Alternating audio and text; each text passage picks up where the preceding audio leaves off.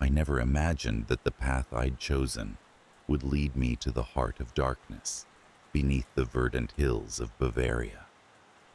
When I first arrived at the secretive laboratory, nestled amid the dense forests of southern Germany, I was filled with excitement and anticipation. The opportunity to work with a renowned scientist on cutting-edge research felt like the pinnacle of my career. Everything about the place exuded a deceptive calm. The neat rows of trees, the gentle chirping of birds, and the pristine silhouette of the facility against a backdrop of emerald green. Dr. Richter, the lead scientist, was a man of impressive intellect and a calm demeanor that belied the intensity of his ambition.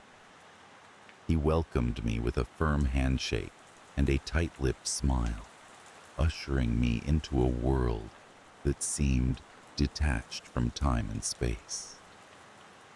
The laboratory was immaculate, a testament to German precision, with corridors that twisted and turned like the veins in a leaf. At first, everything appeared normal, routine even. My tasks were simple, assisting with data entry and monitoring various experiments that seemed innocuous enough. The focus of our research was the purification of air, a noble endeavor given the increasing pollution in major cities. We were exploring innovative filtration systems that could potentially revolutionize how we lived and breathed. The initial weeks passed in a tranquil blur, the serenity of the surroundings mirroring the methodical rhythm of our work.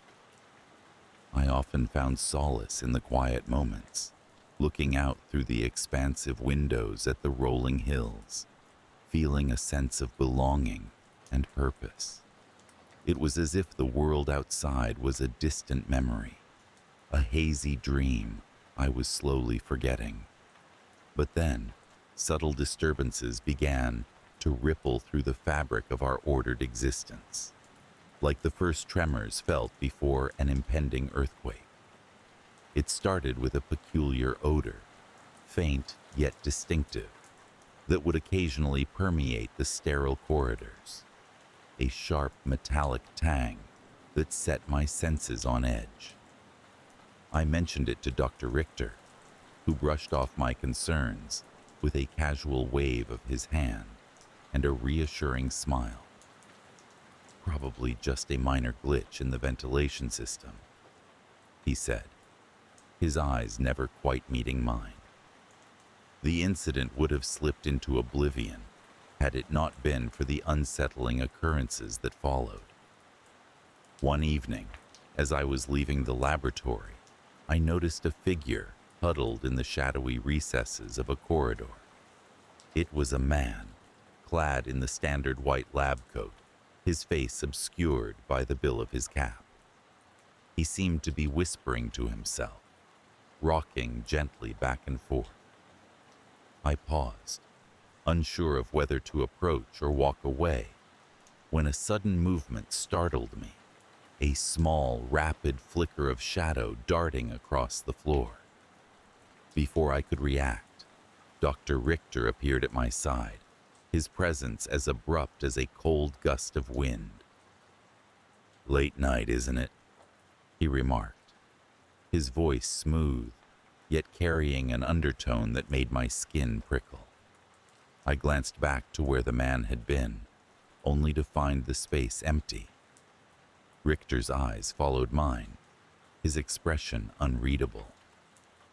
"You should get some rest," he advised, guiding me toward the exit with a gentle but firm grip. The tension in the air grew more palpable with each passing day, an invisible thread tugging at the edges of my consciousness. I found myself plagued by a series of odd dreams, fragmented and incoherent visions of rustling leaves, echoing footsteps, and a faceless figure standing just beyond my reach. In these dreams, I often struggled to breathe, the air around me thick and suffocating. Driven by a growing sense of unease, I began to delve deeper into the workings of the laboratory, my curiosity piqued by the anomalies that seemed too conspicuous to ignore. I spent long hours poring over research notes and data logs, searching for connections, patterns that might explain the undercurrents of disquiet I could not articulate. It was during one such late-night session that I stumbled upon the project file labeled Erlösung. The term translated to redemption in English, an innocuous word that belied the chilling implications of what I discovered within its depths. Erlösung was not merely about air purification. It was a radical experiment aimed at altering human physiology to adapt to polluted environments, a forced evolution of sorts, driven by chemical and biological manipulation. The test subjects, I learned with growing horror, were not volunteers, but unsuspecting individuals, transients and those who wouldn't be missed. They were housed in a hidden wing of the facility, their existence shrouded in secrecy and obscured from prying eyes. My mind reeled at the implications, the ethical lines that had been crossed in the name of scientific progress. The realization hit me with the weight of 1,000 stones. I was complicit in an experiment that preyed on the vulnerable, an accomplice to a madman's quest for control over nature itself. But beneath the horror lay a deeper fear, a gnawing dread that my discoveries were only the beginning of something far more insidious. Driven by a need for answers, I ventured into the restricted wing one moonless night, my heart pounding in a frantic cadence that echoed through the hollow corridors. The air grew denser as I approached a series of reinforced doors, the metallic tang from earlier intensifying with each step. My pulse was a drumbeat in my ears as I keyed in the access code and slipped into the dimly lit chamber beyond. What I saw would haunt me forever. Rows of glass chambers housing human subjects, their faces a mask of anguish and resignation. They were plugged into an intricate network of tubes and monitors, their bodies twitching in unnatural spasms as erratic patterns danced across the screens. Their breath came in shallow gasps, a tortured symphony of sound that resonated with the chill in my bones. Among them, I recognized the man from the corridor, his cap discarded to reveal hollow eyes and a visage marked by suffering. He met my gaze, a silent plea etched into every line of his face, a plea for release, for an end to the torment that had become his existence. It was then that the full impact of Dr. Richter's intentions came crashing over me like a tidal wave. Erlösung was never about redemption, but domination, a twisted vision of humanity's future, where the air we breathed became a tool for control. In his pursuit of perfection, Richter had sacrificed his humanity, wielding power over life and death with ruthless efficiency. I stumbled back, my mind a whirl of fractured thoughts and emotions. The door slid shut behind me with a whisper, sealing the chamber's secrets within. I fled the laboratory, my footsteps echoing through the empty halls, driven by a primal instinct for self-preservation. But escape was not as simple as leaving the facility behind. The shadow of what I had uncovered clung to me, an indelible stain on my conscience that I could not wash away. I found refuge in a small village nestled in the folds of the Bavarian landscape, where the air was crisp and untainted by human endeavor. Yet, even here, the memories haunted me. I would often find myself standing by the window, my eyes tracing the horizon as I sought reassurance from the rising sun. But the warmth it offered was fleeting, a mere distraction from the chill that had settled in my soul. The world around me continued its inexorable march toward progress, oblivious to the horrors that lay buried beneath its surface. And though I whispered warnings to those who would listen, my words were dismissed as the ravings of a mind unhinged by stress and solitude. Time, it seemed, had no interest in heeding the warnings of a lone voice. It moved forward with relentless certainty, leaving the past to fade into obscurity. But I knew, deep down, that the air we breathed carried with it the echoes of what had transpired, a reminder that the line between science and monstrosity was fragile and easily crossed. In quiet moments, when sleep eluded me and the night stretched on endlessly, I would imagine those trapped souls in their glass prisons, waiting for a release that might never come. Their silent cries would merge with the rustle of leaves outside my window, a haunting lullaby that would follow me into dreams. Perhaps it was the air itself that bore witness to our deeds, holding within its currents the stories of those who had been lost to ambition's insatiable hunger. Or perhaps it was merely my mind, desperate to find meaning in the chaos that wove these tales from the fabric of my guilt. Regardless, the fear lingered, an ever-present specter that shadowed my every step, a reminder of the fragile balance between creation and destruction, and the choice that lay within our grasp each time we breathed. The vast expanses of the Texan landscape sprawled endlessly beneath the heavy sky. Miles of sun-bleached road curled like a lazy snake through the terrain, leading to the isolated facility known as the Thomas Project. From the outside, it was nothing more than a nondescript concrete structure, its purpose hidden behind the guise of a government outpost.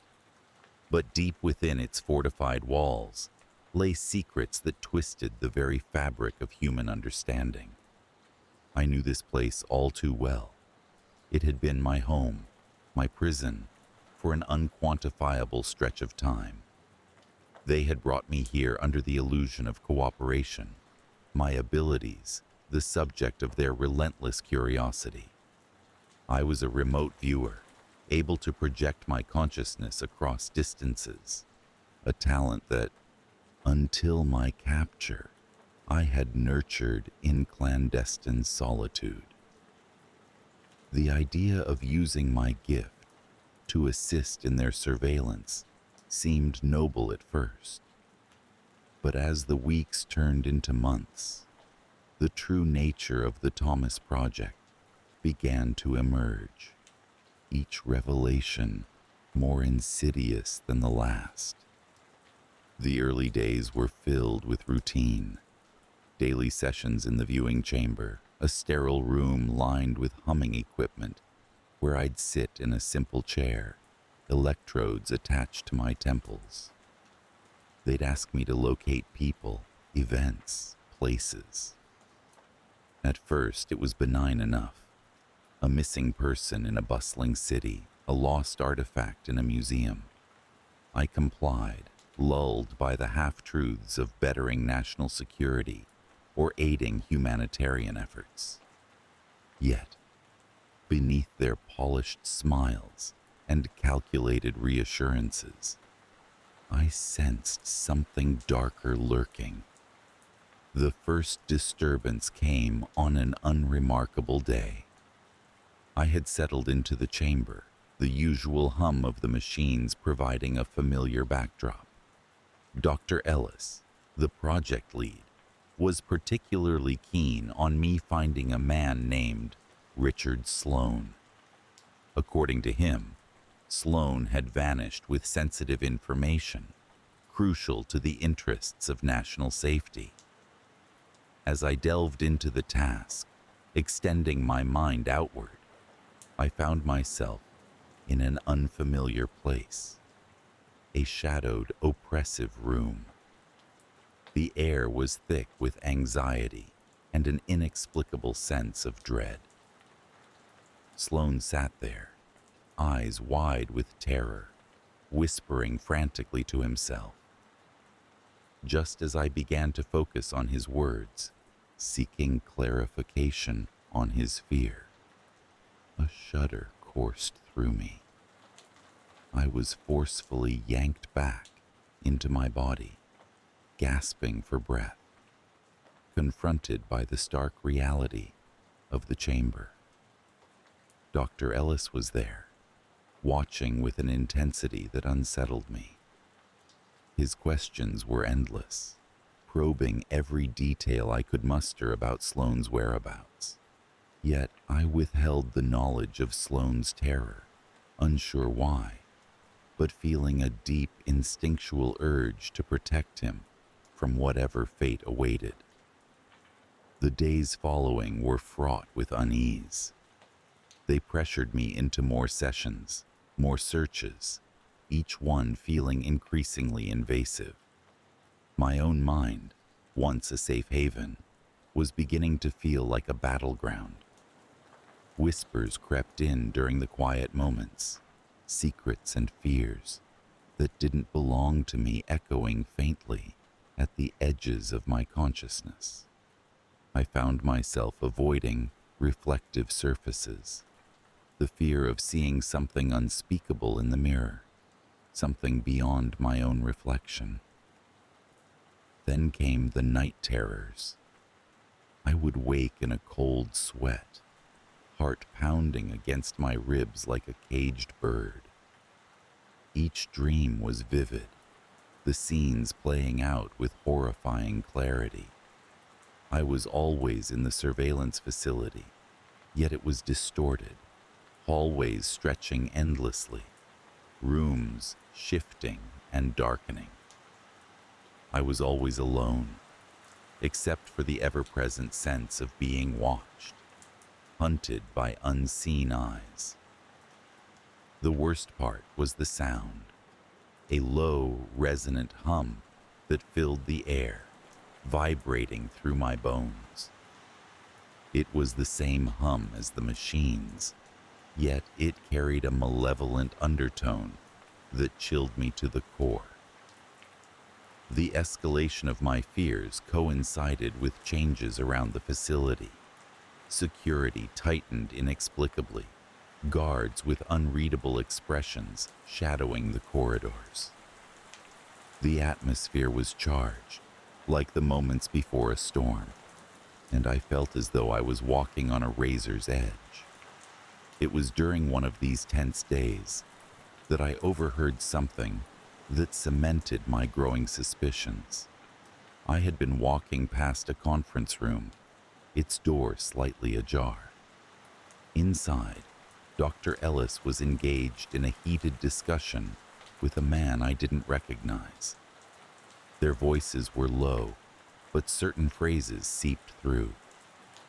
The accident, containment breach, and psychic instability were among them. But it was the mention of Project Blue Book that made my heart skip a beat.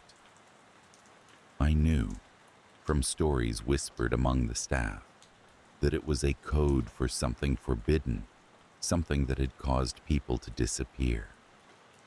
Driven by a need to understand the full scope of my situation, I began to explore the facility in earnest during the night. The guards, though vigilant, were predictable in their routes, and I used this to my advantage. My explorations led me to the lower levels, where the air was cooler, the silence more profound.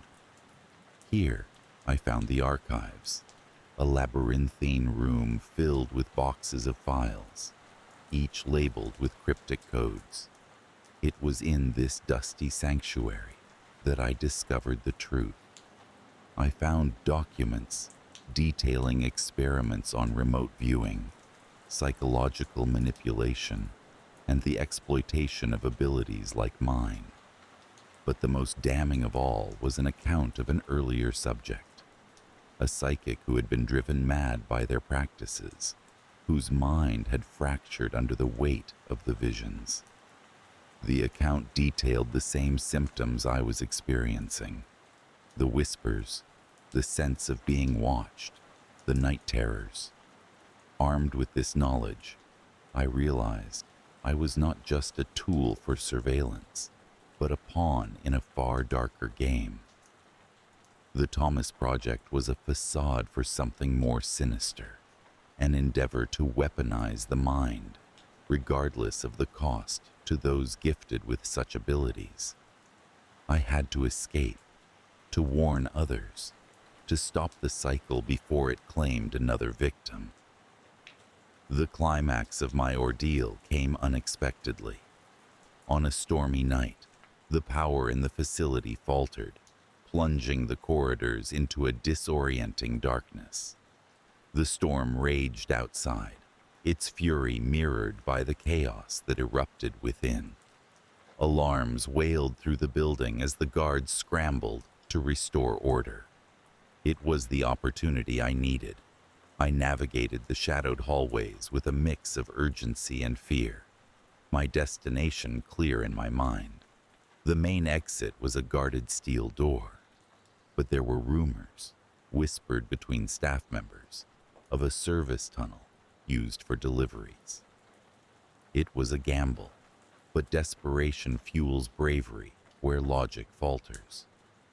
My heart raced as I reached the tunnel, a narrow passageway barely illuminated by emergency lights. I could hear the distant shouts of guards, the crackle of their radios as they coordinated their efforts. With each step, I expected to feel a hand on my shoulder, to hear the bark of a command to halt. But fortune, or perhaps the storm, was on my side. Bursting into the open air felt like surfacing for the first time in years. The rain was a harsh, cold welcome, but it was freedom, untainted by the sterile confines of the facility. I ran, driven by adrenaline and the hope of escape, disappearing into the Texan wilderness, leaving the Thomas Project behind. Yet, as the days turned into weeks, and I settled into a semblance of normalcy far from the facility, the lingering fear never truly left me. The world outside was a tapestry of normal life, but I was forever changed, haunted by what I had seen, what I had endured. I found myself constantly looking over my shoulder, avoiding eyes that lingered too long, questioning if the innocuous strangers I passed were truly strangers, or remnants of the project's reach. The whispers continued, quieter now, but persistent. They reminded me of promises made to the lost and the broken, of secrets uncovered and deeds unpunished. I was free from the physical confines of the facility, but its shadow had woven itself into my very being. The knowledge I carried was a burden, one that could not simply be shed. So, I began to write, to document my experiences, my truth. Each word was a step towards reclaiming my mind, a barrier against the encroaching darkness. The story of the Thomas Project, of the corporate conspiracy that sought to enslave the human mind, became my testament. It was a tale of caution, of the dangers that lurk beneath the veneer of progress and the resilience of the human spirit against unimaginable horror. Yet, even as I penned the final words, a part of me knew that I would never truly escape the project's reach. In the dead of night, when sleep eludes me and shadows dance mockingly at the edges of my vision, I hear the hum, that low, resonant vibration that once filled the viewing chamber. It is a reminder that some doors, once opened, can never truly be closed. I always thought of myself as a rational person, someone who couldn't be swayed by the whims of superstition or the eerie unknown. That belief was tested one cold winter's day when I found myself sitting across from my brother in the prison visitation room. The air was thick with the smell of stale coffee and disinfectant, and the distant echoes of other conversations melded into a monotonous hum. The flickering overhead lights added to the oppressive atmosphere, casting long shadows on the cold, gray walls. My brother Jason had been incarcerated for reasons that were never fully explained to me. The official story was vague, involving charges of fraud and something about unauthorized access to government files. But as I sat there, watching him fiddle with the hem of his orange jumpsuit, I could sense there was more to it, a depth of secrecy and danger that went beyond anything I'd imagined. "Emma," he said, finally raising his eyes to meet mine. Their usual spark dulled, as if a part of him had been extinguished. "I need you to do something for me." His request was simple, yet cryptic. Retrieve a document from the glove compartment of his old car, parked in a garage I hadn't known existed. He instructed me to go there immediately, as if time was of the essence, as if the world would tilt off its axis if I delayed. We talked a little more, but the conversation was stilted, overshadowed by his mysterious request and the unspoken weight of our family's disarray. Our father had passed away when we were young, and our mother, though loving, had always been distant, wrapped up in her own world of grief and silence. Jason had been my constant, my protector, and now, seeing him here, diminished and caged, I felt a surge of determination to help him, even if it meant stepping into the unknown. The journey to the garage was uneventful, a 30-minute drive through the frosted landscape, packed with the bleakness of midwinter. As I drove, I couldn't help but replay our conversation in my mind, trying to extract any hidden meaning. What was so important about this document? And why was it concealed in the glove compartment of a car, long forgotten? When I reached the garage, a nondescript structure on the outskirts of town, I was greeted by the creak of rusted hinges and the bitter chill that seeped through my coat. Jason's car, a dusty old sedan, sat in the corner. It looked untouched, a relic of a past life that seemed incongruous with the present moment. I opened the car door, a little surprised at how easily it gave way, as if I were expected. Without hesitation, I reached for the glove compartment, my heart a drumbeat in my chest. Inside, amidst old maps and faded receipts, was a plain manila envelope. I hesitated for a moment before picking it up, feeling the weight of its contents, the unknown pressing against the thin paper. Driving back home, the envelope sat beside me, seemingly innocuous, yet charged with a potent energy. I was tempted to pull over, to tear it open and uncover its secrets, but something held me back. Perhaps it was fear, or perhaps an instinctive understanding that this was not the place for revelations. Home was a modest house with creaky floorboards and memories etched into every wall. It was where Jason and I had grown up, where we'd shared whispered conversations and childhood dreams. Now, it felt different, shadowed by the mystery of the envelope. I sat at the kitchen table, the envelope before me, and finally allowed myself to open it. Inside were documents and photographs, each more perplexing than the last. There were images of people, but not quite people. They were distorted, their features blurred and twisted, as if caught in a moment of transformation. Accompanying these were notes, written in Jason's handwriting, filled with references to shapeshifters, incubi, and a government conspiracy to harness their powers. The air around me seemed to thicken as I delved deeper, piecing together the fragments of a reality I had never imagined. Jason had stumbled upon something dark and incomprehensible, a hidden truth that defied logic and reason. The government, according to the notes, had been experimenting with these beings, attempting to control and weaponize them. My brother had discovered their plans, and in doing so, had placed himself in their crosshairs. As the enormity of it all settled in, I felt a creeping sense of dread.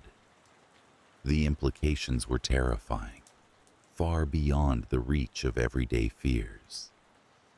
There was a part of me that wanted to dismiss it all as the ravings of a mind pushed too far, a fantasy spun from shadows and paranoia. But deep down, I knew it was real. It had to be. The risk Jason had taken was too great for it to be otherwise. Over the next few days, the secrets began to unravel further.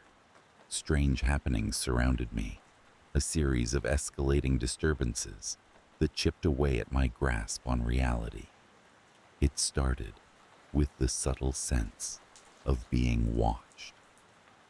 Eyes that lingered just beyond the edge of perception. Then there were the noises, soft whispers that filled the silence, almost indistinguishable from the wind or the rustling of leaves, but undeniably present. I became hyper-aware of my surroundings. Every creak and shadow amplified in my mind until the house felt like a living entity, shifting and breathing around me. Sleep became elusive, each night a battle against the encroaching darkness, against whatever lurked in the corners of my vision. And then came the dreams, vivid and disturbing, filled with faces that morphed and shifted, people turning into creatures of nightmare. I would wake, heart pounding, the remnants of their otherworldly gazes burned into my eyelids.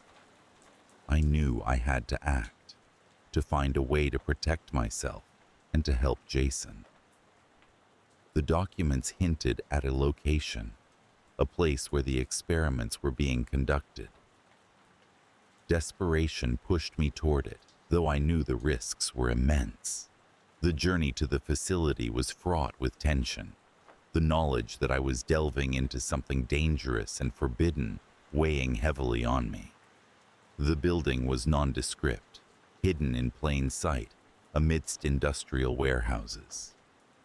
As I approached, The oppressive atmosphere seemed to thicken, and I felt an instinctive primal urge to flee. But I couldn't. I owed Jason more than that, and the truth needed to be uncovered. Inside, the air was cold and sterile, the walls lined with equipment that hummed with an unsettling energy. There were rooms filled with documents, all bearing the same cryptic symbols and codes as the ones I'd found in Jason's envelope. But it was the holding cells that drew me, an inexplicable pull that guided my footsteps. What I saw there defied comprehension. People, if they could even be called that, stood in silence, their forms shifting subtly, as if the boundary between human and something else was blurred. Their eyes, devoid of emotion, tracked my movements with an unsettling precision. These were the creatures from Jason's notes, the shapeshifters, the incubi. The reality of it all hit me with a force that left me reeling. These beings were real, and they were here, held captive and studied like curiosities in a twisted experiment. Fear clawed at my insides, a primal terror that threatened to consume me. But amidst the chaos of my thoughts, a single, clear purpose emerged. I had to end this. I had to free them, to expose the truth of what was happening within these walls. I don't remember how I managed it, only that I did. The alarms blared, and in the ensuing chaos, the creatures were set free. Their departure was swift, silent, like shadows slipping through the cracks of reality. I watched as they vanished into the night, leaving behind a void filled with an eerie stillness. Returning home, I felt a strange mix of relief and fear. The danger was far from over, and I knew that the forces behind the conspiracy would be relentless in their pursuit of silence. But for now at least, Jason was safe. The documents had been destroyed, the truth buried beneath layers of secrecy once more. And yet, there was a lingering fear that clung to me, a shadow that refused to dissipate. It whispered of consequences, of a world that was forever altered by what I had uncovered. The shapeshifters, the incubi, they were out there, free, and their potential for change was both exhilarating and terrifying. In the quiet moments, when the world seemed to pause, I could almost feel them watching, their eyes a constant reminder of the secrets that lay just beyond human understanding. I knew that the government would regroup, that they would cover their tracks and continue their search for those who might threaten their control. But for now, I had to live with the knowledge, with the awareness that the world was not as it seemed. In the darkest hours of the night, when sleep eluded me and the wind whispered through the trees, I would remember the gaze of those creatures, their eyes a reflection of a truth that could never be unlearned. And I would wonder if, in freeing them, I had unleashed a new kind of terror, one that would forever haunt the shadows of my mind, a silent reminder of the boundaries we were never meant to cross. My life had always been one of quiet suburban normalcy. I lived in a small, peaceful neighborhood where the most excitement we experienced was the occasional yard sale or block party. The houses were tidy and uniform, with well-manicured lawns and white picket fences that lined the narrow streets. It was a place where everyone knew each other, or at least thought they did.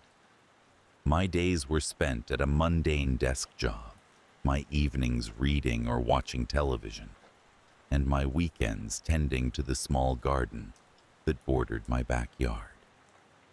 It was the kind of life that felt predictable, safe, and sometimes suffocatingly so. I'd always been an introvert, content to let others pass by without much interaction. Yet, it was precisely this unassuming lifestyle that made the sudden reappearance of my childhood friend, Daniel, all the more jarring. Daniel and I had grown up together. He had always been the adventurous one, leading us into mischief, while I tagged along reluctantly. When we drifted apart in our teenage years, he pursued paths I never dared to tread, eventually losing touch completely. When I saw Daniel at the local grocery store one evening, it was as if time had folded in on itself. He looked almost the same as he did years ago, save for the lines of age that etched his face and a slightly weathered appearance. His eyes, however, still held that same mischievous glint. We exchanged pleasantries, reminiscing over shared memories, as if no time had passed at all. It felt comforting to reconnect with an old friend, especially in a town that often felt like it was slowly swallowing me whole with its monotony.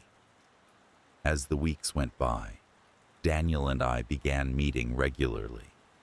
We would talk for hours over coffee or during long walks through the nearby park. I found myself drawn to his stories of travel and adventure, of the life he had led while I remained rooted here. But there was one subject he often returned to that left me uneasy: his newfound hobby. One night, as we sat in my living room with a bottle of red wine between us, Daniel leaned in, eyes gleaming with a kind of intensity I hadn't seen before. He began to talk fervently about this hobby of his, grave robbing. At first, I thought he was joking, trying to shock me as he often did in our youth. But as he continued, detailing the thrill of sneaking into old cemeteries and unearthing artifacts left with the dead, I realized he was serious. "You'd be surprised at what people are buried with," he said, almost reverently. "Jewelry, diaries, old photos, pieces of history that would otherwise be lost forever." I shifted uncomfortably in my seat, unable to reconcile this new side of Daniel with the boy I used to know. His words painted vivid and unsettling images in my mind of dark, silent graveyards and the quiet disturbance of the earth. I tried to laugh it off, but a cold knot formed in my stomach. There was something inherently disturbing about the idea, something that went beyond a simple moral repulsion. Despite my unease, Daniel's tales of nocturnal escapades continued, becoming bolder, as if daring me to object. Perhaps it was a test of our rekindled friendship, or maybe he simply craved an audience. Either way, I listened, increasingly disturbed, but unable to pull away from the allure of his stories. It was as if his words had cast a spell, binding me to this dark secret I never wanted to know. It was a rainy night when the first real disturbance shattered the facade of my quiet life. The power had gone out across the neighborhood, leaving everything in darkness, save for the occasional flash of lightning. The storm was fierce, drumming against the windows and saturating the air with its electric charge. I had just settled down with a book when the doorbell rang, a sharp, startling sound in the oppressive silence of the house.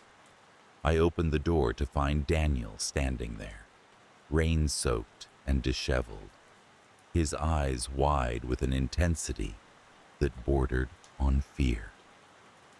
He pushed past me into the hallway, bringing with him a gust of cold, wet air. Before I could question him, he pressed a damp bundle into my hands. It was heavy, wrapped in a sodden cloth that smelled musty and old. "Keep this safe," he whispered, glancing over his shoulder as if expecting someone to be lurking in the shadows. "Please, just for a few days." I hesitated, my mind racing as I held the bundle, feeling the hard, angular shapes beneath the fabric. "What is this, Daniel?" Something I found," he stammered, his usual bravado replaced by a palpable anxiety. "Just promise me you won't open it. Not yet." Against my better judgment, I agreed, driven by a mixture of residual loyalty and an inexplicable curiosity. Daniel left soon after, leaving me alone with the bundle and a growing sense of unease. As the storm raged outside, I placed it in a corner of my living room, trying to ignore its presence and the disquiet it invoked in me. Over the next few days, my life took on a surreal quality. I felt watched, as if unseen eyes were following my every move. The bundle seemed to exert an inexplicable force, drawing my attention even as I tried to ignore it. At night, I dreamed of graveyards, endless rows of headstones stretching into the darkness, and the soft, unsettling sound of earth being disturbed. The dreams grew more vivid, more intense, until they bled into my waking hours. I found myself distracted at work, unable to focus on the simplest of tasks. I began to avoid the living room entirely, fearful of the bundle and what it might contain. It was as if the object itself were alive, pulsing with a malevolent energy that seeped into the air around it. Then came the escalation, a series of strange occurrences that shattered the thin veneer of normalcy I clung to. It started with small things, doors creaking open by themselves, lights flickering despite the absence of any electrical issues. Objects in my home seemed to move of their own accord, shifting position when I wasn't looking. It felt as if the house were waking up, its very structure groaning under the weight of some unseen force. One evening, just after sunset, I returned home to find the front door ajar. My heart pounded in my chest as I stepped inside, half expecting to find an intruder. But the interior was empty, untouched, save for the persistent feeling of being watched. As I moved through the house, I found myself inexplicably drawn to the living room where the bundle lay. It was gone. Panic set in as I searched, my mind racing with possibilities. Had Daniel returned in my absence? Or worse, had someone else discovered the secret I harbored? As I stood in the middle of the room, a low, whispering sound filled the air, like the rustling of leaves in a graveyard breeze. It seemed to emanate from the walls themselves, a spectral presence that sent shivers down my spine. Desperation clawed at me, and I found myself calling Daniel, my voice trembling with a mix of anger and fear.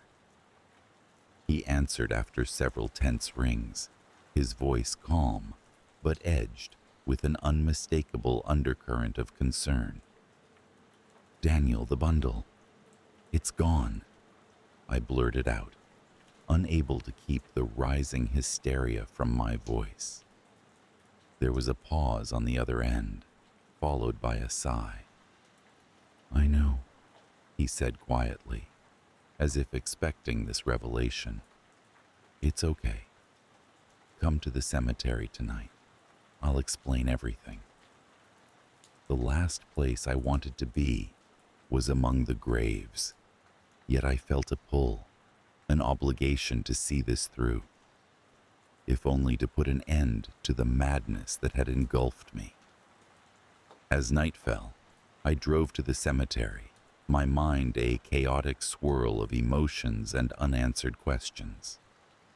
The cemetery was shrouded in an eerie stillness, the moon casting long shadows that danced across the headstones. I found Daniel standing near an ancient oak, his silhouette framed against the night sky. He turned as I approached, his expression unreadable. "You took it, didn't you?" I accused, my voice a harsh whisper in the quiet. Daniel shook his head. "It wasn't me, but it doesn't matter now. What matters is what we do next." He gestured for me to follow, leading me deeper into the cemetery. The air was thick with the scent of damp earth and decay, and I felt a chill settle into my bones. We stopped before a freshly disturbed grave, the earth still loose and unsettled. "This is what I wanted to show you," Daniel said, his voice low and urgent. "The thing I found, it was part of something bigger, something we shouldn't have disturbed."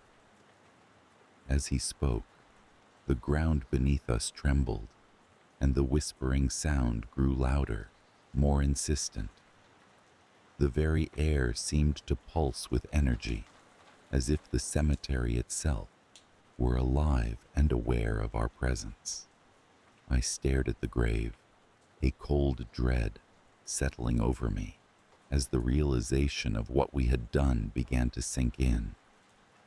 "Daniel, what have we done?" I asked, my voice barely audible over the growing cacophony. He looked at me, his eyes filled with a mixture of fear and determination. "We need to put it back, all of it."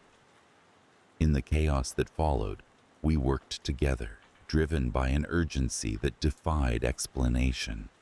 The ground seemed to resist our efforts, the soil unnaturally heavy, as if fighting to keep its secrets buried. My mind was a blur, the world around me a nightmarish blend of shadow and sound. Finally, the task was done. We stood in silence, our breaths mingling with the cool night air, the whispering fading into a calm, almost peaceful silence. I felt a weight lift from my shoulders, the oppressive presence that had haunted me dissipating into the night. As we left the cemetery, I felt a lingering fear, a sense of unease that refused to leave. Daniel and I parted ways, an unspoken understanding passing between us. We had delved into a darkness that defied comprehension, and though we had managed to retreat, I knew it would always be there, lurking at the edges of my consciousness. Back in the confines of my home, I found myself unable to shake the feeling of being watched. The sense of normalcy I once craved had been irrevocably altered, the shadows casting darker shapes than before.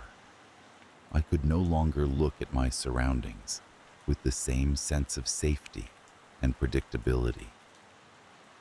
The whispers returned occasionally, soft, almost imperceptible, but always there, a reminder of the night that had changed everything. In the quiet moments, when the world outside slumbered and the house settled into its foundations, I would hear them, the echoes of a past disturbed, secrets unearthed and returned to their rest. And in those moments, I understood that some boundaries are not meant to be crossed, some secrets best left undisturbed. Yet, despite the lesson learned, a part of me would always wonder what lay beneath the surface, what stories the earth held within its grasp. And though I would never admit it, I knew that Daniel's vile hobby had awakened something within me, a curiosity that could never be fully satisfied, a dark whisper that would linger just out of reach for the rest of my days. Life in Westmont had always moved in an unhurried, languid fashion. The cemetery, sprawling across the town's northern edge, was an unspoken presence in our lives. As children, we dared each other to trespass its rusting iron gates at dusk, leaving footprints among the graves as if we were intruding on sacred secrets. But for all its supposed hauntings, Westmont Cemetery was also a place of undeniable beauty, its weathered stones telling tales of the past, its trees standing like silent sentinels. It was my favorite place to run, my sanctuary away from the mundane chaos of daily life. That afternoon, as I jogged along the winding paths, the autumn sun hung low, casting elongated shadows that danced upon the ground. The air was crisp, tinged with the earthy scent of fallen leaves. It was a day like any other, yet a subtle disquiet lingered at the edges of my awareness, like a faint whisper just beyond hearing. As I paused to catch my breath by an ancient oak, an unfamiliar sensation prickled through me. It wasn't the chill of the approaching evening, but rather something intangible, a presence that seemed to seep from the earth itself. I dismissed the feeling as mere imagination and continued my run, determined not to let superstition mar the solace I found here. I should have listened to that whisper. The first disturbance came a week later. I was at work, engrossed in the routine of my day, when a notification pinged on my phone. It was an email, the subject line stark and unsettling. The Westmont Cemetery incident. I opened it, expecting some local news piece, perhaps a call for volunteers to help with maintenance, or a harmless ghost story to entertain the town's children as Halloween approached. The email was from an anonymous sender. Its contents were vague, yet chilling, a string of nonsensical words interspersed with phrases like "lost beneath the stones" and "the voices call." An attachment followed, a blurry photograph of the cemetery bathed in moonlight, and in the corner, a shadowy figure, almost imperceptible, standing amongst the graves. I couldn't shake the feeling of being watched. The email was no doubt some prank, an attempt to play on the local lore surrounding the cemetery. Yet it left a knot of unease in my stomach, a shadow that clung to me throughout the day and into the night. The escalation was subtle at first, an insidious creeping into the mundane threads of my life. I began to hear faint murmurs as I passed the cemetery on my evening runs, whispers that seemed to rise from the very ground. Sometimes I would catch movement out of the corner of my eye, a fleeting shadow that vanished when I turned to look. Rationality insisted it was nothing more than trickery of light and shadow. Still, my runs grew shorter, my pace quicker, as if I could outrun the sense of creeping dread. Then came the night that changed everything. I was restless, unable to find solace in sleep. The air was suffocating, pressing down on me with the weight of something unseen and powerful. I resolved to confront whatever was haunting me, to meet it head on and lay my fears to rest. With a flashlight in hand, I made my way to the cemetery, the once familiar path, now a corridor of dark foreboding. The gates stood open as if in silent invitation. I hesitated for a moment, a small voice inside urging me to turn back, to abandon this foolhardy quest. But something stronger compelled me forward. Curiosity, defiance, a need to uncover the truth, whatever it might be. As I ventured deeper into the cemetery, the world seemed to shift. The air grew colder, the shadows lengthening unnaturally, crawling like ink across the ground. I followed a path that twisted and turned, unfamiliar despite my countless visits. The night was silent save for the crunch of leaves beneath my feet and the thudding of my heart. And then I saw them. Figures shrouded in darkness, standing amongst the graves. Their forms were indistinct, phantasmal, as though they existed in a realm parallel to ours.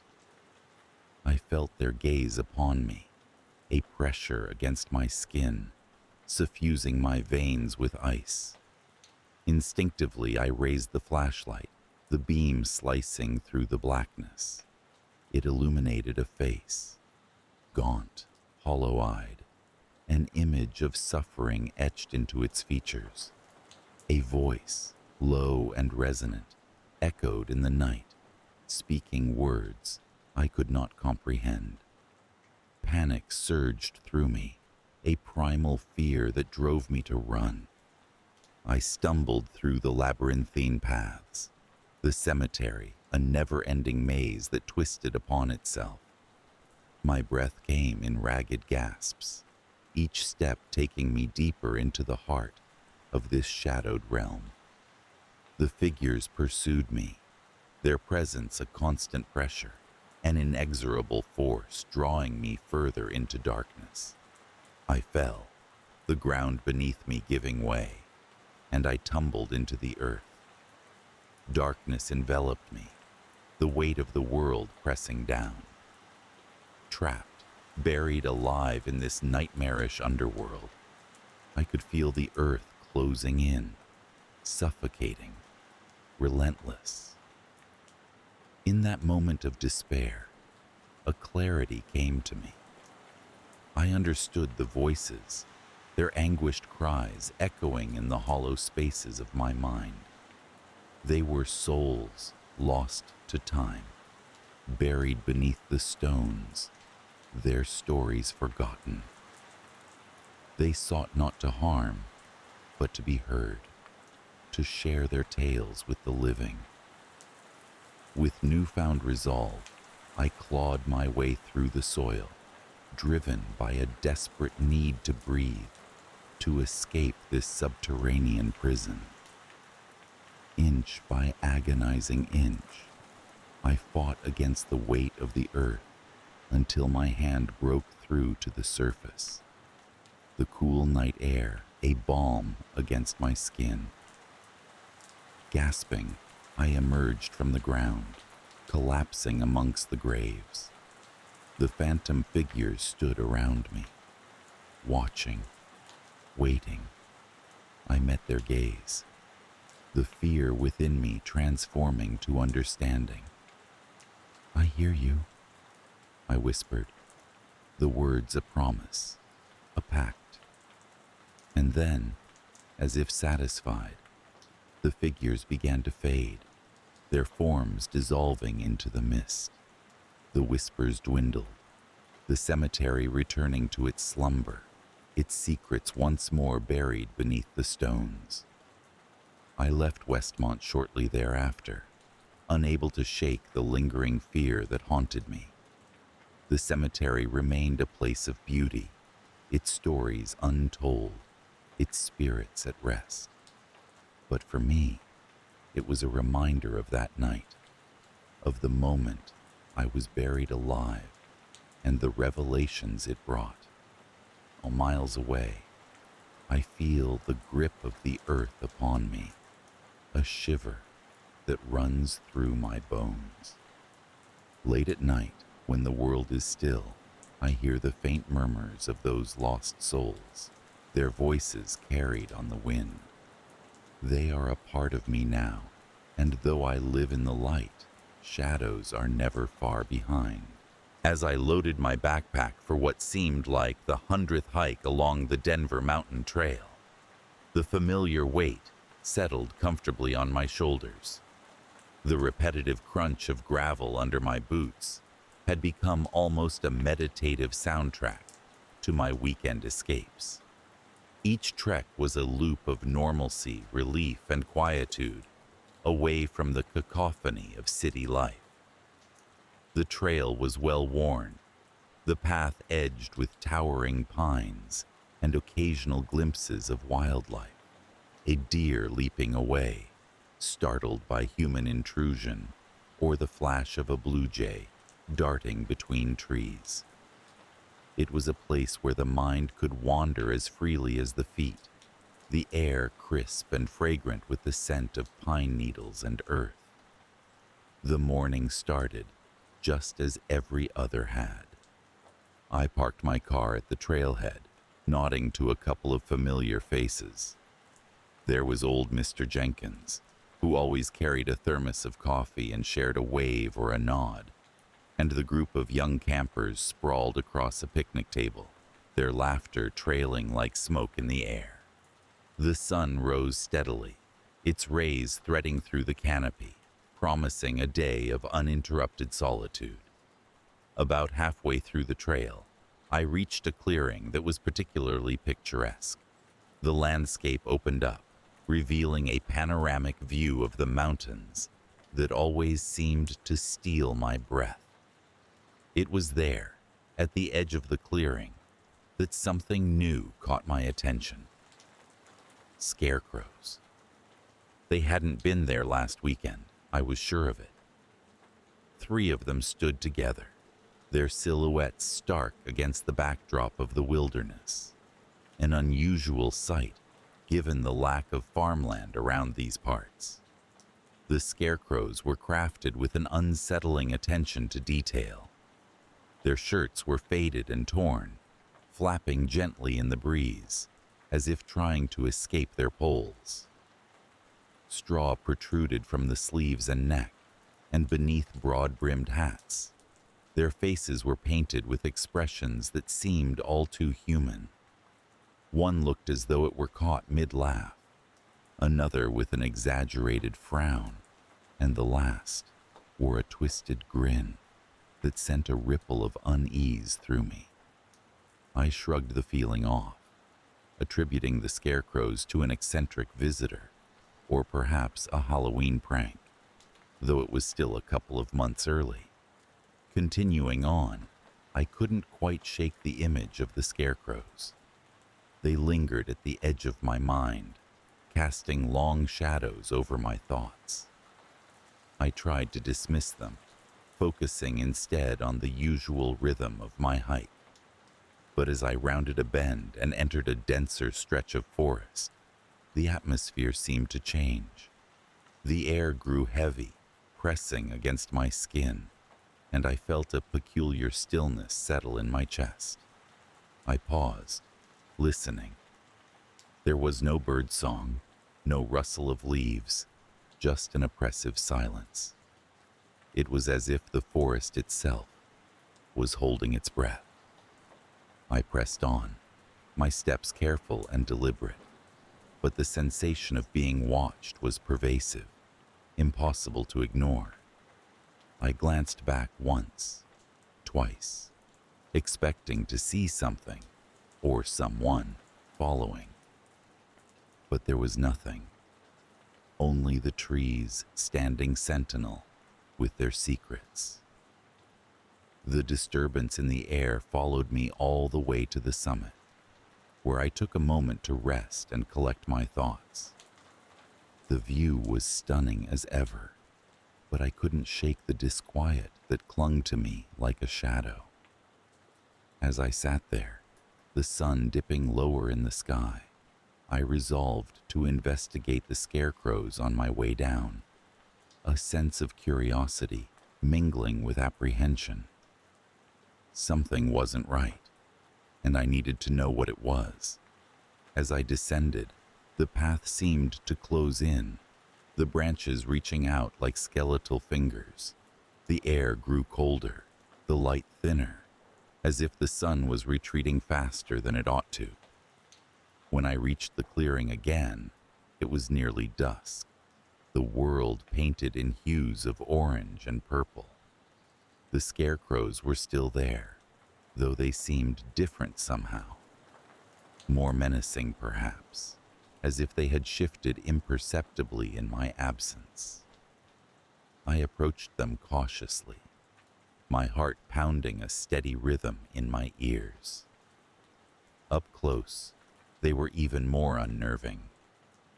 The painted expressions seemed to follow me, their eyes dull yet knowing. I circled them, noting the craftsmanship, the bizarrely realistic touches, the stitching around the mouths, the way the straw hair caught the waning light. It was then I noticed something else. Footprints. They led away from the scarecrows into the denser part of the forest. They were fresh, the earth turned up and damp. A chill ran down my spine as I realized they didn't lead back. Someone, or something, had come here and left without returning.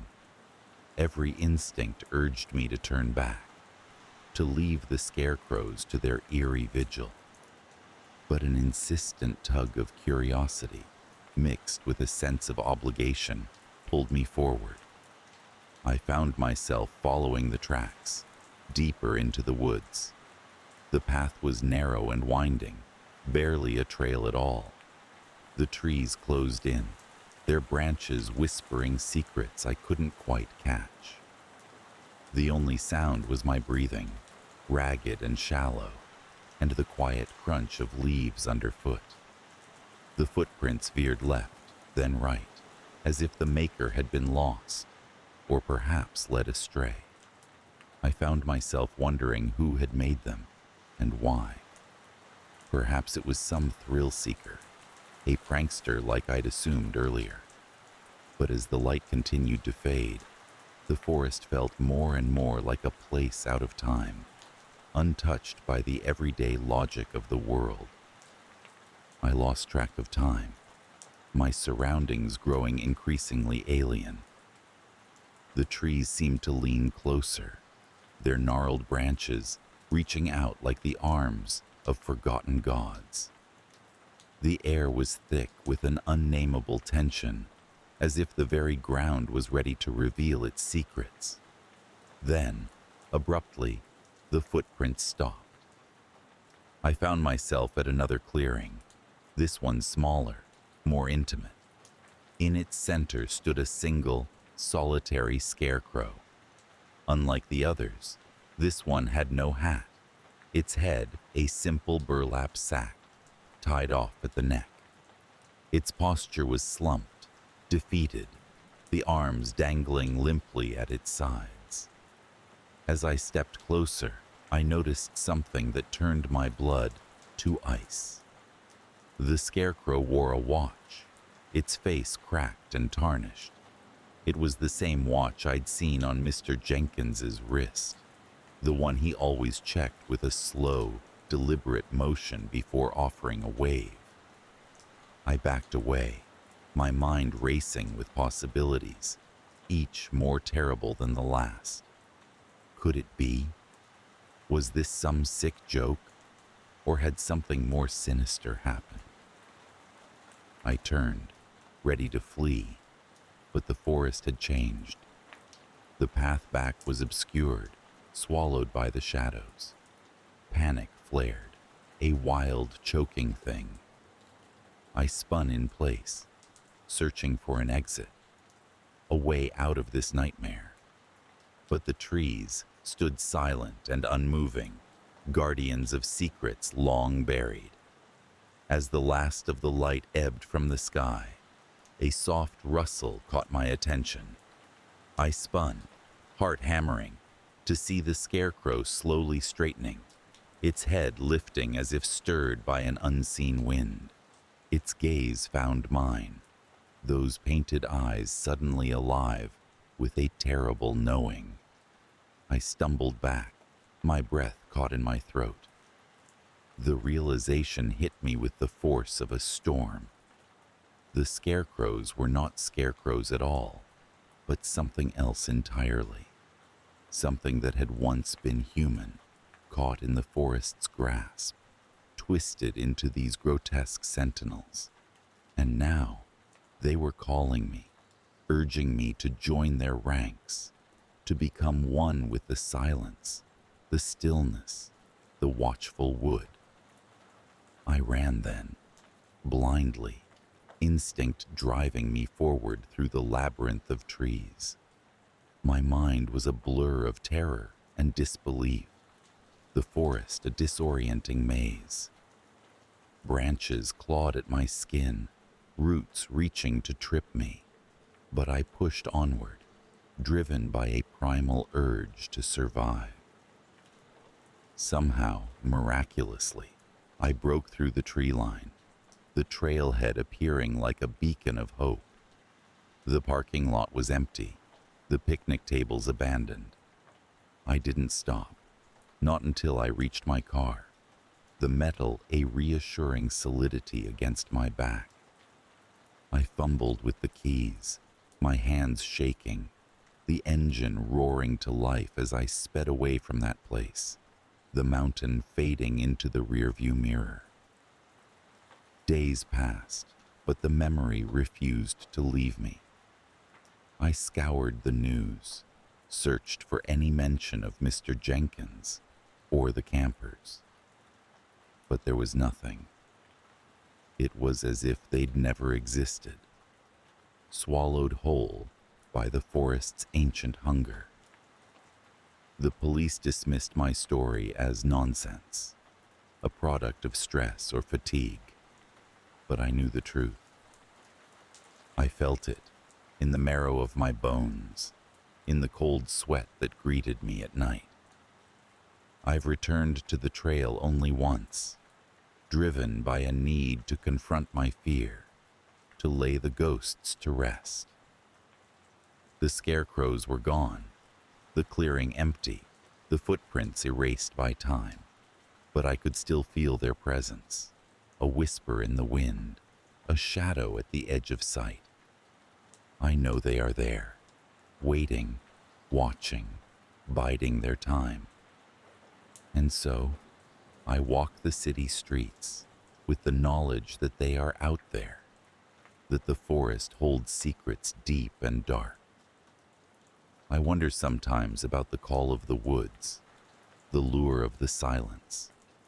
I wonder what it would be like to stand as they do, forever keeping watch, a part of the earth and the sky.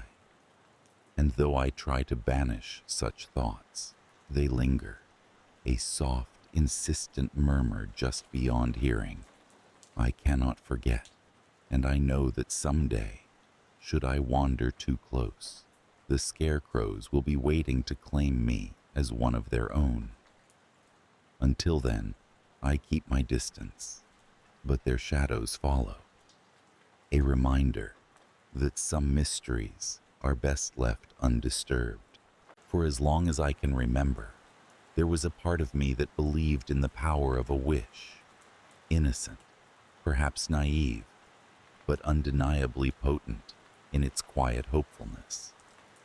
Growing up, I often found myself in situations that required more than I could muster, and thus I turned to this intangible act, weaving wishes into the fabric of my everyday life. Yesterday was no different. It was an ordinary day, the kind of day that begins with forgotten dreams and ends with the same. I boarded the metro at my usual time, the city still shaking off the early morning mist, commuters packed like sardines, each in their own cocoon of digital distraction. My life, much like the metro itself, was a series of stops and starts, a predictable sequence of events that I half-heartedly embraced. I lived in a basement apartment, barely larger than a broom closet, the kind of space that swallows sounds and dreams alike. It was a modest abode, with chipped paint and a persistent dampness that clung to everything. But it was my sanctuary. There I could retreat from the world and indulge in the whimsical notion that one day something extraordinary might happen to me.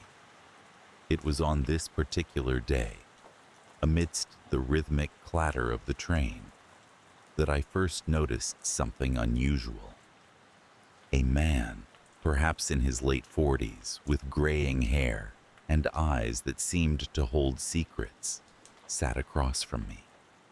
He wore a neatly pressed suit, incongruous against the backdrop of the crowded train. Our eyes met, and he offered a smile, a mere crease of his lips, but genuine enough to catch me off guard. "Morning," he said, his voice carrying a warmth that dispelled the chill of the carriage. "Morning," I replied, feeling an inexplicable pull to engage further. We exchanged pleasantries, the kind of superficial chatter that fills the silence between two strangers. But there was something about him, a familiar unfamiliarity, as if we had met before in some forgotten dream. Before I realized it, the conversation took a turn. "You seem like someone who could use a little help," he said, his tone shifting to something akin to sincerity. I laughed, a self-deprecating sound. "Doesn't everyone?" "Perhaps," he conceded, "but not everyone is deserving. You, however, seem to possess a generosity that belies your circumstances." I wasn't sure whether to be flattered or suspicious. "Generosity? I'm afraid you've mistaken me for someone else." "No mistake," he assured, his gaze unwavering. "Sometimes, those who give the most are the ones who have the least. They wish for others before they wish for themselves." His words resonated, echoing the unspoken thoughts I had buried beneath the mundanity of my routine.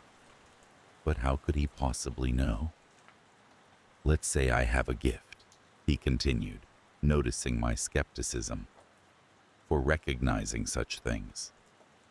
And what do you propose I do with this newfound generosity of mine?" I asked, my curiosity piqued despite my reservations. He leaned forward, his expression conspiratorial. "Allow me to offer you something in return. A wish." I chuckled, the absurdity of the suggestion clear. "A wish, huh? Like a genie in a bottle?" "Not quite," he said, his smile enigmatic, "but something similar and a tad more complex. You wish, and the world responds in kind, a reward proportional to your generosity." It was a ludicrous proposition, yet there was a gravity in his tone that made mockery feel misplaced. I humored him, playing along as if this were nothing more than a harmless diversion from the monotony of my morning commute. "All right," I said, "I'll give it a try." He nodded, a satisfied glint in his eyes. "Think on it. When you're ready, Make your wish. The train came to my stop, and with a polite nod, I disembarked, leaving the stranger behind. The encounter lingered in my mind throughout the day, a puzzle piece that refused to fit, until I found myself back in my basement apartment, contemplating the possibilities. That evening, as I sat amid the shadows that crept across my walls, I allowed myself to indulge in the fantasy. If I truly could wish for anything, what would it be? I pondered over the small, the trivial, and the grandiose. In the end, I settled on something simple, almost embarrassingly so. A wish for a financial windfall, enough to lift me from the confines of my basement dwelling. With that, I closed my eyes and whispered my wish into the solitude. Days passed, and I began to forget the strangeness of that morning. Life returned to its predictable rhythm, the promise of the wish fading like a forgotten melody. I went about my days, the wish a whisper in the back of my mind, until something peculiar began to happen. At first, it was small, almost imperceptible. A chance encounter with an old friend who insisted on repaying a debt he owed, a sum I had long since written off. Then, a letter from the bank informing me of an error in my account, resulting in an unexpected refund. These occurrences multiplied, each one a modest addition to my meager finances. I couldn't help but remember the man's words, his promise of a reward proportional to generosity. Could it be that my wish was coming true? It seemed improbable, yet the evidence was difficult to deny. As the days turned into weeks, the coincidences escalated. I received word of a distant relative's passing, a person I barely knew, who had left me a modest inheritance. It was enough to make significant changes in my life, enough to move out of the basement apartment and into a place with windows that welcomed sunlight. It was during this period of unexpected fortune that I found myself wondering about the cost of my wish.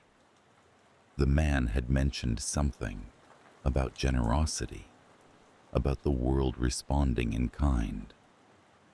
But what did that truly mean?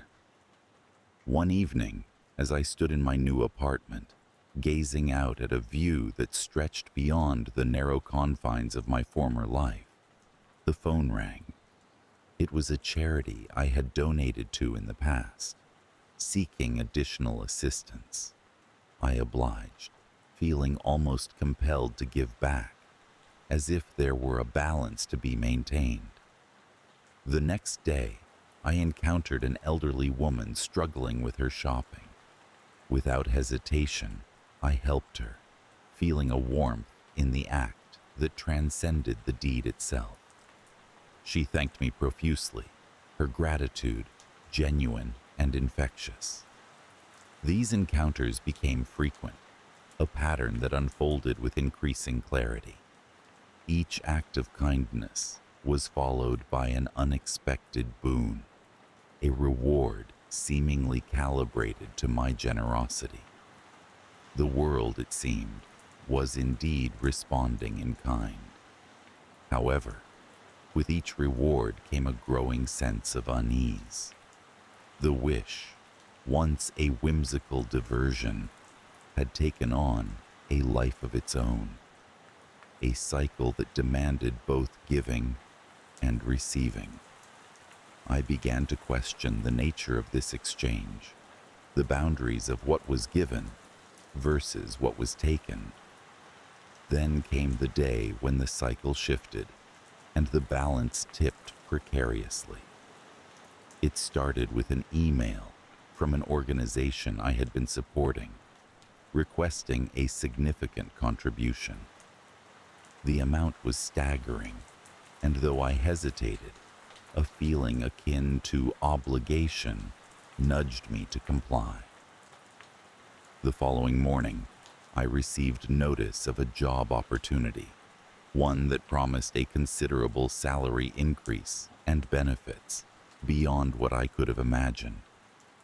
It was another gift, another reward, but the joy was tinged with a shadow of dread. What exactly had I wished for? Soon after, the disturbances began. A persistent scratching sound at my door late at night, the kind that frayed nerves and interrupted sleep. I dismissed it as coincidence, attributing it to the creaks and groans of the old building. But the noise grew louder, more insistent, until it was impossible to ignore. One evening, driven by curiosity and a hint of fear, I opened the door to find nothing but the dimly lit hallway, empty and silent. Yet the scratching continued, now echoing from the walls themselves, as if something unseen sought entry. I reached out to the stranger on the metro, desperate for answers, but he was nowhere to be found. Our encounter seemed now like a dream, a figment of imagination that left only questions in its wake. With each passing day, the disturbances escalated, manifesting in more tangible forms. Objects moved of their own accord, shadows danced in corners, and whispers filled the silence.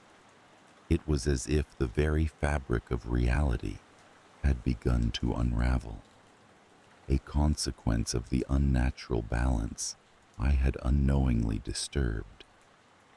In my desperation, I turned to the one thing I had avoided, the wish itself. It had started as a simple desire, a hope for something more, yet it had spiraled into a cycle that defied comprehension. I realized then that my generosity had become a currency, traded for rewards that bore an unseen cost. The climax came one night, the shadows coalescing into a form that stood at the foot of my bed. It was a presence, dark and oppressive, its outline shifting like smoke. I watched, paralyzed, as it leaned closer, whispering secrets into the stillness. "Everything requires balance," it intoned, a voice that resonated deep within my being. "You have taken much. Now you must give." I understood then the true meaning of the stranger's words. The world responded in kind, but it demanded a harmony I had unwittingly disrupted. My wish, though fulfilled, had become a tether, binding me to a debt that sought repayment. The entity lingered, a reminder of the imbalance I had created. It vanished with the dawn, leaving me to contemplate the cost of my desires. The disturbances, though less frequent, continued, a constant reminder of the delicate equilibrium I was now part of. In the days that followed, I found myself returning to the acts of kindness that had once brought joy, seeking solace in the balance they restored. Each gesture, though small, was an attempt to mend the fabric of my existence, to quiet the whispers and still the shadows. And so, the wish remained, a quiet echo in the recesses of my mind, a lesson in the consequences of desire and the unseen scales that govern our actions. In the end, I learned that generosity is not merely an act, but a currency of the soul, a delicate balance that demands mindful stewardship. The fear lingers still, a shadow in the periphery, a reminder of the unseen forces at play. But with it comes a newfound understanding, a clarity that guides my actions as I navigate the complexities of a world that responds, in its own mysterious way, to the wishes we dare to make. The sun hung low and unforgiving in the sky over the high desert, painting the landscape with long shadows and hues of burnt sienna. The heat shimmered off the cracked earth, distorting the horizon where the sand met the endless blue. Here, in this seemingly barren expanse, life moved at its own pace, slow and deliberate, as if time itself stretched thin across the dusty plains. I moved through the desert with a sense of purpose, my boots kicking up small clouds of dust with each step. There was something soothing about the rhythm of walking, the way the land seemed to breathe beneath my feet. I was alone, as I often preferred to be, with nothing but the whispering wind as my companion. Yet, solitude was a double-edged sword, offering both peace and the unsettling introspection that often followed too much time with one's thoughts. In this stark and unyielding place, I had learned to appreciate the small things, a scraggly cactus here, a fleeting shadow of a passing hawk there. It was during one of these moments of quiet observation that I first heard the rumors passed down by those who dared to traverse the desert night. They spoke of an entity, a wish-granter, lurking within the swirling sands, a figure who offered escape from the desert's relentless grip, but at a price. Skepticism had initially kept me from paying heed, but curiosity had a way of planting seeds that grew despite the most barren conditions. It was on a day like any other, the sun languid in its descent, that I made the decision to seek out this elusive figure. The burden of my desires had grown too great, their weight pressing down with an insistent force. Hope and desperation wove together in a tapestry of longing, and so I ventured deeper into the desert, abandoning the well-trodden paths for the unknown. As evening approached, the air cooled and the landscape transformed under a sky that bled into hues of deep purple and orange. It was then, standing amidst the vast sea of sand, that I saw something unusual, a flicker of light in the distance, impossible to ignore in the gathering dusk. Curiosity drew me toward it, each step bringing me closer to what I hoped would be my salvation. The figure appeared as if conjured from the very air itself, an old man, garbed in robes that seemed to shift with the color of the sunset. He stood beside a stone altar, worn smooth by time, his eyes gleaming with a knowing light.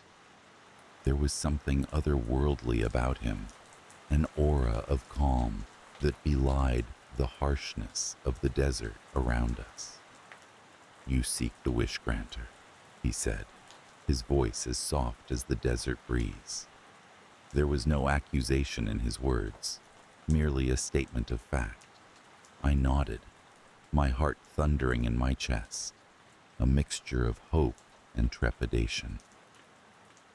"They say you can grant what one desires most," I replied, my voice barely above a whisper. He smiled, though the gesture did not reach his eyes. Indeed, but one must understand the terms of such a wish. Everything comes with a cost. I hesitated, doubt clouding my resolve. "And what is the cost?" "That depends on what you wish for," he replied, his gaze steady and unwavering. But know this, wishes have a way of twisting to unforeseen ends. As he spoke, the desert seemed to hold its breath, the silence stretching between us like a tangible force. I weighed his words carefully, aware that this moment could reshape the course of my life. Yet, the allure of my deepest desire was too powerful to resist. I wish for success, I said finally, the words falling from my lips like an incantation. The old man nodded, a glimmer of something unfathomable in his eyes. Success you shall have, he intoned, and with a wave of his hand, the world around me shifted. Days passed in a blur, each one more surreal than the last. I returned to the city, where opportunities seemed to manifest with an uncanny frequency. Doors that had once been firmly closed now swung open with little more than a polite inquiry. My name began to circulate in the right circles, whispered with admiration and envy alike. It was as if an invisible hand guided my every move, shaping events in ways I could never have predicted. Yet, with each triumph came an unshakable sense of disquiet. Success, I discovered, was a hungry beast, demanding more and more with every passing day. I found myself trapped in a cycle of achievement and expectation, driven by a force I could neither control nor comprehend. The world I had once known faded into the background, replaced by a relentless pursuit of ever-elusive goals. It was in the midst of this whirlwind that I began to notice the subtle changes. Initially, they were little more than flickers at the edge of my awareness. A misplaced item, a forgotten conversation. But soon, these lapses grew more pronounced, weaving themselves into the fabric of my everyday life. Memories blurred, details slipped away, and with them, a part of myself seemed to vanish into the ether. I tried to dismiss these occurrences, attributing them to stress or fatigue. Yet, the feeling of unraveling persisted, gnawing at the edges of my consciousness like a persistent itch. I realized, with growing horror, that the cost of my wish was eroding the very foundation of my identity. Desperate for answers, I returned to the desert, to the place where my fate had been sealed. The journey felt both familiar and foreign, the landscape a reflection of my own inner turmoil. Once again, I found the old man waiting, his expression inscrutable as he regarded me. "You return," he said, his voice carrying a note of inevitability. I didn't understand, I confessed, my words tumbling over themselves in my haste. The wish, it's consuming me, taking everything I am. His gaze softened, though there was no surprise in his eyes. Wishes have a way of demanding a piece of the soul, he explained gently. Success comes at the expense of self. It is a lesson learned by few. But can it be undone? I pleaded, desperation lacing my voice. The old man considered me for a long moment, the desert around us silent, save for the whisper of the wind. There are ways to reclaim what has been lost, he allowed, but they require great sacrifice. The prospect of another sacrifice, another cost, filled me with a deep sense of dread. Yet, I knew that to regain myself, I would have to face the consequences of my choice. What must I do? I asked, willing to tread whatever path was laid before me. He gestured toward the horizon, where the first stars began to twinkle against the encroaching night. "Seek the heart of the desert," he said cryptically, "where the sand meets the sky. There you will find what you seek." With his words echoing in my mind, I set off once more into the vastness of the desert. The journey was arduous, each step drawing me further from the trappings of my former life and deeper into the unknown. As the night deepened, the stars shone with an ethereal glow, lighting my path across the endless dunes. It was near dawn when I finally reached the place he spoke of, a small oasis cradled within the embrace of towering cliffs. The air was cool and still, the only sound, the gentle lapping of water against the shore. Exhausted, I sank to my knees, my mind and body weary from the journey. It was there, at the edge of the oasis, that I confronted the truth of my wish. Success, I realized, was but a shadow of true fulfillment, a hollow echo of the joy I had once known. In my pursuit of ambition, I had lost sight of the things that truly mattered: connections, memories, the essence of who I was. As the first light of dawn broke over the horizon, I made a choice. I chose to release the hold of the wish, to untangle the threads that bound me to a destiny not of my own making. It was a painful process, wrenching at the core of my being, but with each unraveling, I felt a part of myself return. The desert seemed to watch, as if bearing witness to my transformation. When it was over, I lay back against the cool sand, the sky ablaze with the colors of morning. I felt lighter, freer, as though a burden I hadn't fully understood had been lifted from my soul. And yet, as I returned to the world beyond the desert, a lingering fear remained, a reminder of the choices I had made and the paths I had walked. I knew now the true nature of wishes, the delicate balance they demanded. It was a lesson that would stay with me always, a whisper in the wind as I journeyed through life. The desert, I realized, was not merely a place, but a reflection of one's own inner landscape, vast, mysterious, and full of secrets. And somewhere within its shifting sands, the wish granter waited, offering promises to those who dared to seek them. But I had learned that not all promises were meant to be kept, and that some wishes were best left unmade.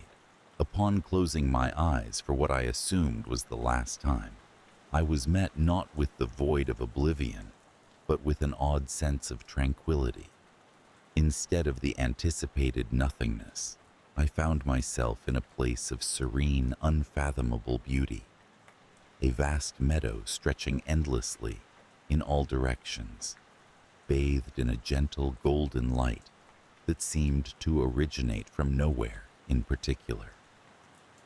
It was neither day nor night, and the air carried a whisper of sweet music that seemed to come from the very earth itself. At first, I wandered through this landscape with a sense of awe, my mind struggling to comprehend where I was.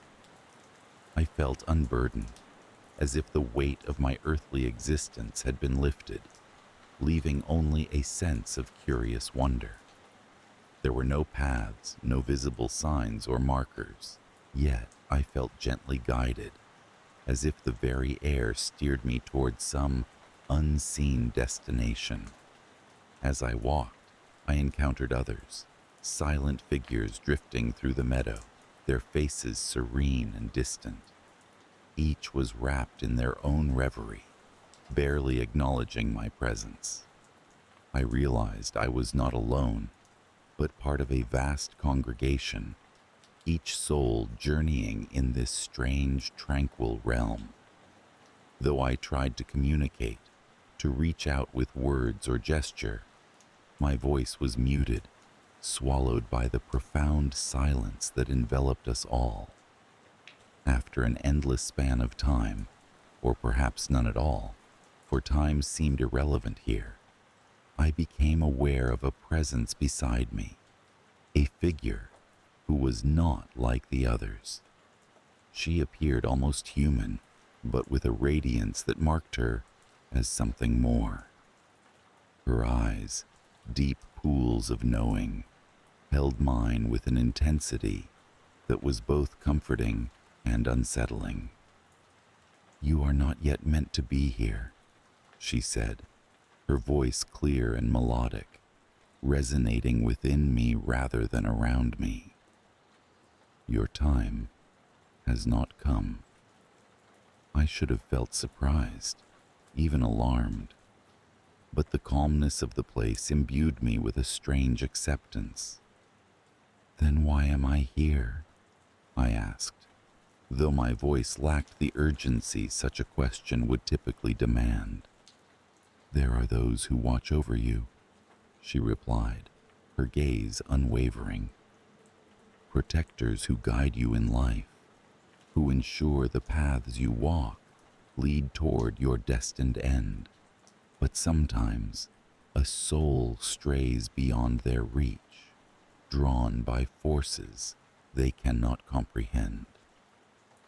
Her words were cryptic, yet they stirred something within me, a recollection of moments when my life had teetered on the edge of disaster, only to be inexplicably saved at the last moment. "Guardian angels," I murmured, a concept both comforting and surreal. "Of a kind," she affirmed, "but guardians have their own agendas, and not all are benevolent." As if on cue, the tranquil air around us began to shift, charged with a latent tension. Shadows coalesced at the periphery of my vision, swirling like ink dropped into water. The figures I had seen before were suddenly absent, leaving only the vast emptiness of the meadow and the foreboding presence of these newly formed shapes. "They seek to reclaim you," she said, her voice now edged with urgency, "to return you to the path they have chosen." Before I could respond, the shadows solidified into forms, figures that were both human and not, their features obscured yet distinct in their malevolence. They moved with a silent purpose, their intent clear in their relentless advance toward me. A primal fear gripped my heart, and I turned to flee, the desire to escape overpowering the serenity of my surroundings. Yet, as I ran, the landscape seemed to conspire against me. The meadow stretched endlessly, and no matter how fast I moved, the figures remained close, their presence a cold breath upon my neck. "Do not run," the woman's voice echoed in my mind, soothing and firm. "They feed on fear. Stand your ground." With a monumental effort, I halted, turning to face the approaching threat. The figures paused, their movements halted by my defiance. They were close enough now that I could see their faces, or rather, the absence of them. For where features should have been, there was only a shifting void. "What do you want from me?" I demanded, my voice rising with newfound strength. "You are ours," one of them intoned, the words a hollow echo. "Your life belongs to us, and we will not be denied." The woman's presence flared beside me, her light pushing back the encroaching darkness. You must make a choice, she said, her voice steady. Return to them and the life they have dictated, or forge your own path, free of their influence. A choice.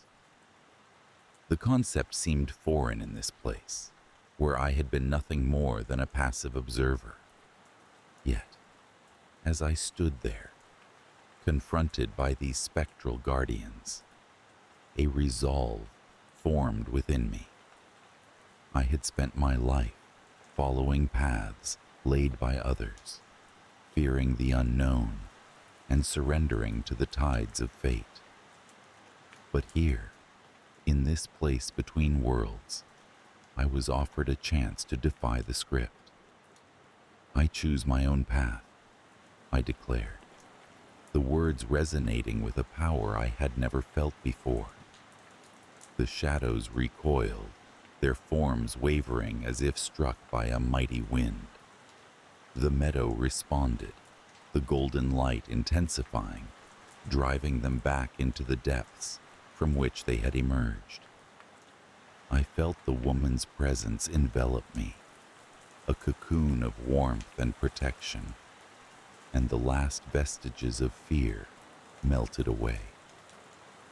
You have chosen wisely, she said, her voice a gentle caress. But the path you have chosen is fraught with uncertainty. You will not walk it alone, yet, nor will you be led. As her words faded, so too did the meadow, dissolving into a kaleidoscope of colors and sensations that whirled around me, pulling me back to the world I had known. I awoke with a start, the familiar confines of my room grounding me in reality. Yet the memory of the meadow lingered, vivid and undeniable. In the days that followed, life seemed different, not easier but richer, filled with possibilities I had never before considered. I felt the presence of the guardians still, watching from the edges of my perception, their influence diminished, but not entirely gone. They were no longer the benign protectors I had once imagined, but rather players in a game I had barely understood. But now, armed with the knowledge of my own agency, I ventured forward with a newfound courage. The bargain I had struck in that other place was not one of submission to a fate decreed by unseen forces, but a contract of self-determination. The guardians would not dictate my path. I would shape it myself, guided by the echoes of that golden meadow and the promise of possibility. Yet the lingering fear remained, a shadow at the edge of my consciousness. It was a reminder that the supernatural was not confined to storybooks and myths, but a part of the fabric of existence, interwoven with the mundane. The guardians would always be there, watching, waiting, but now they were aware that I knew their game, and in that knowledge was power. As I moved through the world, I carried a piece of that meadow with me, a light that illuminated my steps, and a conviction that whatever lay ahead, it was mine to shape. The fear, once paralyzing, had become a catalyst, transforming my life into an adventure rather than a sentence. For I had made the ultimate bargain, not with the guardians, but with myself. And that, I realized, was the true victory. The sun hung low in the evening sky, casting long shadows across the manicured lawns and neatly trimmed hedges of the upscale suburban neighborhood. It was a place of quiet perfection, where the quiet hum of sprinkler systems and the soft rustle of leaves created a symphony of tranquility. This was a world untouched by the chaos of the city, a haven for those who had worked hard to escape the clamor. I lived there, in a house too large for my needs, but comforting nonetheless, a monument to success that I had built over the years. Inside, the rooms were filled with polished wood, creamy whites, and tasteful artifacts collected from my travels. Each piece held a memory, a silent witness to the life I had crafted with care. On this particular evening, I sat in my study, the soft glow of the desk lamp creating a small pool of light in the otherwise dark room. I was busy with paperwork, the kind of mundane yet essential tasks that keep life orderly. My pen scratched across the paper, the only sound in the stillness, until a soft chime interrupted my thoughts. It was my phone, alerting me to the arrival of a new email. I checked it out of habit more than necessity, expecting the usual assortment of newsletters and promotions. Instead, there was a single message from an address I didn't recognize. Benefactor@obscure.com. The subject line simply read, "An offer." Curiosity piqued. I opened the email. The message was succinct, almost cryptic. "Dear resident, congratulations on your enviable achievements. You have been selected for a unique opportunity. Follow the rules, complete the task, and a reward beyond measure shall be yours. Do not leave your house from now until the errand is complete. At precisely 10 p.m. tonight, go to your front door and retrieve the package. No phones, cameras, or recordings of any kind. Failure to comply will forfeit any reward. Sincerely, your benefactor." I read the email twice, looking for any clue that it might be a prank, but there was nothing.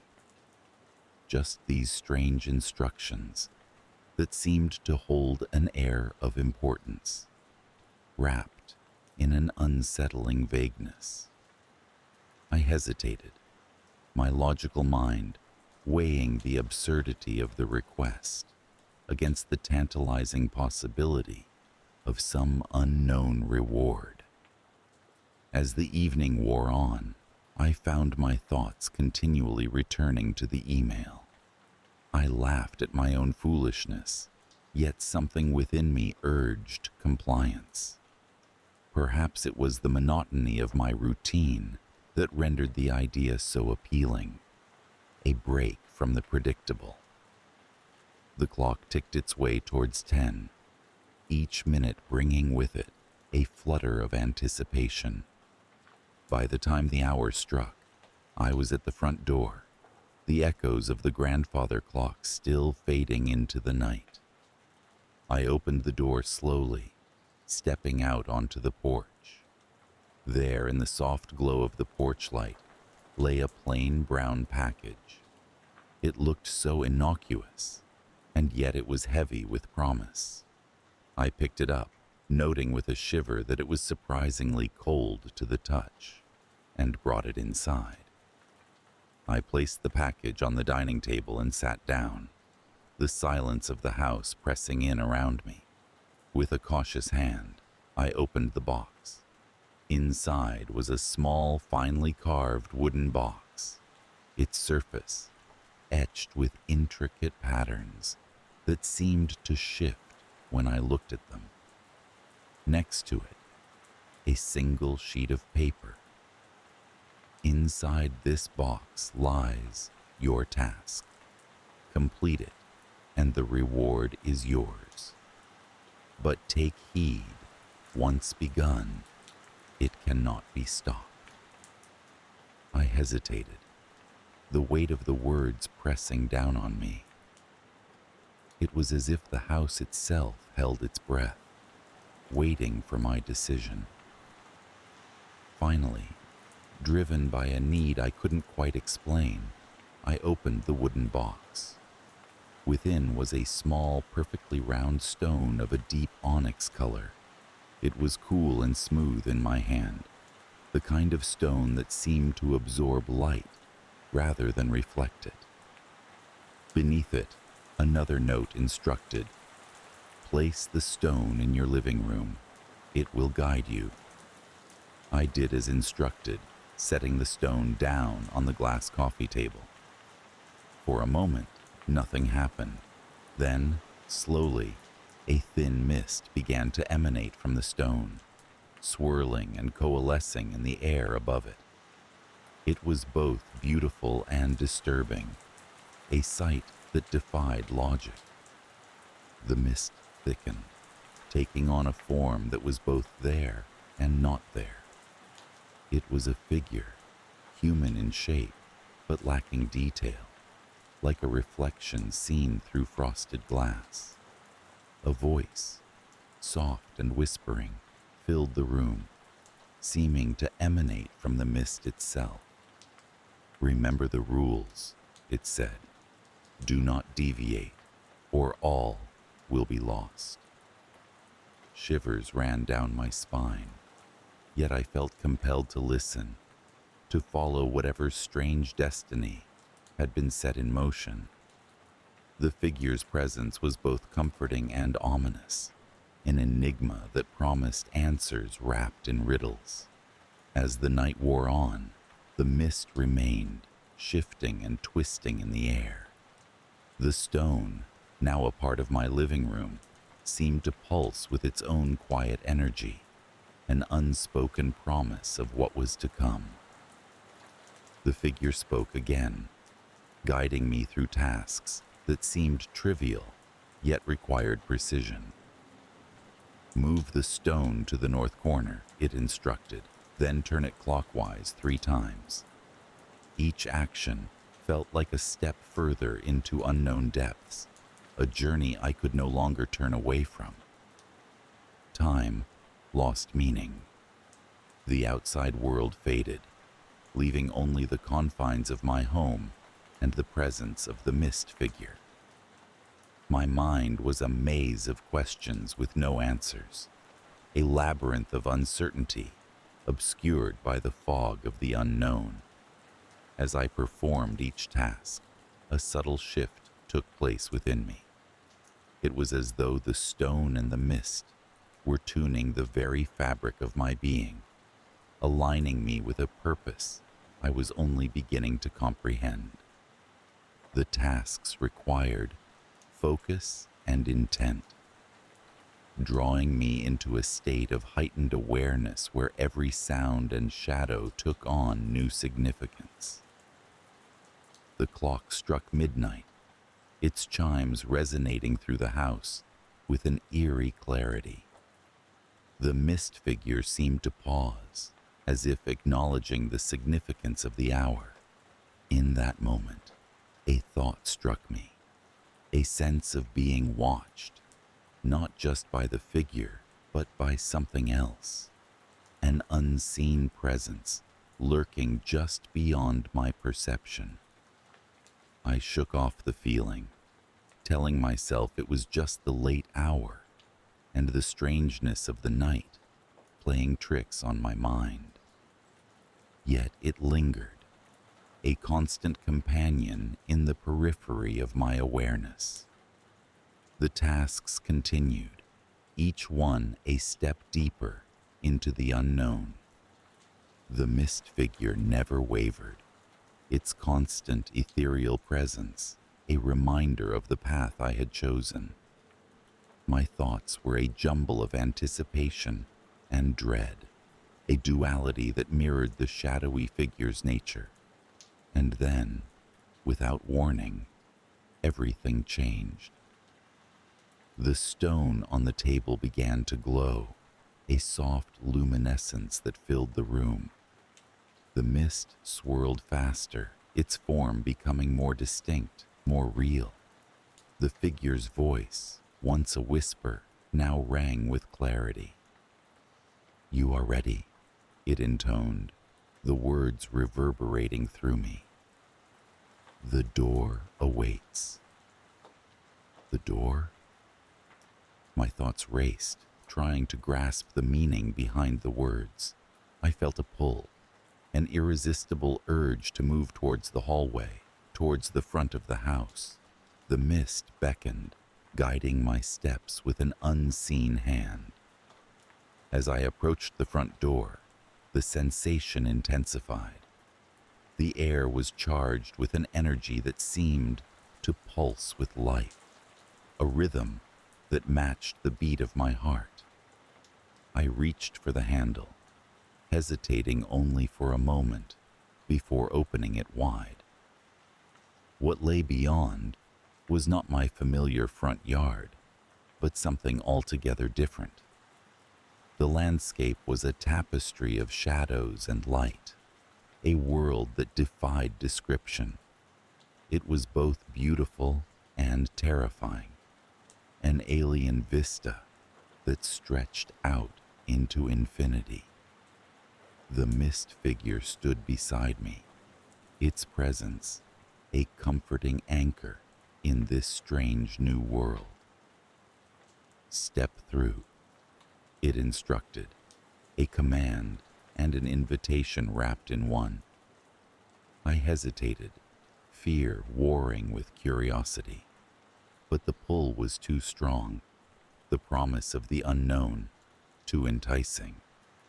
I stepped forward, crossing the threshold into the otherworldly landscape. The world shifted around me, a kaleidoscope of colors and sensations that defied reality. The ground beneath my feet was solid, yet it seemed to pulse with a life of its own. The sky above was a swirling mass of stars and nebulas, a cosmic dance that spoke of vastness beyond comprehension. Yet, despite the alien beauty of the place, a sense of unease crept in.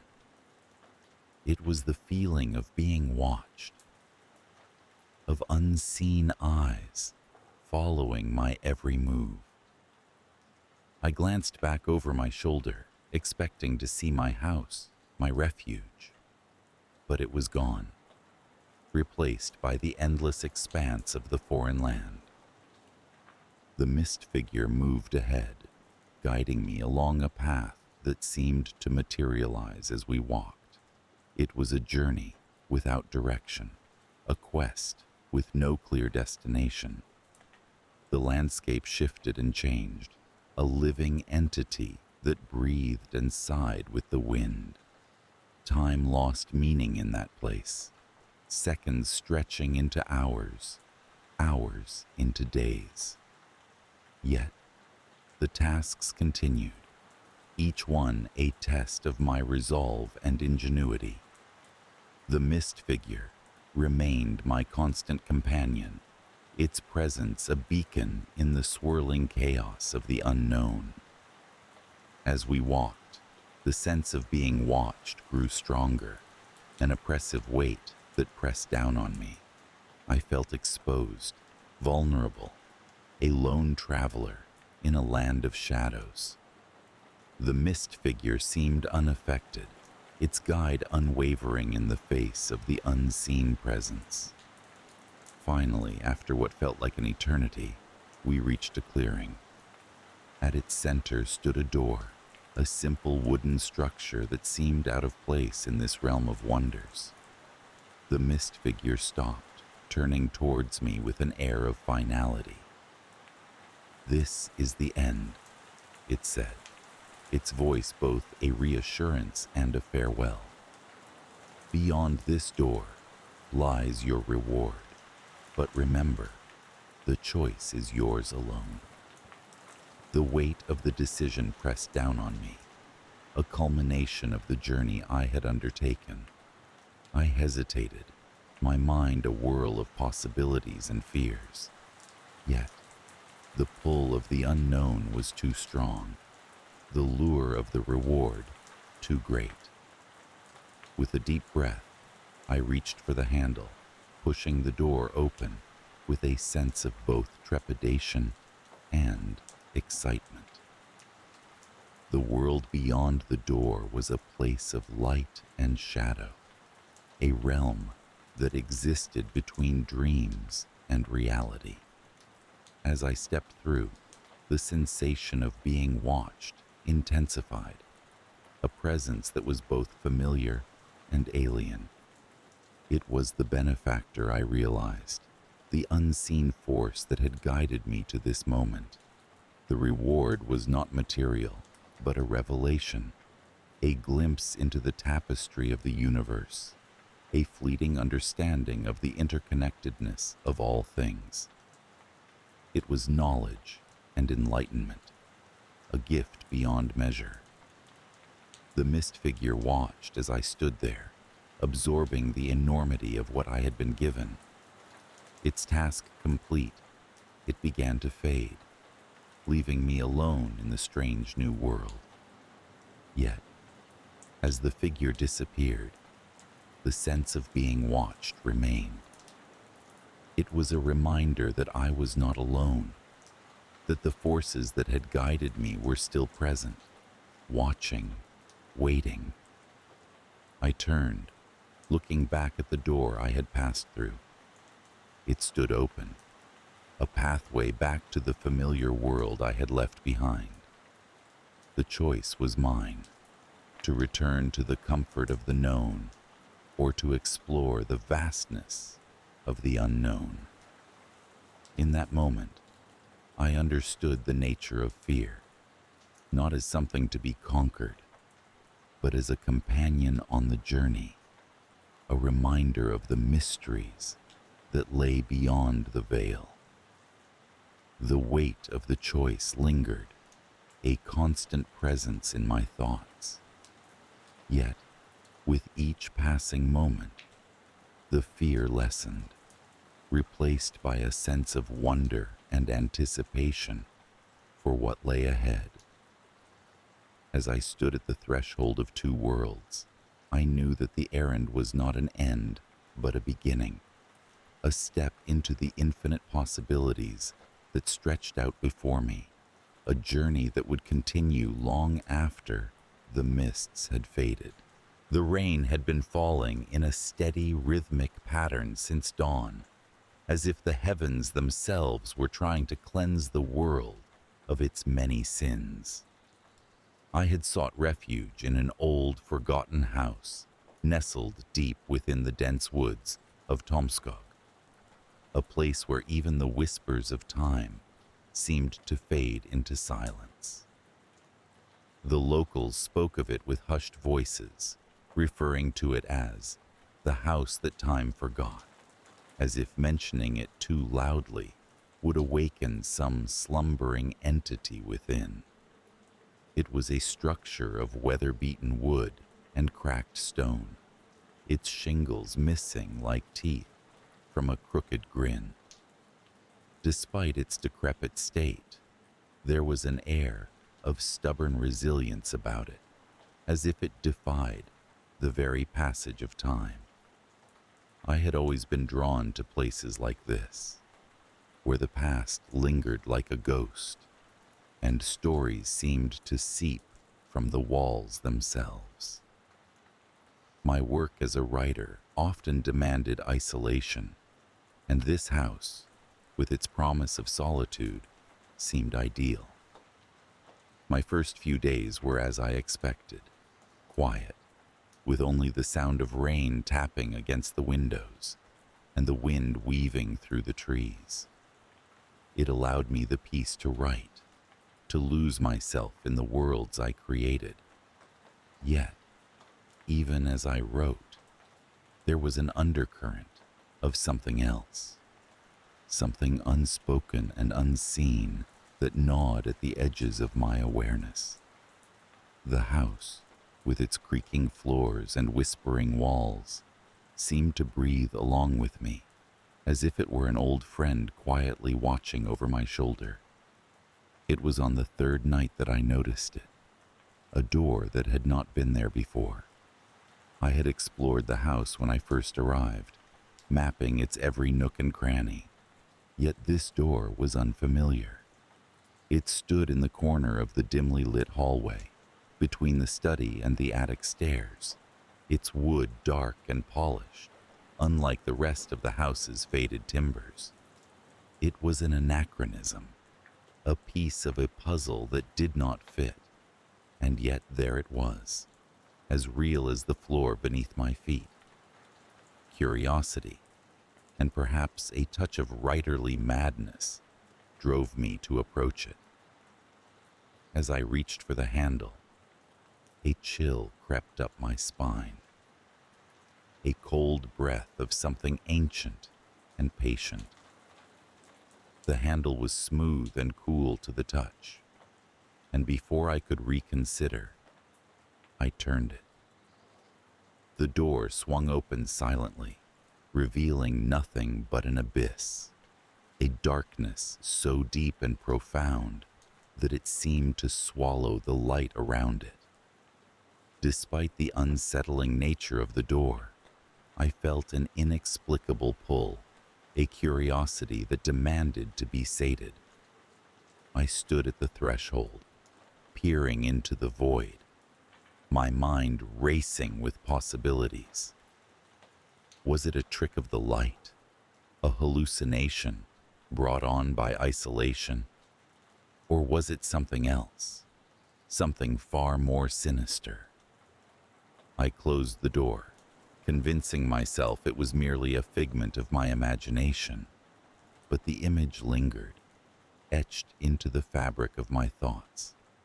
Sleep was elusive that night, my dreams a tangled mess of doors opening into infinite darkness. When morning finally broke, painting the world in soft hues of dawn, I found myself standing before the door once more. The house greeted me with a silence that was almost companionable, as if it understood the weight of my thoughts.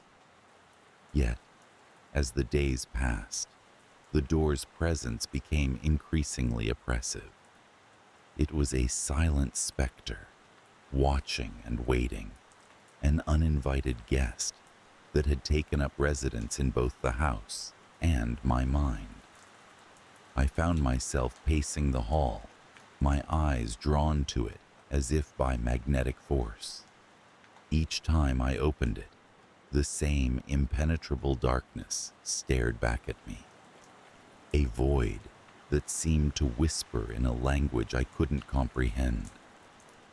Yet, there was a part of me, a reckless, self-destructive part, that longed to understand, to step through and unravel the mysteries it held.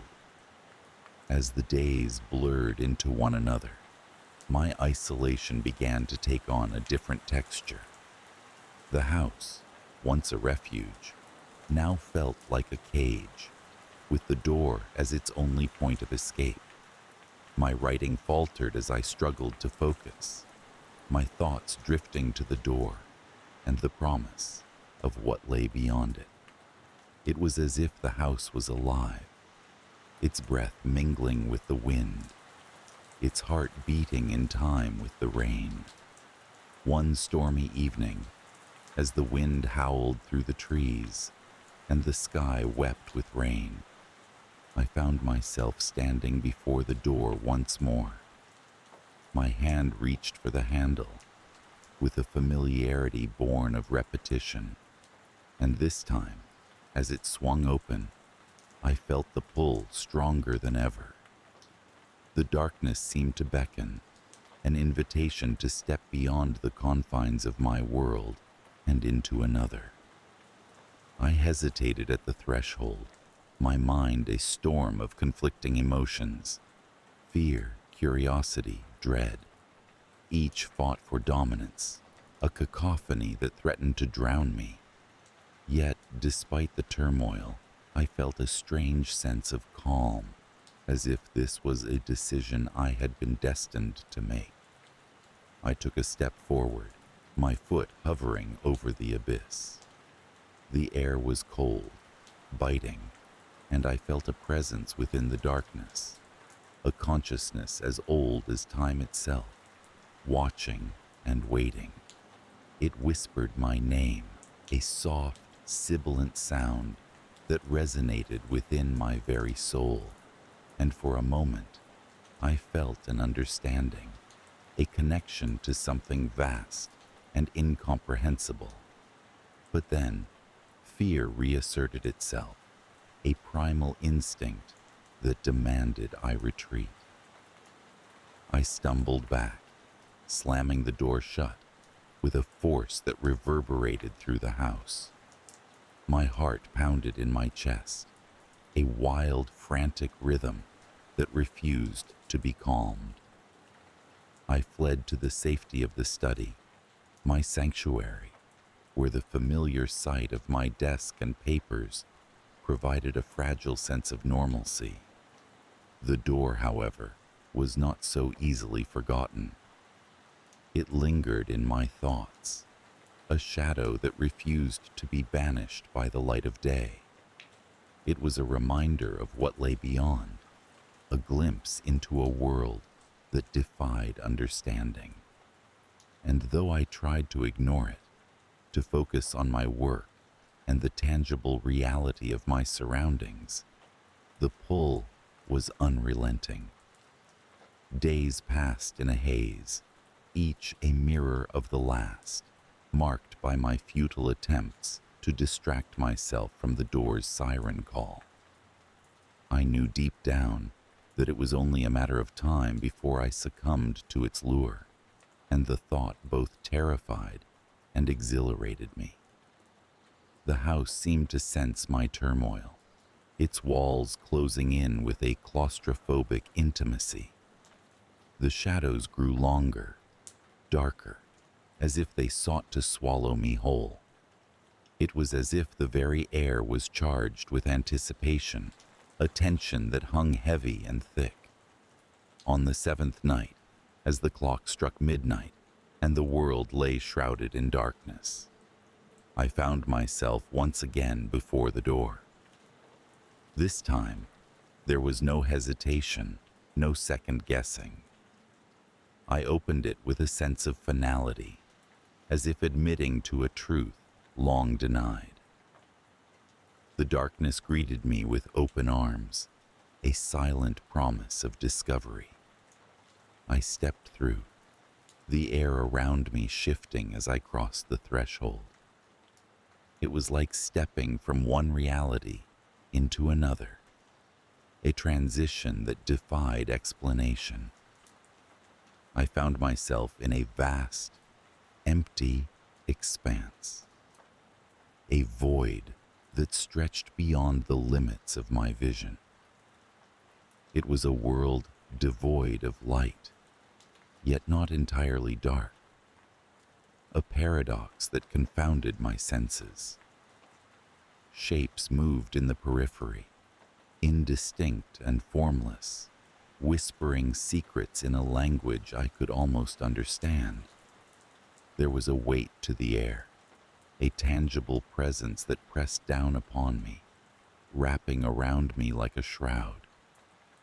And in the distance, I saw it. A figure, standing still and silent, its eyes glowing with an inner light that pierced the darkness. It beckoned to me, a silent invitation to come closer. I hesitated, fear warring with curiosity, but the pull was irresistible. I moved forward, each step an act of will, until I stood before it. The figure was neither human nor beast, an amalgamation of shadows and light, its form shifting and changing like smoke in a breeze. It regarded me with a wisdom that was both comforting and unsettling, as if it knew me better than I knew myself. In that moment, I understood. The door was not merely an entrance to another realm, but a mirror, a reflection of my own fears and desires, my secrets and lies. It was a test, a challenge, an opportunity to confront the darkness within reached out and the figure mirrored my movement, our hands meeting in the air between us. There was a pulse of energy, a connection that sang with the resonance of 1,000 forgotten truths. And then, just as suddenly as it had begun, it was over. I was back in the hallway, the door closed and silent behind me. The house was unchanged, its quiet presence a balm to my frayed nerves. But I was different. The darkness had left its mark upon me, a lingering echo of what I had seen and experienced. I felt an understanding, a clarity that had eluded me before, and with it, a sense of peace. The door remained, a silent sentinel in the corner of the hall, but its presence no longer held the same power over me. I had faced the abyss and returned, my soul tempered by the experience. Yet, even as I resumed my daily routine, the door lingered in the back of my mind, a reminder of the mysteries that lay beyond the veil of reality. It was both a promise and a threat, an eternal enigma that would never truly be solved. As the days turned into weeks, the rain continued to fall, a constant percussion that accompanied the rhythm of my thoughts. The house, with its secrets and shadows, remained my refuge, a place where the impossible became possible. And the door? It remained closed, a threshold to a world I had glimpsed but would never fully understand. A part of me longed to revisit it, to step through and explore the depths of the unknown. But another part, the wiser part, knew that some mysteries were best left undisturbed. For now, I was content to live with the knowledge I had gained, to savor the peace that came from facing my inner darkness. The house and its door had become a part of me, a reminder that sometimes the greatest journeys are the ones we take within ourselves. Yet, even with this newfound understanding, I knew that the door would always be there, waiting. It was a part of the house and a part of me, a connection to the unknowable, a bridge between worlds. And so, I continued to write, my stories flavored by the experience, my imagination fueled by the possibilities of what lay beyond. The door remained a mystery, a riddle whispered by the wind and echoed by the rain, a reminder that even in the quietest corners of the world, the darkness is never far away. The return to my childhood home was a decision made not out of desire, but necessity. My father had passed away, and the duty of overseeing his affairs fell to me, the only living son. As the car wound its way through the small, familiar town, memories layered like the rings of an ancient tree began to surface. The streets, lined with their ever-fading pastel houses, seemed unchanged. Time had left its mark, but the essence of the place remained, like a long-forgotten melody hummed on a breeze. The family home stood as it always had, stoic and unyielding, with its Victorian gables and ivy-clad walls. It was a house that breathed history, a place where stories whispered their way into the crevices of its structure. The air was crisp, laden with the scent of autumn leaves and the faraway promise of rain. I stepped out of the car, my feet crunching the gravel driveway, and paused to take it all in. There was a comfort in the familiarity, a melancholic embrace from the past. Inside, the house seemed to sigh with the same resignation I felt. Dust motes swirled in beams of light, filtering through the lace curtains, and the floorboards creaked underfoot, as if greeting me in a language only the house and I understood. My first task was to sift through my father's affairs, a duty I approached with a somber determination. His study was a testament to his life's work, a clutter of books, papers, and curios collected over a lifetime. It was there, amidst the yellowed pages and leather-bound tomes, that I discovered something curious, a collection of notes and journal entries about local legends and folklore. My father had always been a man of science, a respected historian, yet there was an unexpected fascination with the supernatural within these pages. Among them, a particularly worn journal caught my eye. Its spine cracked under my touch, revealing a story that sent a shiver down my spine. The legend of the Strigoi, the restless undead who returned to haunt the living. The notion seemed absurd. Ghost stories, I thought, remnants of old world superstitions. Yet, as I read on, a chill settled in my bones, not because of the words themselves, but because of the meticulous care with which my father had documented them. His notes, normally so precise and detached, seemed to indicate a personal interest, a deeper involvement. The first disturbance came that night. Sleep eluded me. The house's creaks and groans amplified in the solitude. Just as I began to drift, a sound snapped me back to wakefulness, a faint scratching, like nails on a window pane. It was rhythmic, deliberate. I sat up, straining to listen, convinced it was my imagination. Yet there it was again, unmistakable. I rose from bed, heart pounding, and approached the window. Peering through the glass, I saw nothing but the darkness of the yard, the skeletal trees swaying in the breeze. The sound had stopped, leaving a heavy silence in its wake.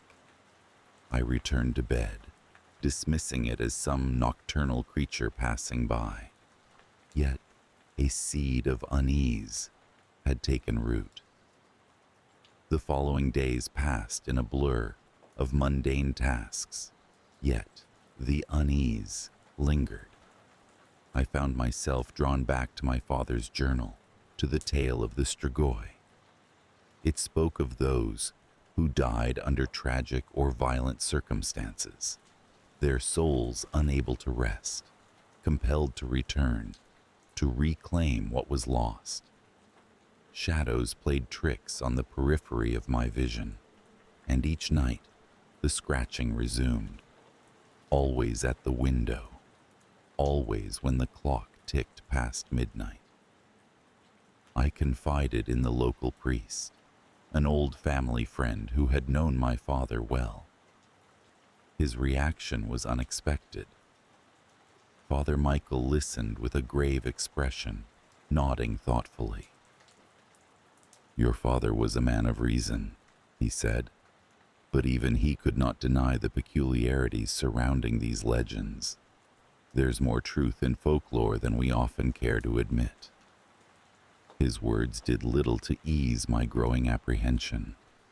Each night the phenomena escalated, not just the scratching, but footsteps on the stairs, a fleeting shadow darting at the edge of my sight. The air turned colder, the temperature plummeting inexplicably within the confines of the house. I took to wandering the corridors, sleep-deprived and tense, trying to catch a glimpse of the phantom that plagued me. The climax came on the eve of my father's funeral. Exhausted, my nerves frayed, I sat in the study, surrounded by the remnants of his life. The clock struck midnight. and the house fell into its familiar silence. Then, a new sound emerged. The unmistakable creak of the front door opening. I froze, breath caught in my throat, ears straining to catch any further noise. Slowly, deliberately, I moved towards the sound, each step heavy with dread. What I saw defied reason. A figure standing in the doorway, silhouetted against the pale moonlight. It was a man, tall and thin, his posture eerily familiar. For a moment, I thought my mind was playing tricks, conjuring hallucinations from the depths of my fatigue. But the figure moved, stepping into the house with a fluid grace. As he entered the study, my heart stilled, my mind reeling with disbelief. It was my father, or what once was my father, his features ashen and eyes gleaming with an unnatural light. The air around us thickened, charged with an energy I could not comprehend. "Father?" The word slipped from my lips, a fragile whisper. The figure stopped, head tilting slightly, as if acknowledging my voice. In that moment, I understood the truth behind the legend. The Strigoi was real, and it had returned, not out of malice, but longing. My father's spirit, tethered to the world by unfinished business, compelled to return. I reached out, my hand trembling, and the specter mirrored the gesture. Our fingers met, a spark of warmth amidst the cold, a silent communication passing between us. In that contact, I felt his yearning, the weight of his regrets, and his final wish to set things right. The morning light broke, and with it, the apparition faded. I was left alone, a profound stillness settling over the house. The funeral proceeded, a somber affair, yet I carried a new understanding, a strange peace within me.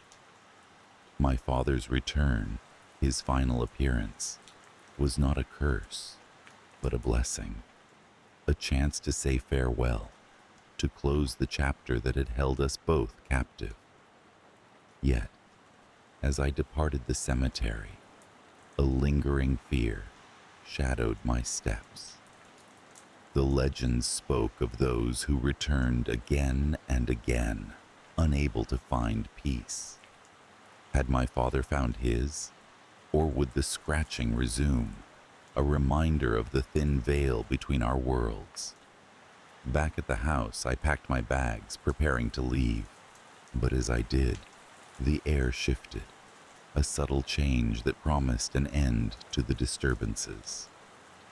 The house, once heavy with secrets, felt lighter, its whispers softened. I knew then that my father had finally moved on, the Strigoi laid to rest. I locked the door, casting a last glance at the house that had been my home, both in life and in the haunting echoes of death. The drive away was filled with a bittersweet relief, tempered by the knowledge that the past, no matter how spectral, never truly lets go.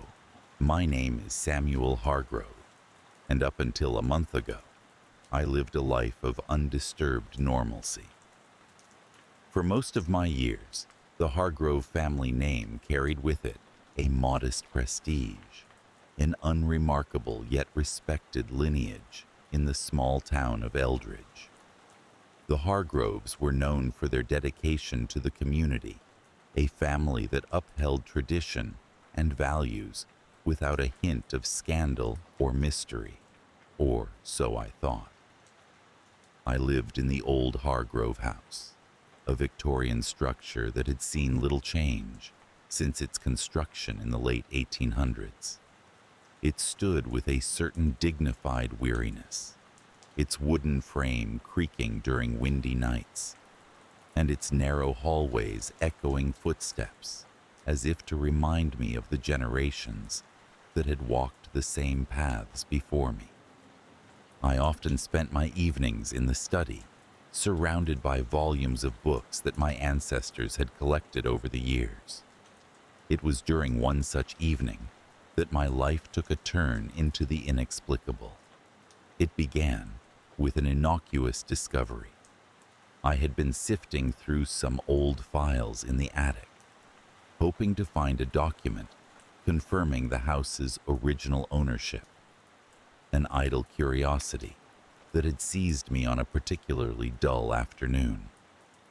As I rummaged through the dust-covered boxes, I came across a small sealed envelope that caught my attention.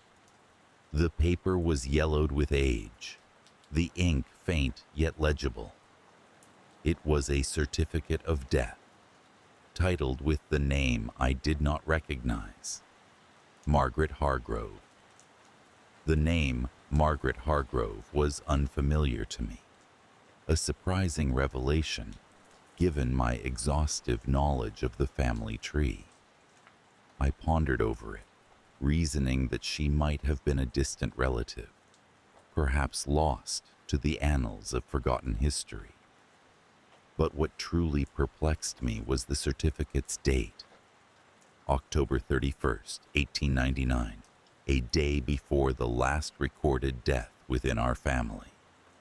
The cause of death was left blank, an omission that only deepened the enigma. In the following days, I found myself drawn back to the attic, my curiosity transforming into an obsessive need for answers. There was something about Margaret's certificate that unsettled me, a shadow stretching across the tapestry of my family history. I dedicated hours to combing through every record, diary, and letter I could find, but Margaret remained an elusive ghost, haunting the edges of the Hargrove legacy. One evening, as the sun dipped below the horizon, I stumbled upon an old journal hidden behind a loose panel in the wall of the study. The leather-bound book was fragile, its pages crackling like dry leaves with each turn. It belonged to my great-grandfather, Edwin Hargrove, a man known for his reclusive intellect. As I read his entries, penned in an elegant hand, I began to piece together the fragments of a narrative that, even in its incomplete state, filled me with a creeping dread. Edwin wrote of strange occurrences around the house, events that he attributed to the dissatisfaction of his deceased sister, Margaret. He described hearing whispers in the night, finding objects moved to places he hadn't left them, and shadows that seemed to stalk the corners of his vision. His writings grew increasingly erratic, filled with references to rituals and a belief that Margaret's death had disturbed something within the house, a darkness that sought release. With each page, Edwin's words painted a picture of a man teetering on the edge of sanity, his despair twisting into a desperate fascination with the occult. He spoke of rites and incantations, of sealing pacts with forces beyond comprehension, all in an effort to resurrect his sister.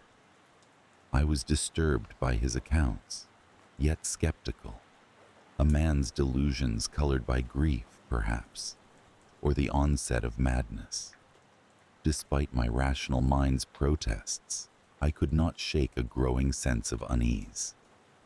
The air in Hargrove's house had shifted, thick with an oppressive weight that seemed to pulse with its own sinister heartbeat.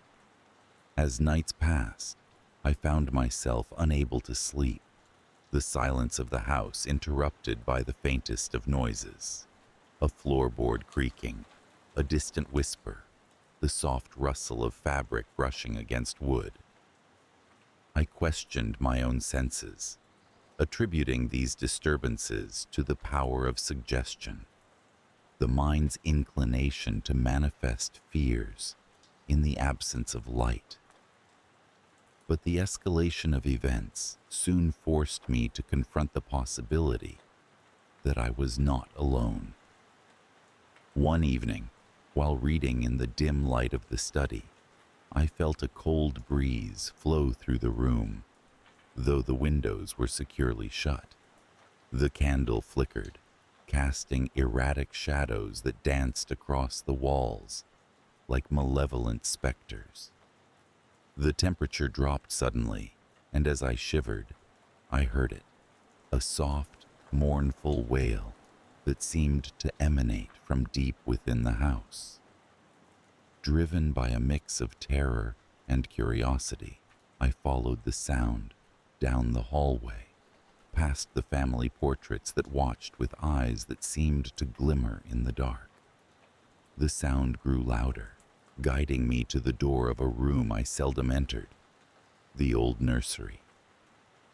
As I pushed the door open, it creaked on its hinges, revealing a space frozen in time, untouched by the present.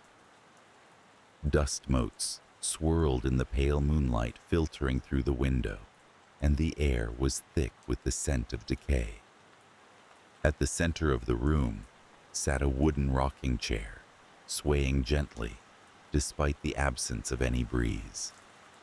It was there that I saw her, a translucent figure, a woman with long, flowing hair, her features obscured, yet unmistakably sorrowful.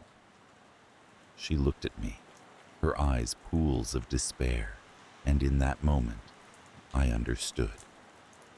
This was Margaret, trapped between worlds, her spirit tethered to the house by unfinished business, or perhaps a curse born of Edwin's dark experiments. The days that followed were a blur of restless nights and fevered research. I delved into the arcane, desperate to comprehend the forces my great-grandfather had invoked. The lore was dense and terrifying, detailing practices of black magic and rituals intended to breach the veil between life and death. Each revelation brought more questions than answers, each hypothesis a thread leading deeper into the labyrinth of the unknown. I realized that Edwin's attempts to resurrect Margaret had likely gone awry, binding her spirit to this plane in a state of unrest. The rituals he had performed, described in fragmented passages and cryptic symbols, were perilously incomplete. I wondered if finishing what he had started could finally bring peace to Margaret and cleanse the house of its haunting presence. But such endeavors were fraught with danger, the consequences of meddling with dark forces unpredictable and potentially catastrophic. In the end, it was fear of the unknown that propelled me forward. The haunting had grown intolerable, with apparitions appearing frequently, their mournful cries resonating through the walls at all hours. Objects moved of their own accord, and the house felt alive, its very foundation shuddering as if in protest. Sleep eluded me, and I could feel my own grip on sanity slipping, much like Edwin's had over a century ago. On the night of October 31st, the anniversary of Margaret's death, I resolved to complete Edwin's ritual. I gathered the necessary items, relying on the scant notes I had deciphered, a mixture of herbs, a dagger etched with runes, and a circle of salt to protect me from malevolent spirits. As the clock struck midnight, I began the incantation, my voice trembling with a mixture of fear and determination. The room grew colder, the shadows deepening as if drawing strength from the words I uttered. The candle flames flickered wildly, and I felt a presence closing in, oppressive and foreboding.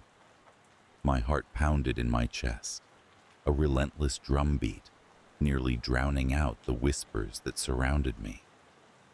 The air crackled with energy, a storm of supernatural forces converging upon the circle. And then, silence. The temperature returned to normal, the candle flames steadying as the oppressive weight lifted.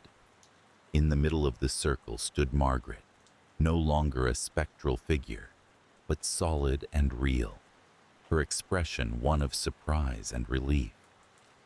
Yet the relief was short-lived, as I realized that in restoring her, I had opened a door to something far darker, a breach that threatened to spill forth its contents into our world. Margaret's expression shifted to one of horror as she glanced behind me, her mouth opening in a silent scream. It was then that I understood the true nature of Edwin's folly. His ritual had not been intended to bring his sister back, but to bind her soul, preventing it from being claimed by whatever waited beyond. In my ignorance, I had undone his work, releasing a force that neither of us could control.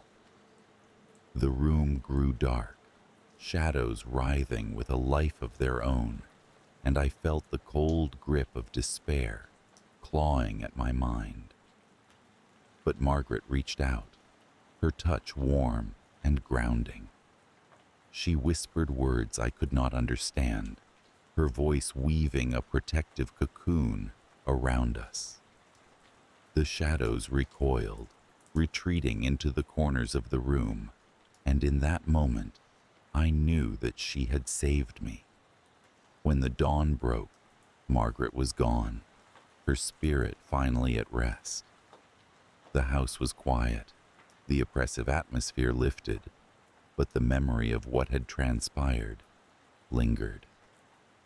I knew the danger had passed, yet I could not shake the feeling of unease, the knowledge that I had danced with forces beyond my comprehension, the echoes of that encounter reverberating through the corridors of my mind.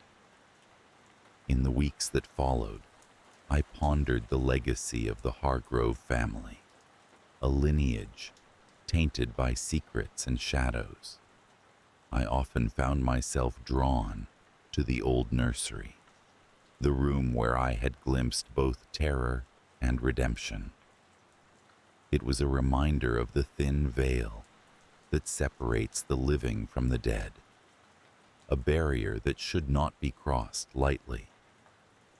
Though the house now stood in peace, I could not silence the whispers of the past that haunted my thoughts. They served as a cautionary tale, a reminder of the limits of human understanding in the face of the supernatural. The Hargrove legacy, once a source of pride, had transformed into a sobering reminder of the darkness that lay hidden beneath the veneer of tradition. And as I walk the halls of the old house, I carry with me the lingering fear that one day the shadows may return, seeking retribution or fulfillment of an unfinished bargain. Until then, I remain the keeper of the Hargrove secrets, a guardian against the encroaching darkness, forever wary of the power that lies within the unseen world. I remember the day I first discovered the letters. I had moved into the old house nestled in the woods on the outskirts of Hollywood, a place where the whisper of ancient trees seemed to swallow the cacophony of the city not too far away. It was a quaint home, unpretentious but with an air of neglected grandeur. The previous owner, an elderly woman named Vera, had passed away, leaving behind few tangible assets, but an abundance of mystery. The house had been sold to me for a pittance, a fact I found peculiar given its location. As I settled in, My days were consumed by the mundane tasks of unpacking and familiarizing myself with my new environment. The house was a labyrinth of echoing corridors and dusty rooms, each with its own story to tell. It was during one of these exploratory ventures that I stumbled upon the attic. A narrow staircase, almost hidden behind a bookshelf, led up to the dust-laden space. The attic, dimly lit by a small half-moon window, was cluttered with forgotten relics of the past. Amongst the dusty trunks and cobwebbed corners, a small wooden chest caught my attention. As I opened it, an avalanche of yellowed papers tumbled out. Letters written in a careful, elegant hand. The name Vera appeared frequently, both as sender and recipient. Intrigued, I began to read the correspondence, expecting to uncover the mundane details of a life long past. However, what I found was far from ordinary. The letters were addressed to a man named Richard. They began innocuously enough, describing life in Hollywood during its golden age, painting vivid scenes of glamour and excitement. But as I delved deeper, the tone shifted. Vera's words reflected a growing unease, a creeping dread that seemed to permeate her once vivid descriptions. As I read on, I realized that the story conveyed within the letters was one of a cursed legacy. Vera wrote of strange occurrences, unexplained phenomena that began to plague her life. She described footsteps echoing through empty halls, disembodied voices whispering in the dark, and an overwhelming sense of being watched. Her fears grew as she recounted dreams of shadowy figures and malevolent presences lurking just beyond the edge of her vision. The letters revealed that Vera had become convinced her family was cursed, a belief that took root after she inherited the house from her grandmother. She detailed the tragic fates of her relatives, each meeting untimely and inexplicable deaths. Vera's desperation leapt from the pages as she vowed to uncover the truth behind her family's dark history. As I sat there, the letters spread across the floor like a fan of ancient secrets. A chill crept over me. The air in the attic seemed to thicken, and I felt an inexplicable urge to look over my shoulder, half expecting to find Vera herself standing there, her eyes pleading for understanding. Days passed as I became consumed by the contents of the letters. I found myself drawn to Vera's story, her fear becoming my own. Each night, I retired to bed with a strange heaviness in my chest, my sleep disturbed by dreams that were not mine. I saw fleeting images of shadowy figures and heard the whisper of voices, indistinct but haunting. The first real disturbance came one evening as I read through a particularly harrowing letter. Vera had written about a night when the oppressive silence of the house was shattered by a crash. She described rushing to the source of the noise, only to find nothing but an overturned vase and a lingering coldness in the air. As I read those words, a shiver ran down my spine, for in that moment, something fell in the room below me, the sound echoing up the staircase. Heart pounding, I descended, expecting to find the source of the noise.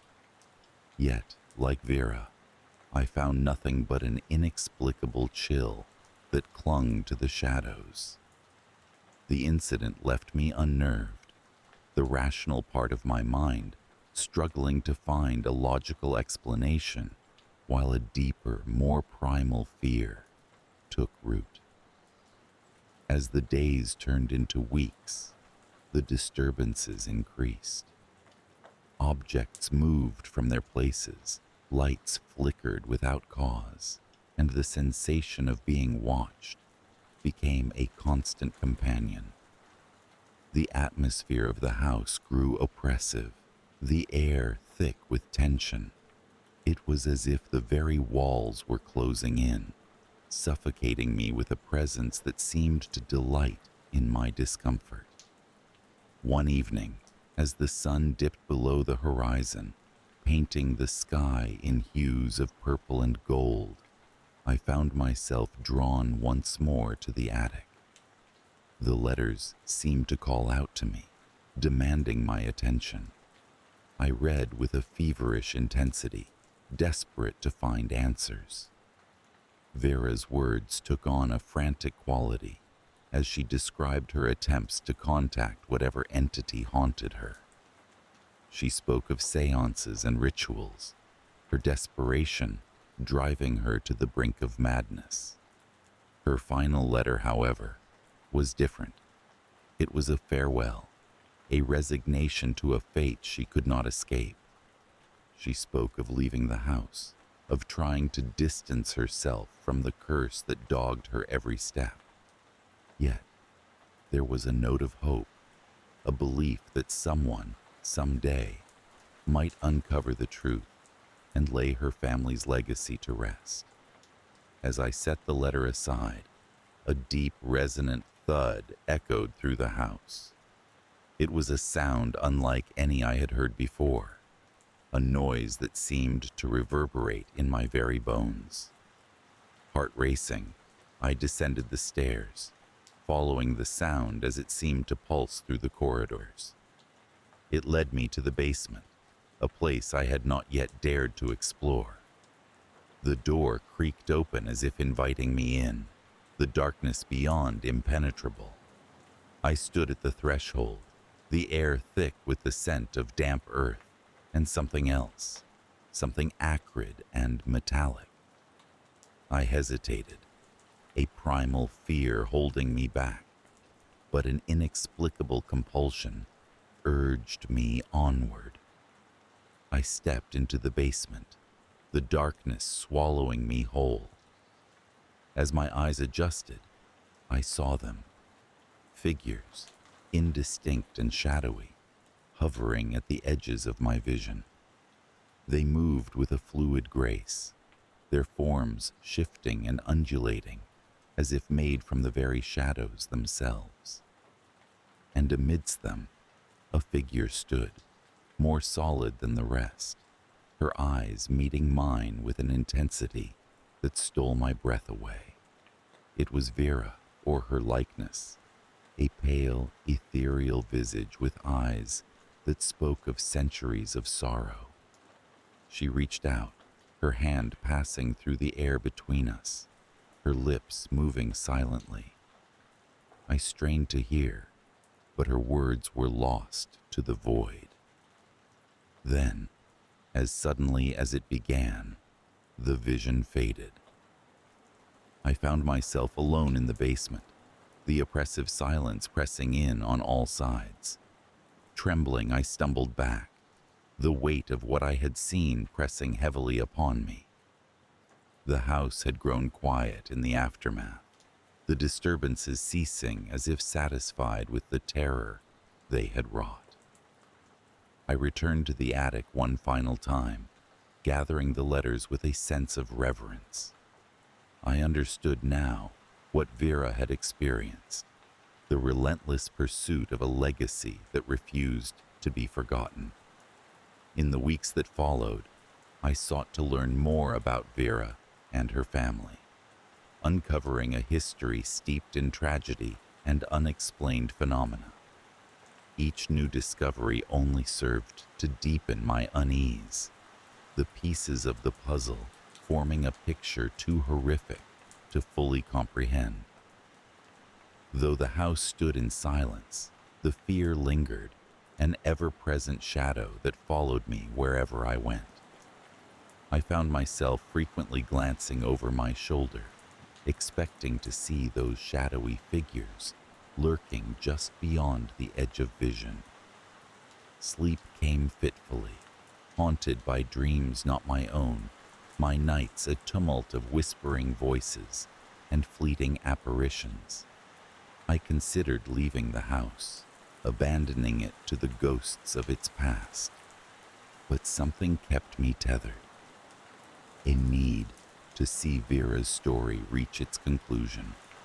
I began writing, recounting her tale in the hopes that sharing it might somehow lay the spirits to rest. As I penned the final words, a strange calm settled over me. The air in the house seemed lighter, the oppressive presence lifting as if satisfied with the telling of its tale.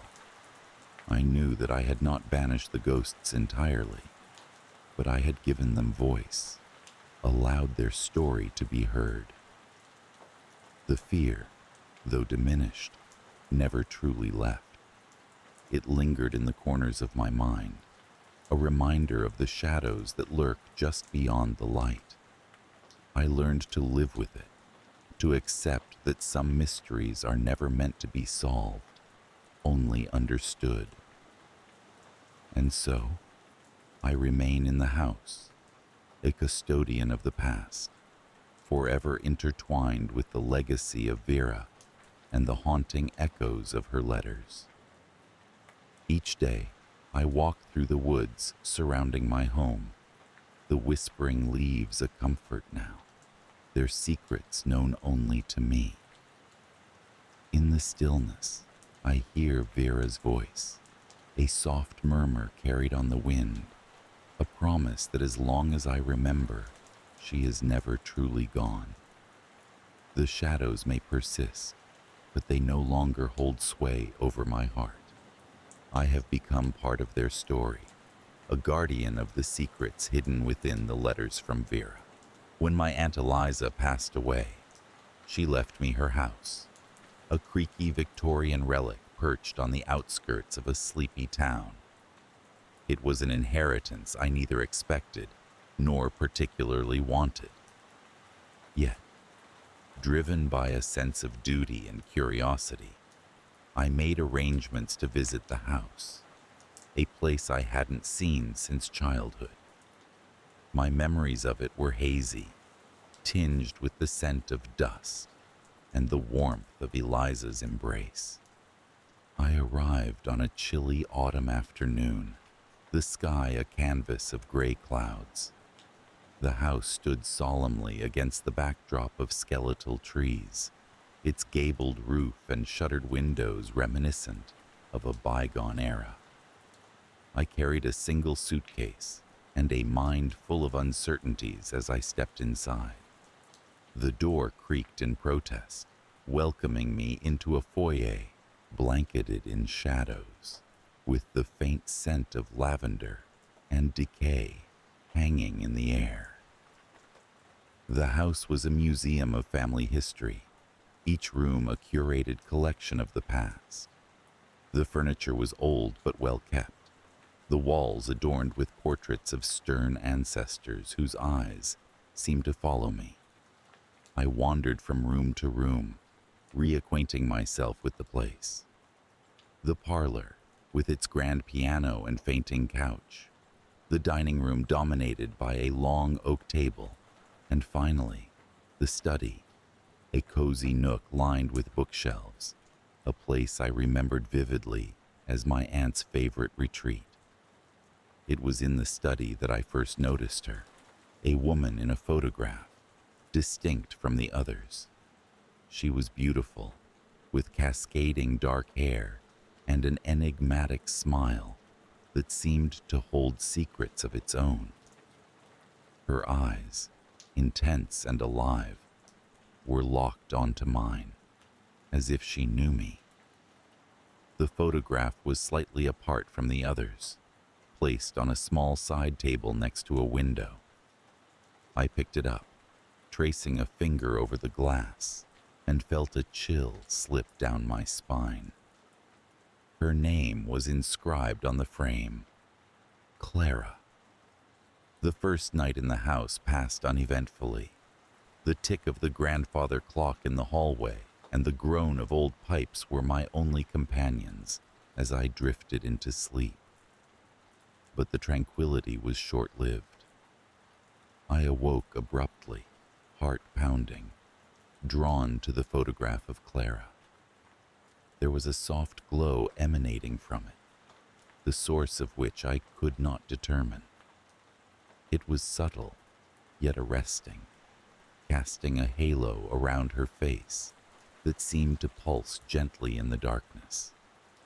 I blinked, rubbed my eyes, convinced it was a trick of the light, or perhaps my mind still fogged with sleep. But the glow persisted, fading only with the first light of dawn. I shook off the experience as a product of my imagination, fueled by the strangeness of the new yet familiar surroundings. In the daylight, the house resumed its guise of normalcy. I busied myself with chores, dusting and sorting through old belongings. Yet, despite my efforts to dismiss it, the image of Clara lingered in my thoughts.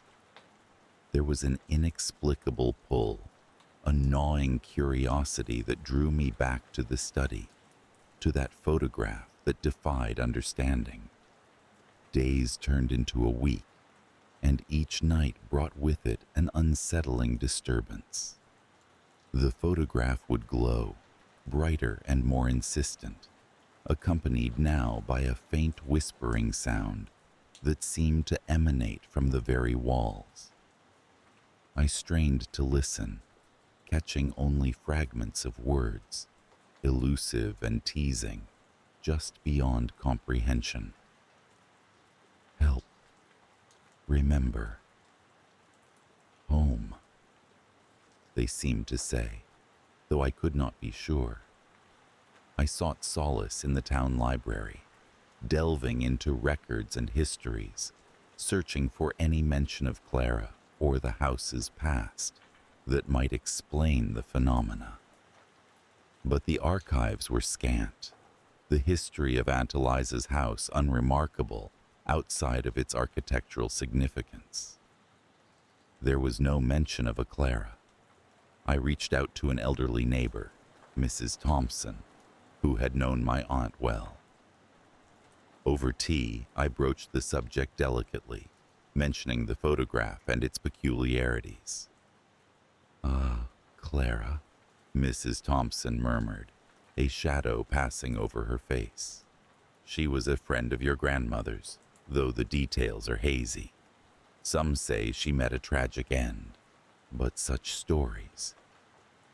Mrs. Thompson trailed off, her eyes distant, as if peering into a past she preferred to forget. Her words lingered with me, a suggestion of something dark and unresolved. That night I prepared myself for the now expected glow of the photograph, but as I lay in bed, listening to the clock's rhythmic tick, the glow intensified to a blinding light. I shielded my eyes, heart racing as a shadow moved across the room, a silhouette that paused near the study door. I sat up, calling out, half expecting an intruder, but the figure dissolved into the shadows, leaving only the photograph, its glow receding once more. I approached it cautiously, compelled yet wary, and for the first time noticed a slight change. Clara's expression had altered, her enigmatic smile now tinged with sadness, her eyes pleading. A sense of urgency gripped me. I felt driven to uncover the story behind Clara, convinced it held the key to the disturbances. I threw myself into research, piecing together fragments of the past from family letters and forgotten diaries. It was in one such diary, tucked away in the attic, that I found a revelation. Clara had been a close companion to my grandmother, a vibrant woman who had mysteriously vanished one winter, her disappearance shrouded in rumor and silence. The diary hinted at a secret relationship, a bond so intense it may have led Clara to the house one last time before she disappeared forever. The attic, with its sloped ceiling and dusty beams, became my refuge as I sifted through the remnants of lives once lived. I discovered an old trunk, locked but not insurmountable. With some effort, I pried it open, revealing a treasure trove of forgotten things. Among them, a bundle of letters tied with a ribbon, aged and fragile, addressed to my grandmother from Clara. The letters were intimate, filled with longing and despair, speaking of love unrequited and a sense of belonging that eluded her. The final letter was unfinished, its ink smudged, as if written in haste or distress. It spoke of a decision, a resolution to leave, or perhaps to stay, and a cryptic mention of a meeting at the house. As I held these letters, the air grew cold, and the whispering intensified, swirling around me, a cacophony of echoes urging me to understand. Clara's story unfolded in my mind, a tapestry of love and loss, interwoven with my own history. The photograph was no mere image. It was a conduit, a bridge between her world and mine. The climax came one stormy night when the house itself seemed to come alive. Thunder rumbled in the distance, the wind howled through the eaves, and I found myself once more in the study, drawn unerringly to Clara's photograph. The glow was intense, the whispers now a chorus, urgent and insistent. "Help me." The voice was clear, resonant, filling the room. I reached out, touching the photograph, feeling a warmth radiate from it. The air shimmered, and for a moment I glimpsed her, not as a figure in a photograph, but as a presence, real and tangible. She stood before me, ethereal yet solid, her eyes locked onto mine, pleading, beseeching. In that instant, I understood. Clara was not at rest. Her spirit lingered, bound to the house by unresolved ties, yearning for closure, for acknowledgement. I whispered to her that her story would not be forgotten, that I would share it, bring peace to her memory. The storm abated, the house settling into silence once more. The photograph ceased its glow, Clara's image serene and at peace, her eyes now closed as if in sleep. I felt a profound sense of calm wash over me, the oppressive weight lifting, replaced by a gentle acceptance. The following morning, I gathered Clara's letters and returned them to the trunk, placing it back in the attic where it belonged. The house was different now, still old and creaky, but no longer foreboding. Clara's presence was a part of it, a silent guardian watching over her home. Yet, a lingering fear remained, a reminder of the unseen that dwells in shadows, the stories that haunt the corners of our lives. As I prepared to leave, I took one last look at the photograph. Clara's smile was warm, welcoming, and I felt an unexpected kinship with her, a connection that transcended time. I locked the door behind me, the weight of the key reassuring in my hand, the house standing resolute and enduring. Clara's story was a part of me now, a whisper in the wind, a shadow in the light, a testament to the mysteries that bind us to the past. And though the photograph no longer glowed with an eerie light, I knew that Clara's spirit lived on, a gentle echo in the halls of memory, reminding me that some stories never truly end. The house on Willow Lane had a certain charm to it, with its ivy-covered brick facade and tall, narrow windows that seemed to whisper secrets from the past. It was the kind of place that felt lived in, where the creak of the floorboards spoke of a history that stretched back generations. We moved in during the fall, the air crisp with the promise of change, and the leaves rustling like the soft, secretive laughter of children. Life settled into a gentle rhythm. My husband, David, and I found comfort in the house's embrace. Our two children, Emma and Benjamin, were enchanted by the sprawling backyard, the attic filled with forgotten relics, and the hidden nooks and crannies that seemed made for exploration. Every inch of the house felt imbued with stories, like the pages of an old book waiting to be read. The pantry was quaint, a narrow room tucked at the back of the kitchen, its shelves lined with jars of preserves and rows of spices. It was a place I found solace in, where I could retreat for a moment of peace amid the chaos of family life.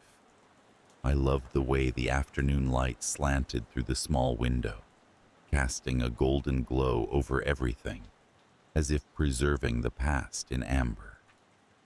One afternoon, as I was rearranging the jars, I noticed something peculiar. The light seemed to catch on the edge of a small, hidden door I'd never noticed before, nestled in the far corner of the pantry. Intrigued, I knelt down and gently tugged at the handle. It creaked open to reveal a narrow passageway, dusty and dimly lit, its air cool with neglect. It was the beginning of an unraveling, though I didn't know it at the time. Curiosity piqued, I called out to David, and together we explored the passageway. It led to a small, hidden room that seemed out of place in our modern world, a relic of another time, complete with shelves lined with dusty cans and a single chair in the corner. A sense of unease prickled at the back of my neck, but David dismissed it with a laugh, chalking it up to the quirks of an old house.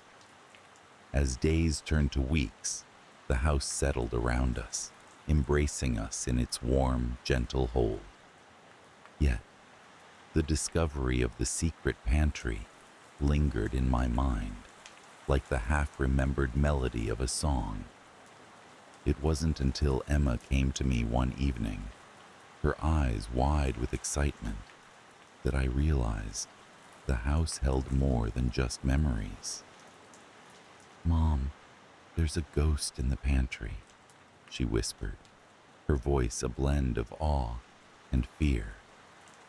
She had always been imaginative, spinning tales out of thin air, but there was something in her eyes that made me pause. "A ghost?" I asked, feigning skepticism even as my heart skipped a beat. "Her name is Clara," Emma insisted. "She told me so." I laughed it off, attributing it to a child's fancy. Yet as I lay in bed that night, I couldn't shake the feeling of eyes watching from the shadows, a presence lingering just out of sight. The house creaked and settled around us, but every sound seemed amplified, resonating with a hidden vibration that hummed beneath the surface of our everyday lives. Emma's insistence on Clara's existence grew with each passing day. She would stand at the pantry door, chatting animatedly, as if in conversation with an old friend.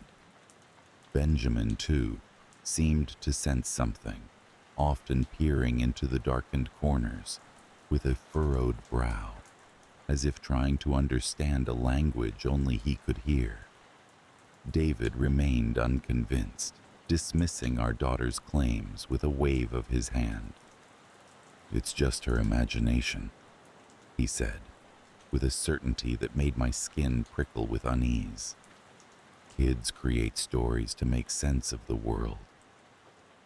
But doubt gnawed at me, a persistent whisper in the back of my mind. I found myself drawn to the pantry, listening for the faintest echo of Clara's presence. I couldn't shake the feeling that something was amiss, that the house was trying to tell us something we couldn't quite grasp. The tension in our home grew, as if the walls themselves were tightening around us. Arguments erupted over trivial matters, and the air felt thick with a palpable energy that set my nerves on edge. David seemed more distant, retreating into work and leaving me to navigate the growing unease within our family. One evening, as the sun dipped below the horizon, turning the sky to a bruised shade of purple, Emma came to me, her eyes wide with urgency. "Clara is sad," she said, her voice trembling. "She wants to go home." I knelt down, brushing a stray hair from her face. "What do you mean, sweetie?" "She's waiting for someone," Emma explained, her voice tinged with a sadness that seemed far too mature for a child. "She's been waiting for so long."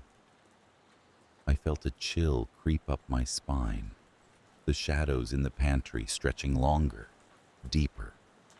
It was as if the house itself was holding its breath, waiting for something to be revealed. That night, I couldn't sleep. I tossed and turned, my mind racing with possibilities, each one more unsettling than the last. What if Emma was right? What if there was something or someone trapped within our home's walls, reaching out for help? Unable to shake the feeling, I slipped from bed, drawn to the pantry by an invisible thread. The house was silent, save for the soft snoring of my family. In the dim light, I opened the hidden door, the passageway yawning before me like a portal to another realm. I stepped inside, the air cool and musty, and it was there, in the shadows, that I felt her. Clara. An overwhelming sense of loneliness washed over me, as if I'd stumbled into a well of forgotten sorrow. My breath caught in my throat, and I whispered into the darkness, "What do you need?" I waited, heart pounding for a response. The silence stretched on, but then I felt it, a soft, almost imperceptible touch against my hand, a gentle caress that sent a shiver through me. It was both comforting and unnerving, a plea and a promise, wrapped in a single gesture. In the days that followed, I couldn't shake the feeling that Clara was always with us. The air seemed charged, alive with a presence that went unseen, but was felt in the quiet moments, when the hustle and bustle of life faded into the background. Strange occurrences became commonplace. Objects moved from their usual places, soft murmurs in the walls, as if the house itself was speaking. I began to wonder if Clara was trying to communicate, to reach out to us in the only way she could. David grew more irritable, dismissing my concerns with a weariness that spoke of deeper troubles. "It's all in your head," he insisted, but I could see the strain in his eyes, the weight of something unsaid lingering in the air between us. It all came to a head one stormy night, the wind howling through the eaves like a banshee's wail. The power flickered, the lights dimming until we were plunged into darkness. Emma clung to me, her small body trembling with fear. "It's Clara," she whispered, her voice barely audible over the storm. "She's scared." I held her close, the realization dawning with a clarity that left me breathless. We needed to help her, to find a way to set Clara free. The storm raged outside, a reflection of the turmoil within, but I knew what needed to be done. With David's reluctant help, we gathered in the pantry, the flickering candlelight casting eerie shadows on the walls. Emma took my hand, her small fingers squeezing mine with a strength that belied her age. "What do we do?" David asked, his voice tinged with skepticism, but laced with the same hope that fluttered in my chest. "We ask her," I replied, the words feeling both absurd and perfectly right. "We ask Clara what she needs." Together, we stood in the dim light, the air heavy with anticipation. "Clara," I called softly, the name echoing in the small space. "We're here to help. What do you need?" The room felt charged, alive with an energy that seemed to pulse with every breath.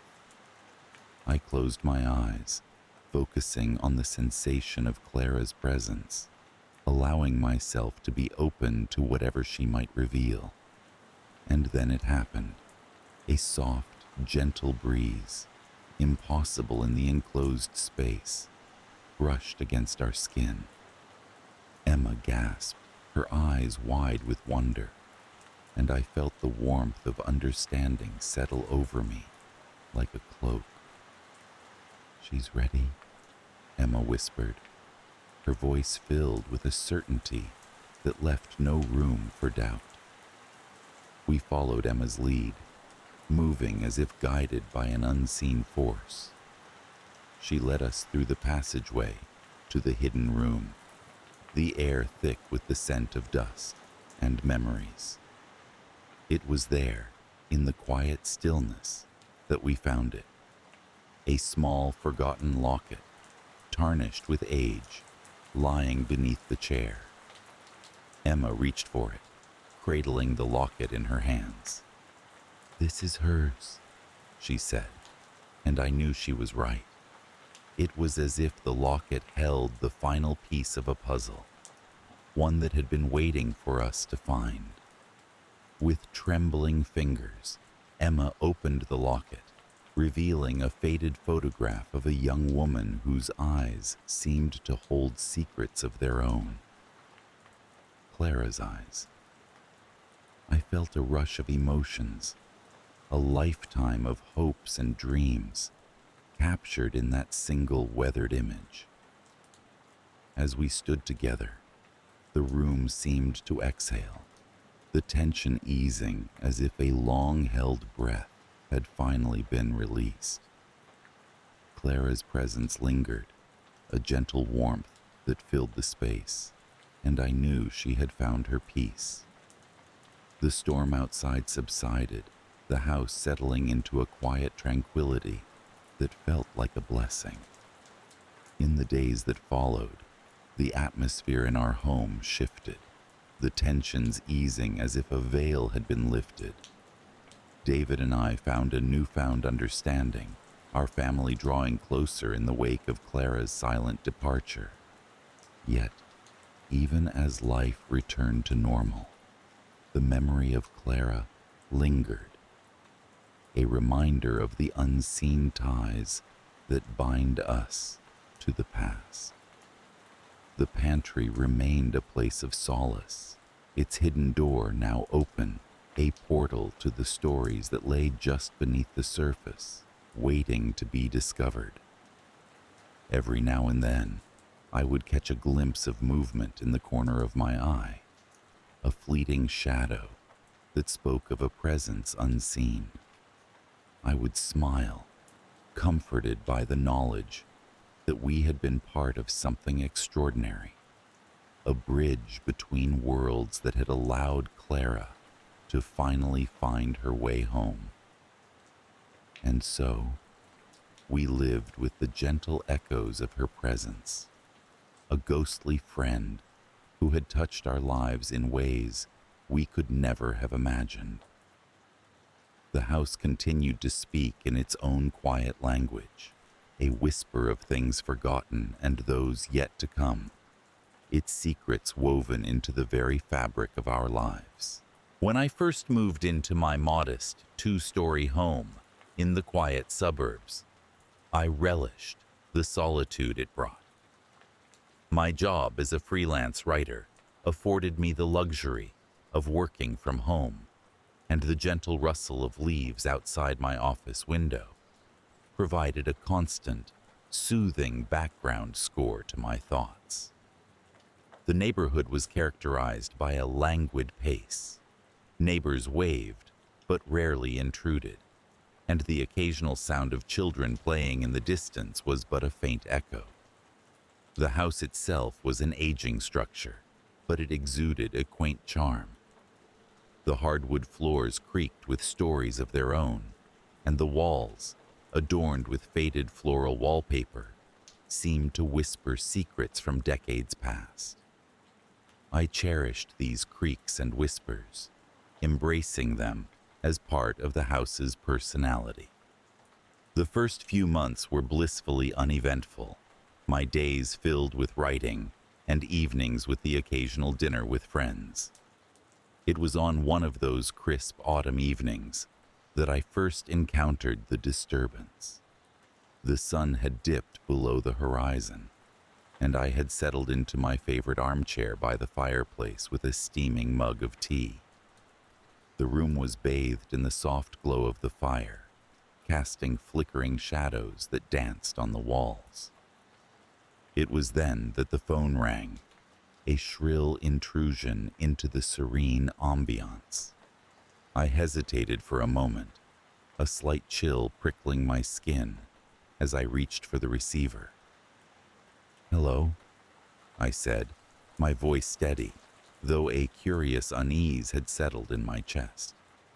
The voice on the other end was a familiar one, yet it was impossible. "It's been too long," the voice said gently, a feminine lilt that tugged at my heart with every syllable. "Clara?" I whispered, my mind reeling. Clara was gone. She had vanished from my life years ago, leaving behind only memories and an ache I had long tried to bury. "You sound surprised," she continued, a hint of amusement in her tone. "I'm just a cold caller tonight, reaching out with an offer." "What do you want?" I asked, my voice barely above a whisper now, my heart pounding in my chest. She laughed softly, a sound that once brought joy, but now chilled my very soul. "I have something to offer, something you've been missing. I think you know what it is." Before I could respond, the line went dead, leaving behind only the static hiss of silence.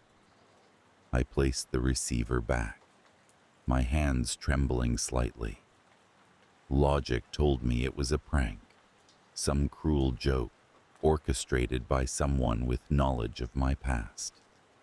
Yet, a part of me, the part that still held on to the last vestiges of hope, wondered if it could be true. In the days that followed, I found myself plagued by a growing sense of unease. I reasoned with myself that it was just a voice, an irrational whisper of a past love that had taken root in my imagination. Yet, no amount of rational thought could quell the feeling that something, or someone, was drawing nearer. My work, usually a refuge, now became a task. Each stroke of the keyboard seemed labored, each sentence a struggle to compose. My mind wandered, often circling back to the mysterious call and Clara's voice. I found myself listening for the phone, anticipating its ring, dreading and yet longing for the connection it might bring. Then, one evening as I sat at my desk, the phone rang again. My hand hovered over the receiver, a battle waging within me. I finally answered, unable to resist the magnetic pull of curiosity. "Hello?" I breathed, my heart lodged in my throat. "Are you ready to accept my offer?" Clara's voice was smooth, coaxing, like a siren's song luring me toward rocky shores. "What is it that you're offering?" I managed to ask, my voice shaking. "A chance," she replied, enigmatically, "to reclaim what was lost." The line crackled, and I felt the words hovering in the air, thick with promise and peril.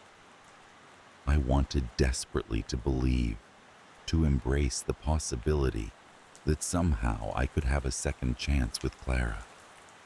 But a darker part of me wondered what price I would have to pay. The calls became more frequent after that, always at night, always the same voice with the same offer. I became obsessed, trying to discern any hidden meanings in her words, searching for clues in the tone of her voice. My sleep was fitful, haunted by dreams of Clara, her face vivid and alive, yet always just out of reach. One night, as the winds howled outside and rain lashed against the windows, I found myself standing by the phone, waiting. I no longer knew what I hoped for, only that the need to hear Clara's voice had become a compulsion. The phone rang, and I answered immediately. "Clara," I said, my voice carrying a mix of desperation and longing. "Come outside," she instructed. I paused, glancing toward the window where shadows seemed to writhe just beyond the glass. "Why?" "Come and see," she replied, her voice tinged with an urgency that sent a shiver up my spine. Against my better judgment, I obeyed. The rain had dampened everything into a shimmering, ghostly scene.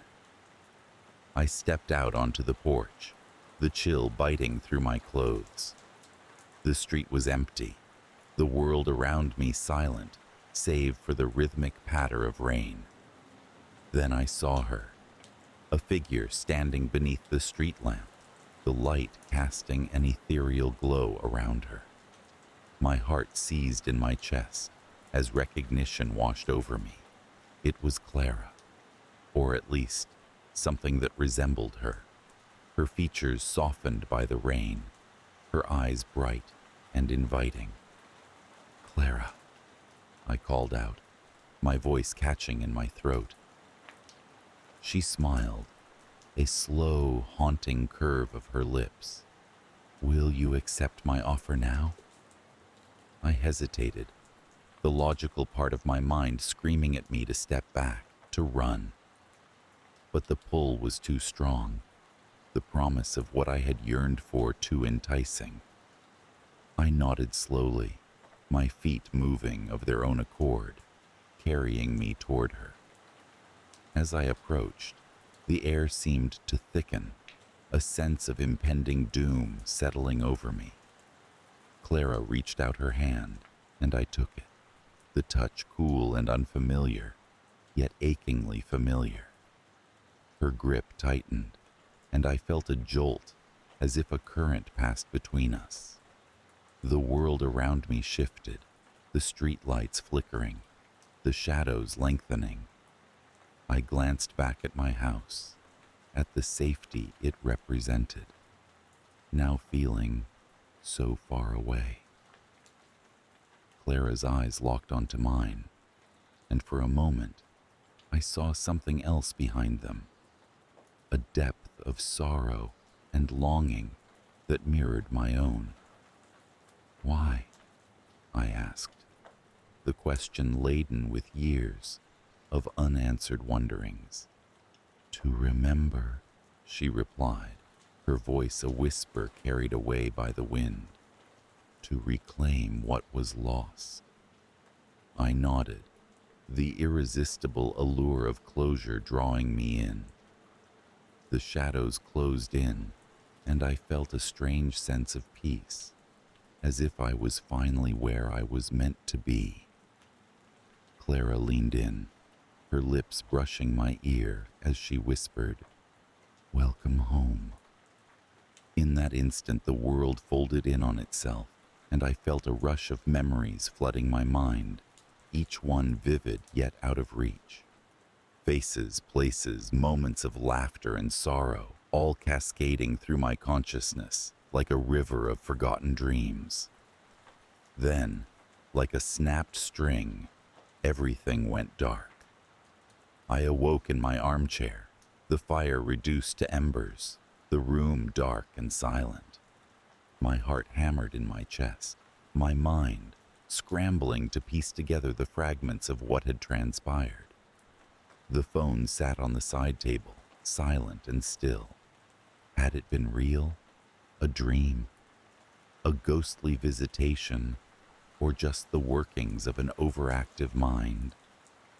The house around me felt different now, as if imbued with a lingering presence. I could almost sense her, the echo of Clara's essence woven into the very fabric of the space. I stood shakily, the weight of what had happened pressing down on me. For days after, I drifted through life in a haze, reality mingling with memory, until the two were indistinguishable. I would catch glimpses of Clara in the corners of my vision, hear her laughter in the rustle of the wind, feel her touch in the cool evening breeze. The calls stopped, but the promise of her presence lingered like a shadow. Was it a blessing or a curse? I could not tell. But I knew that the house was alive in a way it had not been before. The whispers of its history, joined by the faint, haunting echoes of a love long lost, but never entirely gone. I found myself drawn to the phone still, an unspoken hope that it might ring once more. But even as the days turned into weeks, and the weeks into months, the silence remained. Yet I felt her presence, an eternal companion in solitude, a reminder of paths not taken, of second chances offered and accepted. The house stood as a sentinel to these memories, a keeper of secrets both warm and chilling. And though life continued on its inexorable march, I knew that I would never truly be alone. Clara, or the idea of her, had taken root deep within the walls and within me, a constant haunting reminder of love's enduring specter. And so I lived, in that strange twilight between reality and memory, with the knowledge that some doors once opened can never be fully closed. I grew up in Olive Grove, a sleepy little farming community nestled in the southern reaches of the United States. It's a place where time seems to stand still, where the air is thick with the scent of magnolias and the sound of cicadas provides a perpetual soundtrack to life. Our family, the Carters, had been part of this community for generations. We were known for our sprawling farmhouse and the acres of fertile land that we worked tirelessly. The Carters were respected, if not entirely understood, by the other townsfolk. I always assumed that our family's peculiarities were just another part of small-town life, until I began to notice that not everything was quite as it seemed. Normalcy was a word I once associated with my family, before I understood what lay beneath the surface. To outsiders, We appeared to be the perfect image of rural Southern charm. My parents, Martha and John Carter, were pillars of the community. My mother was renowned for her warm pies and her ever-present smile, while my father was a figure of strength and reliability, always willing to lend a hand to a neighbor in need. Then there were my siblings, my older brother David, a quiet but intense presence, and my younger sister Ellie, who was vivacious and full of life. I was the middle child, the observer, often standing on the sidelines as life in Olive Grove unfolded. For most of my childhood, I was blissfully unaware of the darker currents flowing beneath the surface of our family life. It wasn't until I turned 16 that I experienced my first real disturbance. It was a sweltering summer evening, the kind where the air clings to your skin and everything feels just a little too close. I was sitting on the porch, idly watching the sunset paint the sky in hues of orange and purple when David approached me. He was unusually agitated, a far cry from his typically stoic demeanor. He suggested we take a walk down to the edge of the property where the old oak tree stood, a place we often went when we needed to talk in private. As we wandered through the fields, the world around us seemed to slip away, leaving only the rustling of leaves and the crunch of our footsteps on the dry earth. David was silent for a while, his eyes fixed on the horizon, before he finally spoke. "There's something you need to know," he said, his voice barely above a whisper.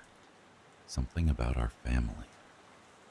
His words held a weight that made my heart pound in my chest. I listened intently as he explained that our family was different. He spoke of traditions and secrets, things passed down through generations that were never to be uttered beyond the walls of our home. I struggled to grasp the full meaning of his words, but the unease in his eyes told me enough. David was scared, and that scared me.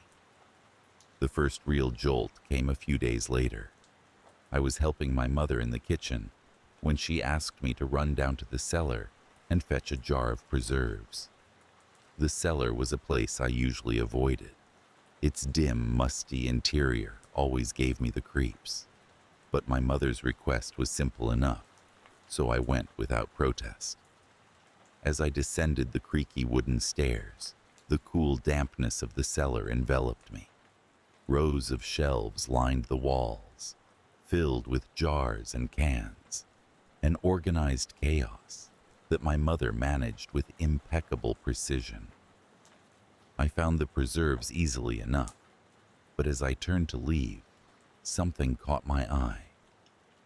In the far corner of the cellar, partially obscured by shadows, was a large wooden chest. It was old and unremarkable at first glance, yet something drew me towards it. I hesitated for a moment, glancing back towards the stairs, before curiosity got the better of me. As I lifted the lid, a sharp metallic odor hit me, a scent I couldn't quite place, but that made my stomach churn. Inside, beneath layers of cloth, were bones. Small bones, human bones. Panic surged through me, and I slammed the lid shut, stumbling back and nearly knocking over a shelf in my haste.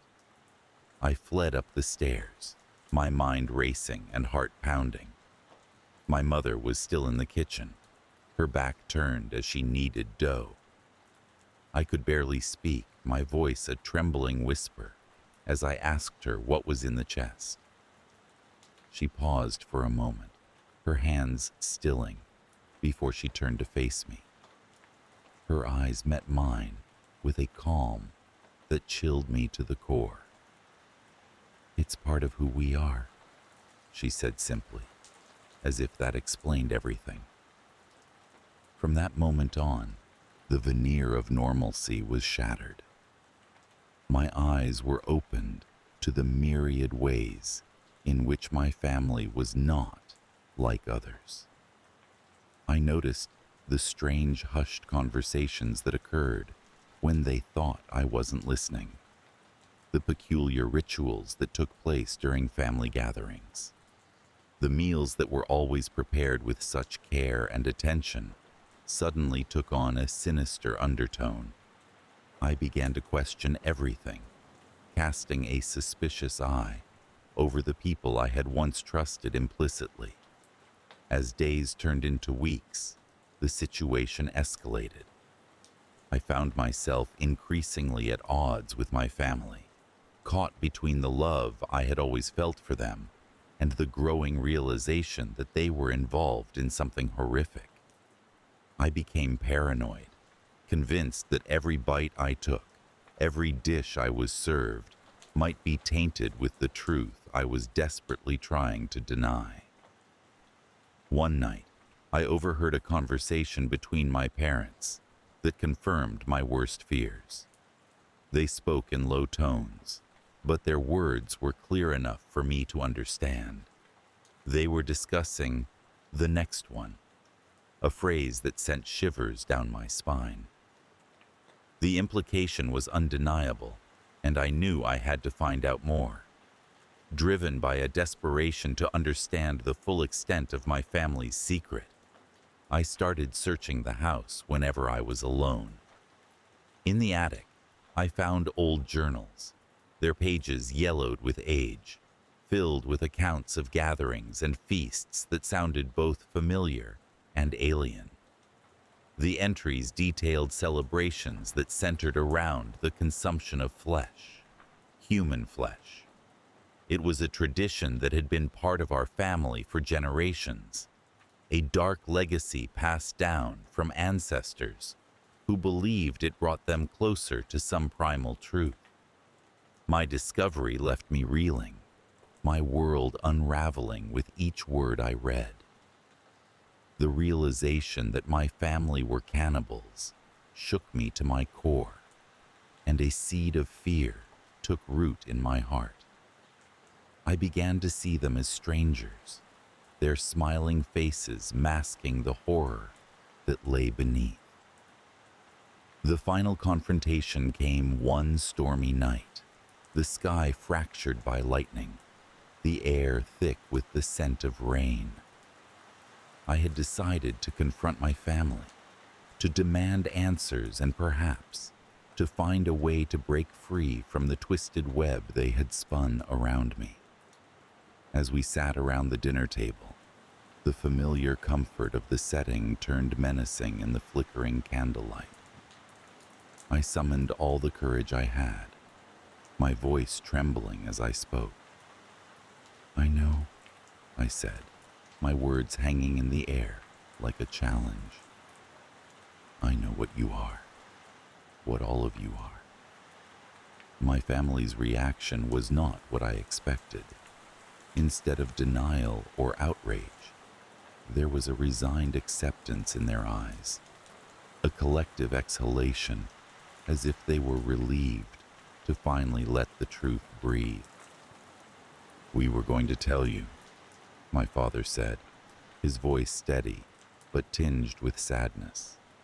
"But we hoped you would come to accept it willingly." The room was cold, despite the warmth of the fire, and I felt a shiver run through me.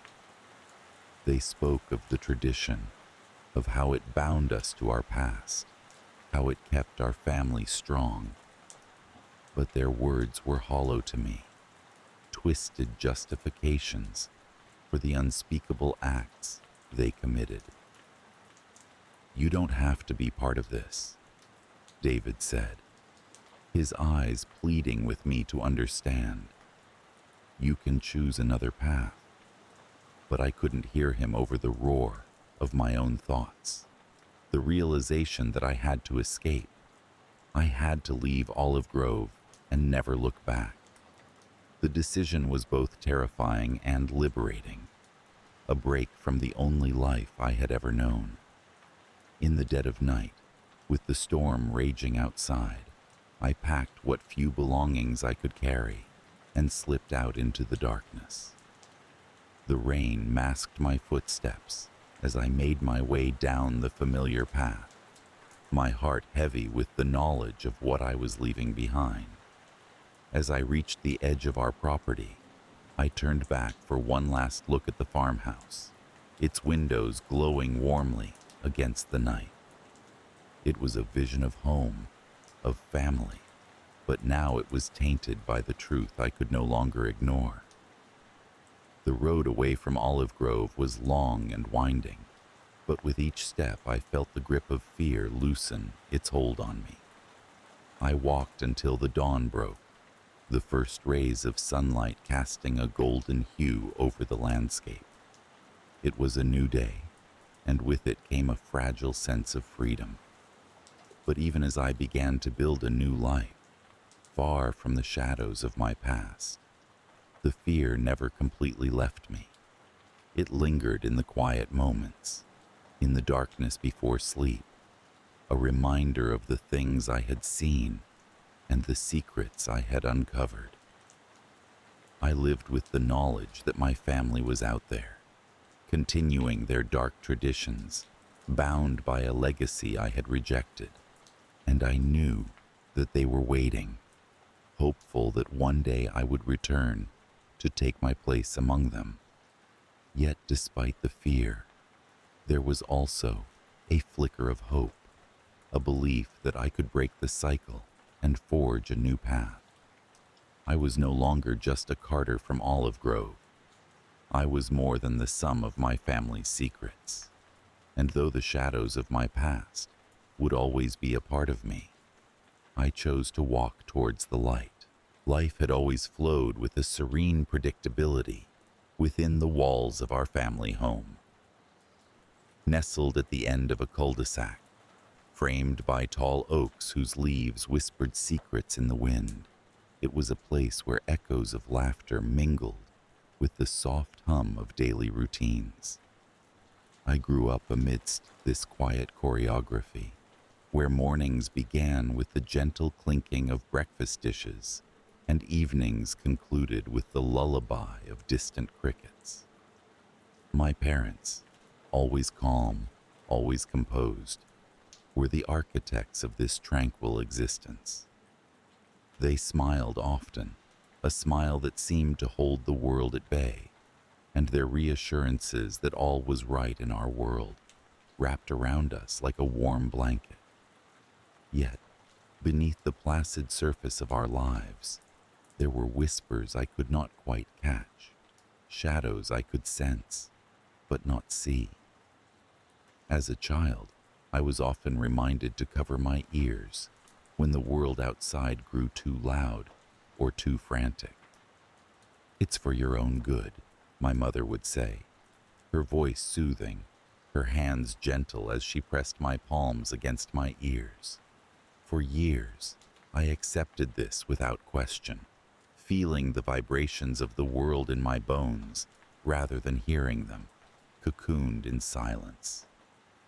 The first disturbance came subtly, like the flicker of a candle in a drafty room. I was 16, on the cusp of shedding the innocence of childhood, when I began to notice the peculiarities of our family. It started with whispers caught in the stillness of the night. I would wake, my heart drumming a quiet tattoo in my chest, to hear my parents' voices drifting up the staircase. Their words were soft, indistinct, yet charged with an urgency that set my nerves on edge. They spoke of things that should not be spoken of, plans that seemed to weave their way through the fabric of our lives, altering its pattern in ways I couldn't comprehend. Curiosity became my companion, prodding me to venture further into the labyrinth of our family's secrets. I started paying closer attention, piecing together fragments of conversations, noticing the fleeting glances passed between my parents in the presence of others. There was a tension in their interactions, a crack in their flawless facade that hinted at something deep and unsettling lurking beneath. Yet, whenever I tried to confront them, the walls of silence would close around me, their smiles returning with a practiced ease that smothered my growing unease. As the weeks passed, the sense of normalcy that had once anchored me began to erode. I found myself drifting through each day, my senses heightened, attuned to the slightest shifts in the rhythm of our home. It was during one of these restless nights, when sleep eluded me and the house lay cloaked in darkness, that I stumbled upon the secret at the heart of our family. I had been restless, a fitful energy driving me from my bed. The moonlight spilled through the window, casting elongated shadows that stretched across the floor. I found myself drawn to the attic, a place I had rarely ventured, its door always closed, and, until then, uninviting. As I ascended the creaking stairs, each step a question echoing in my mind, I wondered if I was ready for the answers that awaited me. The attic was a cathedral of shadows, filled with the relics of our past. Old furniture draped in dust-laden sheets, boxes stacked haphazardly, their contents long forgotten. And yet, amidst this clutter, I discovered a door I had never noticed before. It was small, unobtrusive, its surface blending seamlessly with the wooden panels of the wall. But it was ajar, and through it, a faint glow beckoned. I hesitated, a chill tracing a crooked path down my spine. Beyond the door lay a secret I had never dared to imagine. Taking a deep breath, I pushed it open, stepping into a room that bore the unmistakable stamp of my parents' meticulousness. It was an office, filled with the scent of old paper and the quiet menace of secrets kept too long. On the desk lay a journal, its pages covered in my mother's elegant script. I picked it up, my hands trembling with a mixture of fear and anticipation. As I read, the words unfolded a narrative that shattered the image of my family I had held dear. My parents, the paragons of calm and order, were architects of a life far removed from the one I had known. They were part of something larger, something dark, a family legacy built on manipulation and control. The journal detailed generations of carefully orchestrated chaos, a lineage of psychopaths who thrived beneath the veneer of normalcy. Each entry was a testament to a chilling indifference to the pain inflicted on others, a chronicle of calculated decisions that served only to tighten the web of their influence. And as I read, a horrifying understanding settled over me. I was not just their child, but the next in line to inherit this twisted dynasty.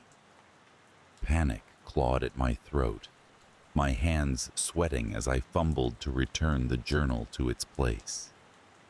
As I turned to leave, the door creaked open further, revealing my father standing in the threshold, his expression unreadable. There was no anger in his eyes, no disappointment, only a calm acceptance, as though he had anticipated this moment all along. We wondered how long it would take, he said, his voice as measured as ever. You're ready now? I wanted to scream, to deny everything, but the words lodged in my throat. My father stepped aside, gesturing for me to follow him back down the stairs, back into the world I thought I had known. The escalation of events that followed moved with a sinister inevitability. My parents began to include me in their plans, their conversations no longer whispers in the night, but open discussions over dinners that left me nauseous. Their teachings were subtle, insidious, each lesson a further step into the darkness they had carefully shielded me from. I tried to resist, to cling to the person I had been before the attic door had opened, but resistance was futile. Each day, I felt the tightness of their expectations binding me, forcing me into a mold that had been cast long before my birth. I could feel myself changing, my thoughts shifting in unfamiliar ways, my empathy eroding. The climax came on a night as serene as any other, a perfect night for the final test my parents had orchestrated. They had arranged a gathering, a dinner with guests unsuspecting of the true nature of their hosts. I was to prove myself, to show that I had embraced the legacy they were so eager to pass on. Throughout the evening, laughter and conversation flowed like wine, masking the undercurrent of tension that thrummed beneath. I moved through the rooms, my actions automatic, my mind detached, a spectator in my own life. I watched my parents, still the picture of charm, as they orchestrated the evening with a deftness that was terrifying in its ease. And then it happened. A moment of clarity, a piercing realization as I stood on the brink of becoming what they were. In that instant, the weight of their expectations fell away, replaced by a resolve I didn't know I possessed. I would not succumb to their legacy. I would not cover my ears any longer.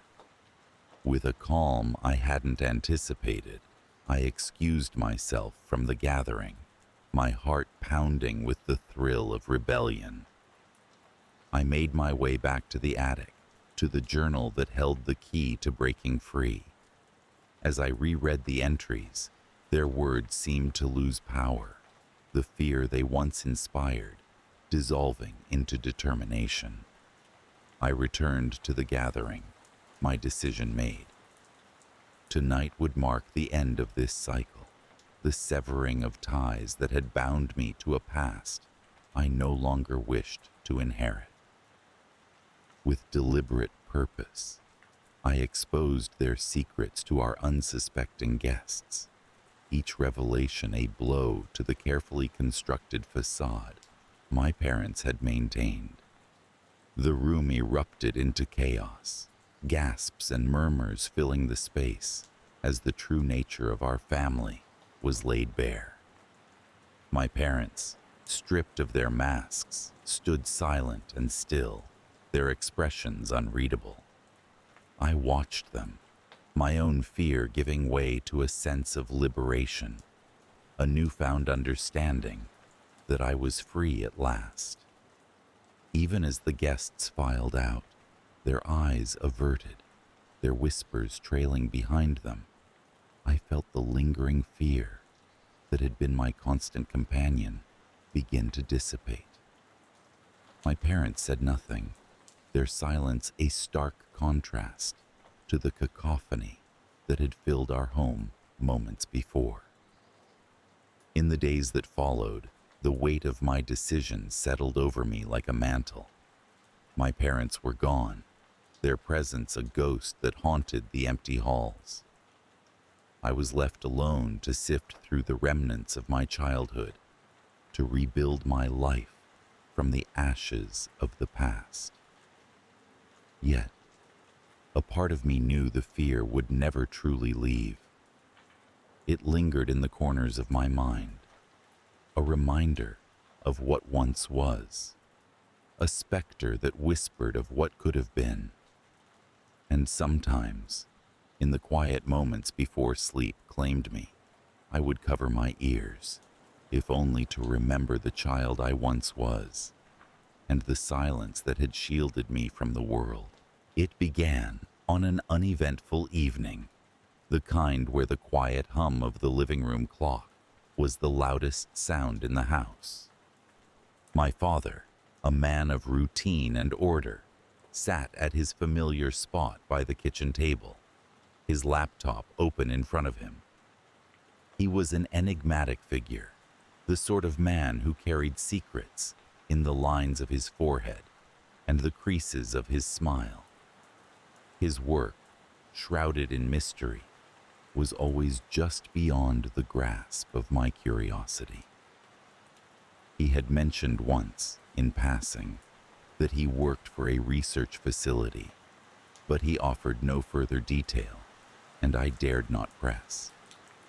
The facility, located in a remote area, was as obscure as his explanations. It was the kind of place that made its presence known only by the absence of any information about it. No signs, no maps, just a vague reference to something meaningful, perhaps to someone somewhere, but not to me. To me, it was as if it hardly existed at all. Our life together was ordinary, a rhythmic dance of predictability until that night. I remember how the light from his screen illuminated his face, casting eerie shadows across the room. It was late, and I hovered in the doorway, hesitating to break the serene silence. Eventually, fatigue won over curiosity, and I retired to bed, leaving him to his work. The world outside was still, and I drifted to sleep with the reassuring creaks of the old house settling around me. The first disturbance came the next morning when I awoke to find his laptop still open, a rare oversight. The air was heavy with the smell of freshly brewed coffee, absent of my father's usual presence.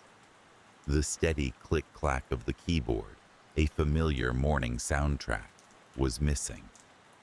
As I approached the table, a flicker of curiosity gave way to a surge of temptation.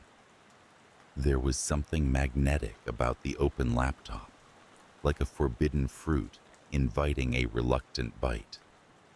The screen displayed a document titled Project Ogrish. The name resonated with a dissonant chord, a melody of something dark, something hidden. I hesitated, my intuition tugging at the edges of my conscience. But eventually, the allure of the mystery overcame my initial reluctance. I sank into his chair and began to read. The document was a collection of found footage and cryptic notes, each entry more perplexing than the last. It chronicled a series of experiments conducted on unwitting subjects, their identities obscured by grainy video quality and shadowed corridors. The facility, it seemed, was a labyrinthine place, filled with sterile rooms and narrow hallways that seemed to stretch infinitely in every direction. The subjects themselves were ordinary people, plucked from the mundanity of their lives and thrust into a world of unknowable terror. The footage, though indistinct and poorly lit, revealed glimpses of the experiments, tests of psychological endurance, assessments of fear response to various stimuli, the gradual erosion of sanity under controlled conditions. The subjects were subjected to trials that contorted the mind and spirit, their reactions meticulously recorded and analyzed. The videos were interspersed with clinical notes, observations on the effects of isolation, manipulation, and the boundaries of human endurance. As the hours ticked by, the grisly puzzle began to coalesce in my mind. The experiments were not conducted for scientific advancement, nor for the benefit of mankind. They were for something else, something much darker. The phrase Project Ogrish seemed to embody the culmination of these sinister endeavors, a chilling testament to the depths of human depravity and the allure of absolute control. I found myself drawn into the chilling narrative, unable to tear my eyes away from the horror unfolding on the screen. The more I read, the more I felt the walls of the room closing in around me, an invisible weight pressing down on my chest. My father's involvement, once a source of pride, now filled me with a creeping sense of dread. What had he become a part of? What darkness lay within his soul? The escalation of my dread reached a fever pitch when I stumbled upon a series of entries marked with dates in the not-too-distant past. Recent activities, fresh horrors that made my skin crawl. The footage was clearer, the subjects more animated, their pleas more desperate. The final entry, a video time-stamped only a few days prior, showed an empty room. White walls, a single chair, and the distant sound of footsteps approaching. The screen flickered, and the video ended abruptly, leaving an ominous sense of incompletion. My father's voice startled me then, sharp and commanding, cutting through the oppressive silence like a knife. "What are you doing?" he demanded, his face a mask of disbelief and fury. I stumbled over my explanations, words tumbling from my mouth in a chaotic torrent. His anger was a tempest, but beneath it, I sensed something else. Fear. He closed the laptop with a decisive snap and ordered me to forget what I had seen. His eyes, usually so warm and reassuring, were now cold and edged with panic. I nodded, but the images lingered in the forefront of my mind, etched into my memory with indelible ink. From that moment on, the world seemed altered, tinged with an unsettling hue. The house, once a sanctuary, now felt like a cage. My father's presence, once comforting, now carried an undercurrent of menace. I watched him closely, searching for signs of the man I had known, but finding only a shadow of his former self. The knowledge of what lay beyond the surface of our normalcy had changed everything. The climax arrived with an inevitability that sent shivers down my spine. Days after the confrontation, I noticed my father becoming increasingly withdrawn. He spent hours locked away in his study, emerging only when necessary. The tension between us was palpable, a taut string ready to snap. I watched him with growing apprehension, every creak of the floorboards at night, a reminder of the secrets we shared. One evening, as the sky turned to a deep indigo, I heard the familiar hum of his laptop once again. Unable to resist, I crept down the hallway, the sound of my own breath thunderous in my ears. I paused outside his study, the door slightly ajar, and peered inside. He sat there, head bowed, hands clasped in front of him. The screen was filled with a wall of text, the words blurred and incomprehensible from my vantage point. He must have sensed my presence, for he looked up suddenly, his eyes meeting mine. There was a moment, frozen in time, where understanding passed between us. He knew that I knew, and I knew that he was trapped, as much by his own actions as by the unseen forces that held him in their grasp. In a voice barely above a whisper, he said, "I had no choice. The words hung in the air, heavy with resignation and regret. I turned away, my heart pounding in my chest, and returned to my room, the weight of his confession adding to the burden I already carried. In the days that followed, a lingering fear settled in, a constant companion in the shadows of my mind. My father's involvement in Project Ogrish remained an unspoken truth between us, a specter that haunted the periphery of our existence. The knowledge of what transpired within the walls of that distant facility refused to dissipate, an echo that reverberated through my every waking moment.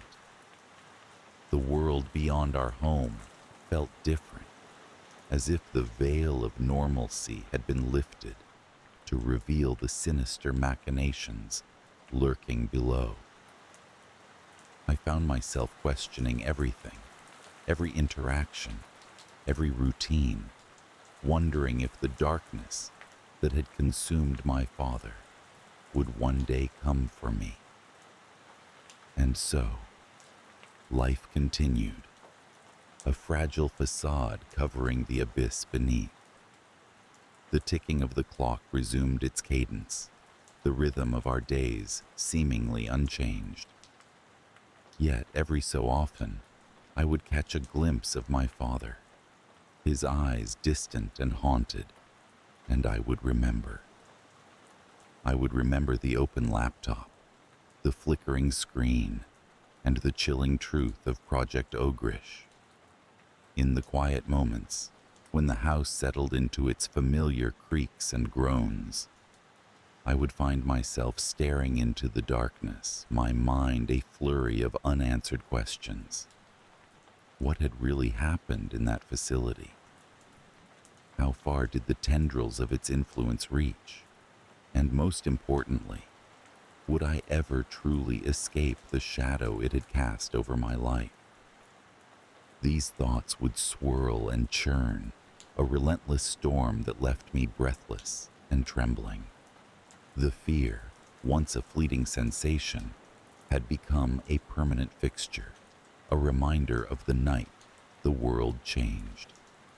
In its wake, I was left with a lingering dread, an unsettling awareness of the fragility of our reality and the darkness that lay just beneath its surface. It was a darkness that, like the ticking of the clock, was always there, waiting, watching, just beyond the edge of the light. Growing up, my father worked in a nondescript research facility situated in a remote area, a location so isolated that it felt like a world away from the reality everyone else inhabited. He never spoke much about his job, which always struck me as odd. His silence was an unchanging constant, like the rhythmic ticking of a clock in an otherwise silent room. He would leave for work before sunrise and return home just in time for dinner, his eyes carrying the weariness of unseen burdens. Life at home followed a predictable pattern of normalcy, a continuous flow of mundane activities that rarely deviated from the expected. Yet, beneath this veneer of normality, I sensed an undercurrent of something unspoken, a faint tension that lingered like a shadow in the periphery of my awareness. It was on a night much like any other, under a sky painted with stars that resembled scattered diamonds, when the fragile balance of my world began to unravel. I remember the evening vividly. My father had returned late, his demeanor more distant than usual. He exchanged perfunctory pleasantries, his mind seemingly elsewhere, before retreating to his study. I watched him as he walked away, a specter shrouded in a cloak of his own making. The study door closed with a soft click, the sound resonating with an air of finality. It was later that night when the first disturbance occurred. I had awoken in the middle of the night, compelled by an inexplicable urge to venture downstairs. As I descended the staircase, the house was steeped in an eerie silence, the kind that seems to amplify every creak of the wooden floorboards. The study door was ajar, a sliver of light spilling out like a beacon in the darkness. Cautiously, I approached and peered inside. My father had left his laptop open on the desk, the screen casting a ghostly glow across the room. Curiosity got the better of me, and I entered, drawn towards the illuminated device. The screen displayed a folder ominously titled Project Ogrish. My heart pounded in my chest as I hesitated, thoughts racing. My father's job had always been shrouded in secrecy, and now the opportunity to peer behind the curtain lay before me. I clicked on the folder, opening it to reveal a collection of documents and files, some marked with a red classified stamp. I began to read through them. The documents were clinical, detailing experiments that sounded something out of a dystopian nightmare. They described a series of tests conducted on unwitting subjects, individuals who had no knowledge of their participation in this grim research. The project aimed to explore the depths of human fear and the psychological effects of certain stimuli. Each file was more chilling than the last, painting a portrait of ethical boundaries crossed without hesitation. Among the files was a series of videos listed as found footage. My fingers trembled as I clicked on the first one. The footage was grainy, captured from hidden cameras that recorded the subjects in their most vulnerable moments. Each video depicted a carefully orchestrated scenario designed to invoke terror, leaving the subjects in states of confusion and distress. As I watched, a deep sense of unease settled over me, a persistent whisper in the back of my mind that something was terribly wrong. The subjects' expressions of fear were haunting, their eyes wide with panic, movements frantic as they navigated through a maze of psychological torment. One video, in particular, caught my attention. The subject was a woman, her face partially obscured by shadows, yet there was something eerily familiar about her. The scene unfolded slowly, her fear palpable through the screen.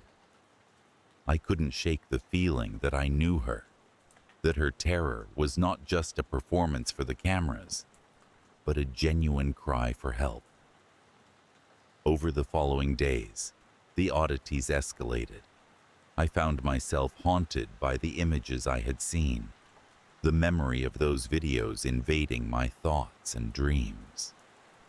My father remained oblivious, or perhaps chose to ignore the changes in me, continuing his routine with mechanical precision. I began to notice subtle shifts in his behavior as well. He was more reserved, his eyes clouded with an undefined apprehension. At times, he seemed lost in thought, as if wrestling with unseen demons. Our conversations grew shorter, punctuated by uncomfortable silences that spoke louder than words ever could. Driven by a need to understand, I delved deeper into the files whenever I could, piecing together fragments of the disturbing story. Each discovery was like pulling at a loose thread, unraveling a tapestry woven from secrecy and manipulation. The experiments were more widespread than I had initially understood, their reach extending beyond the confines of the facility into the broader world. The realization hit me with the force of a tidal wave. The implications of these experiments were staggering. If the project continued unchecked, the psychological impact on society could be catastrophic.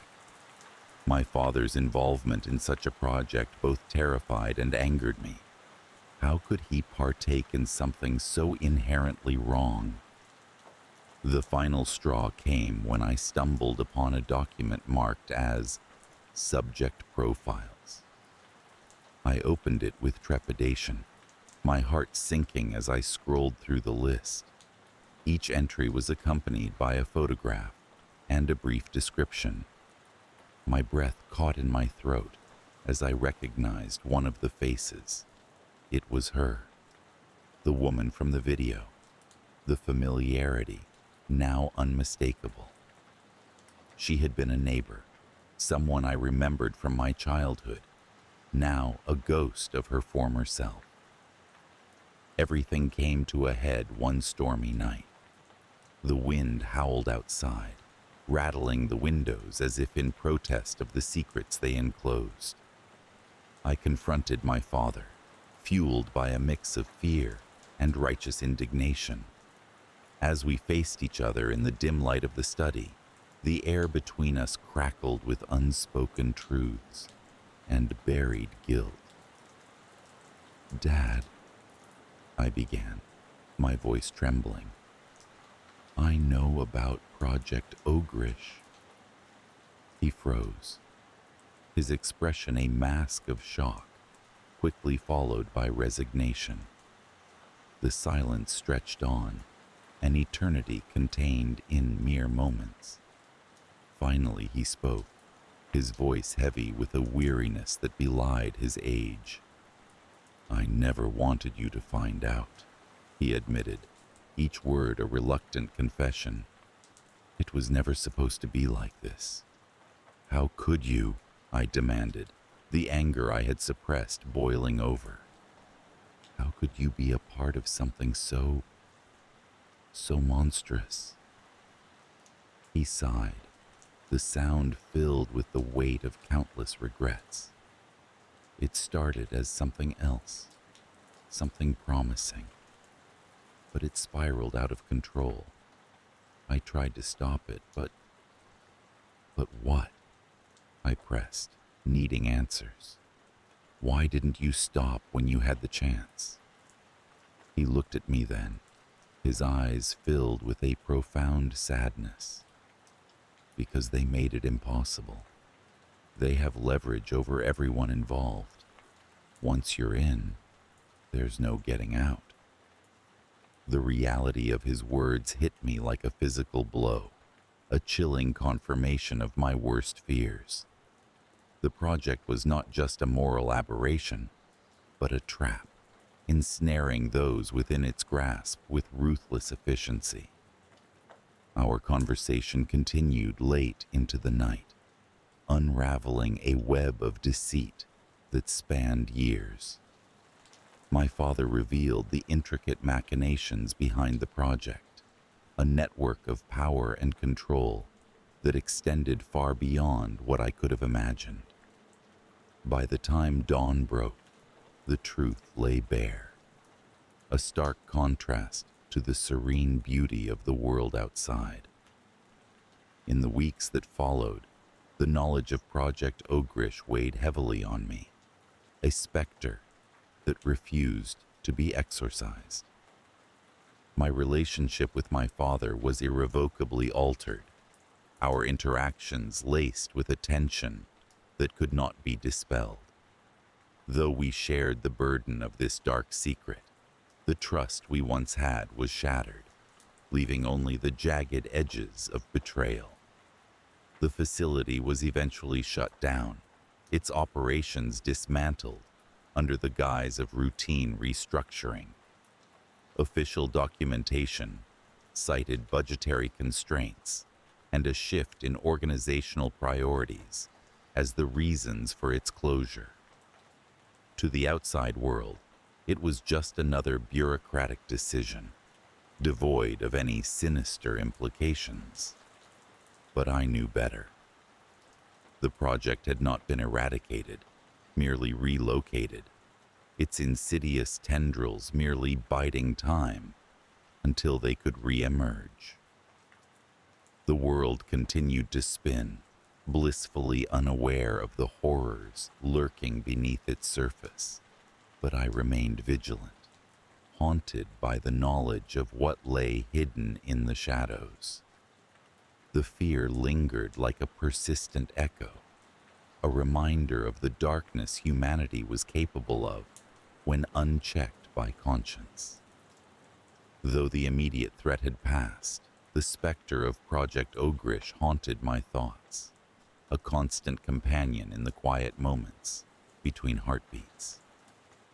Sometimes, as I lay awake at night, I imagined the faces of those unwitting subjects, their stories untold and their lives irreparably altered. I wondered if they sensed the invisible chains that bound them, the unseen puppeteers pulling the strings of their existence. In the end, all I was left with was a profound sense of loss, not just for the innocence that was stripped away, but for the humanity eroded by the relentless pursuit of knowledge.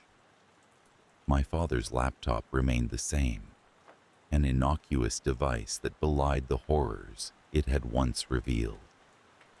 But I would never look at it the same way again, nor could I erase the memory of that night when the world I thought I knew was irrevocably changed.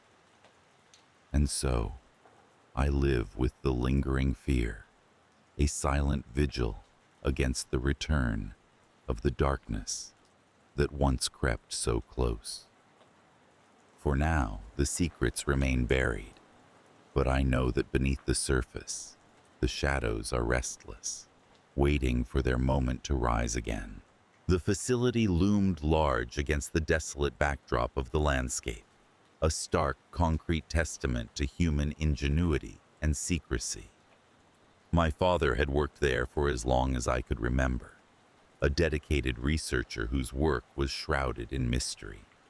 He rarely spoke about the specifics of his job, only mentioning the usual mundane details of office life that made it sound like any other 9 to 5. I had grown accustomed to his silence about the projects he worked on and never pressed him for details. Our home was situated in a remote area, a mere couple of miles from the facility.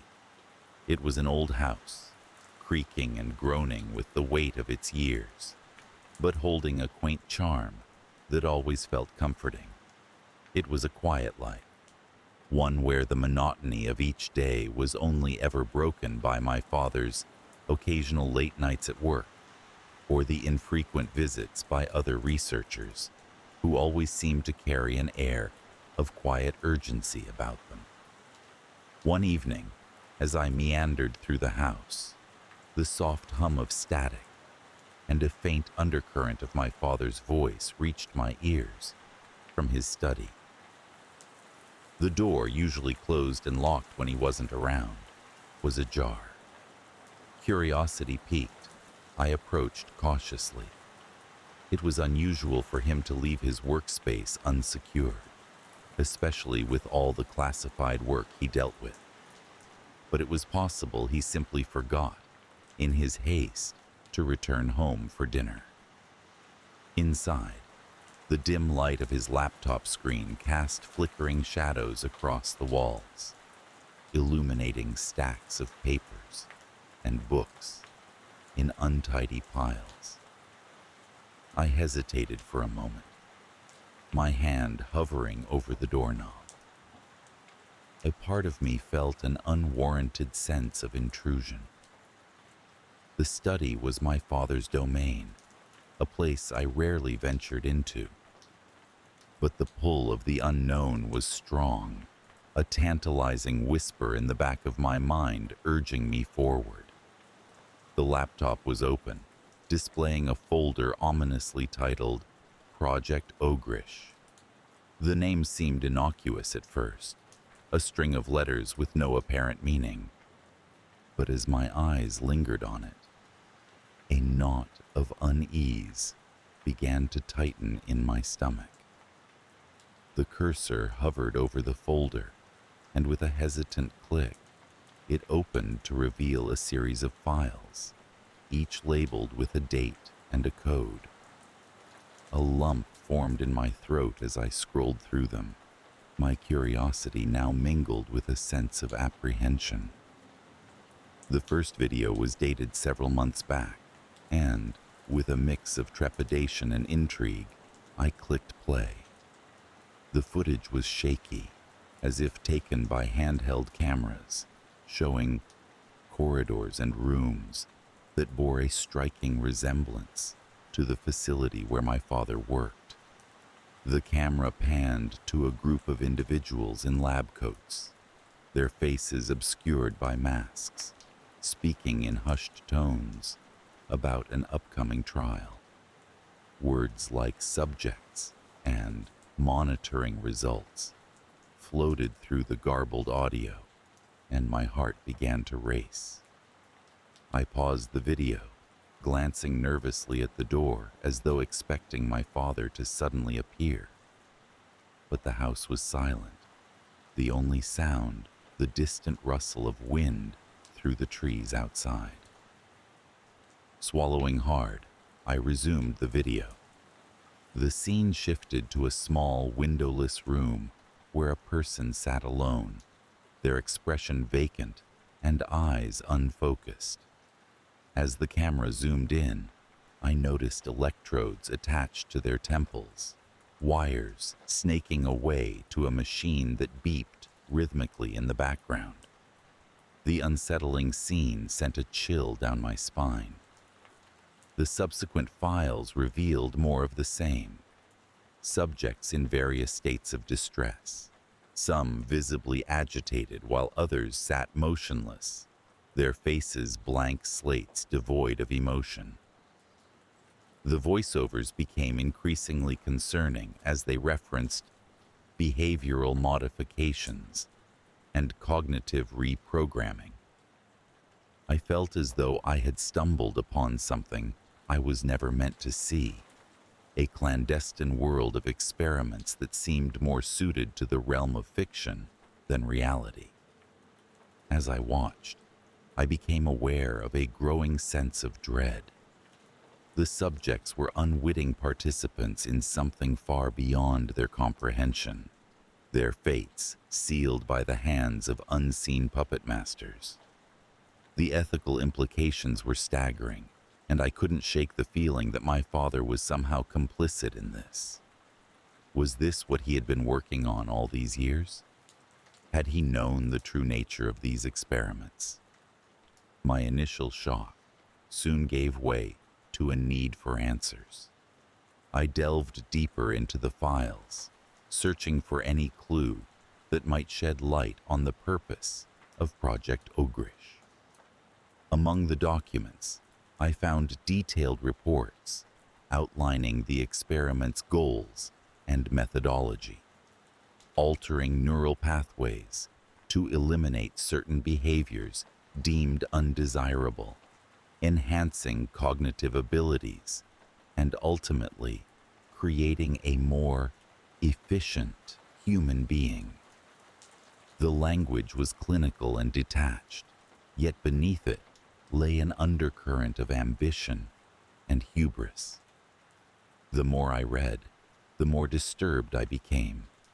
It was clear that the researchers saw their subjects as mere data points, tools to be used and discarded in pursuit of their goals.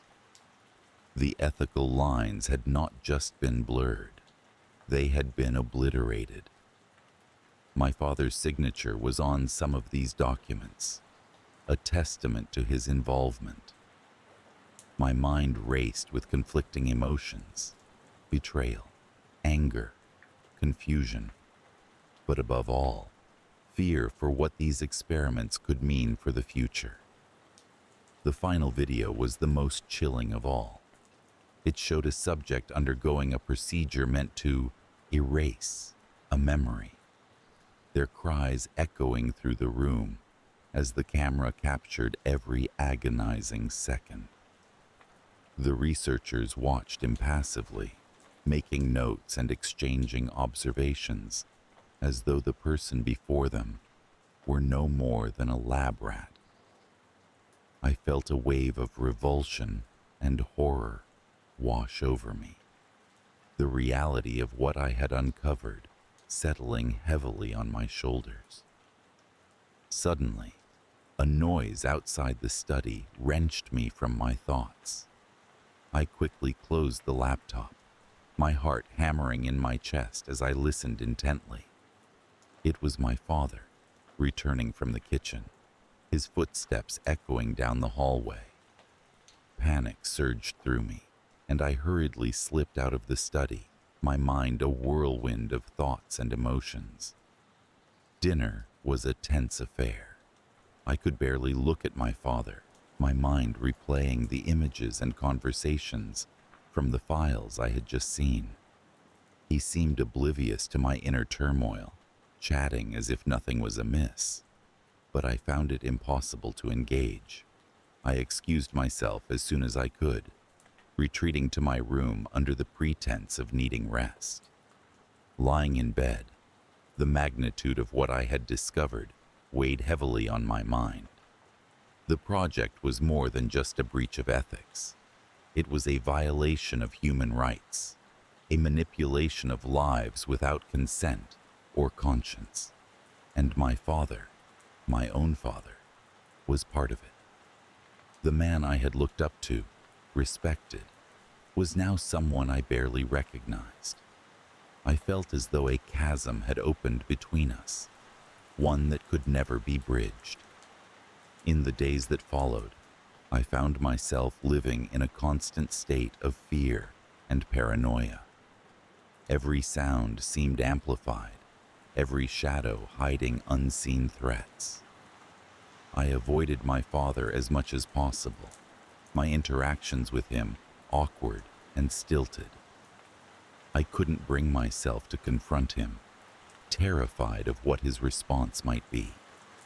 Instead, I immersed myself in researching the project, desperate to find some way to stop the horrors I had witnessed. But the more I delved into the depths of Project Ogrish, the more it seemed like an insurmountable monster. The facility was impenetrable, its secrets guarded by layers of bureaucracy and security measures. It was as if I were fighting a ghost, something intangible and ever-present. And yet, I couldn't shake the feeling that I was being watched, that every move I made was being monitored. The paranoia was suffocating, a constant reminder of the danger I was in. One night, I awoke to the sound of footsteps outside my door.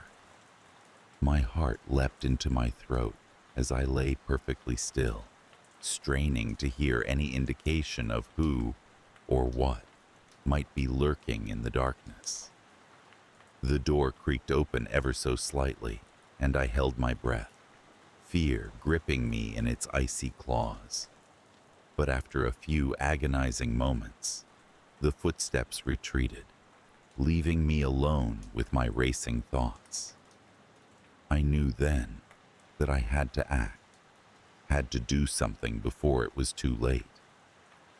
Gathering my courage, I resolved to confront my father, to demand answers, and, if necessary, to expose the truth of Project Ogrish to the world. It was a daunting prospect, but I couldn't stand by and do nothing while innocent lives were being destroyed. The confrontation was fraught with tension, my words tumbling out in a torrent of anger and accusation. My father's reaction was one of shock and denial, but as I pressed him, the mask of ignorance slowly began to crumble. He admitted to knowing more than he had let on, to being aware of the project's darker aspects, but feeling powerless to stop it. It was a small consolation, but it was something. Together, We formulated a plan to gather evidence and bring the truth to light. It was risky, fraught with potential consequences, but it was the only way to stop the nightmare of Project Ogrish. As we worked together, the bond between us began to mend, strengthened by a shared sense of purpose and determination. In the end, our efforts paid off. Whistleblowers from within the facility came forward, their testimony corroborated by the evidence we had collected. The project was exposed, the facility shut down, and the researchers held accountable for their actions. It was a bittersweet victory, the knowledge of what had been done a lingering shadow over our lives. Even now, years later, the specter of Project Ogrish haunts me. The memories of those videos, the faces of the subjects, are etched into my mind, a reminder of the darkness that lurks beneath the surface of human ambition. I often wonder how many other secrets lie hidden in the remote corners of the world, waiting to be uncovered, and I fear for what might be revealed. The scars of what I discovered will never fully heal, leaving me forever vigilant, my trust forever fractured. I always thought of my father as a simple man, a scientist, sure, but to me, he was just Dad. He was a man of routine and quiet habits, living a life as predictable as the sunrise. Our home was a modest one, nestled in the outskirts of a remote town, surrounded by verdant woods. It was the kind of place where silence was a familiar companion, and the night skies were vast, untainted by the glare of city lights. In the evenings after dinner, Dad would retreat to his study, where the soft glow of his laptop often spilled through the half-open door into the darkened hallway. I never questioned what he was working on. As a child, I was under the impression that my father was simply a researcher involved in harmless academic endeavors. The nature of his work was never a subject of dinner table discussions, not because it was a guarded secret, but because it seemed as dull as the buzz of an overhead light. His face, usually hidden behind the reflection of his computer glasses, bore the expression of deep concentration. "Research," she'd say, when I asked about him. "Important work."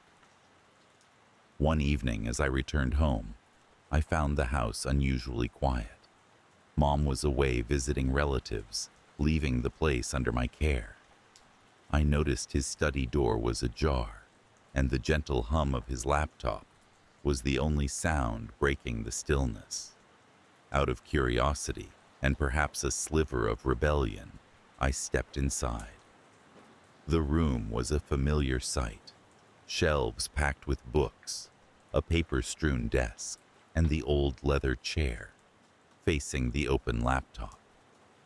I hesitated for a moment. It felt like a breach of privacy, but an irresistible curiosity tugged at me. The screen displayed a document titled Project Ogrish. I had never heard of it before, and an uneasy feeling settled in my stomach. I sat down and began to read. The document was a jumble of jargon, but as I scrolled, a clearer picture began to emerge. Project Ogrish was an experimental study undertaken at a research facility, precisely the one where Dad worked.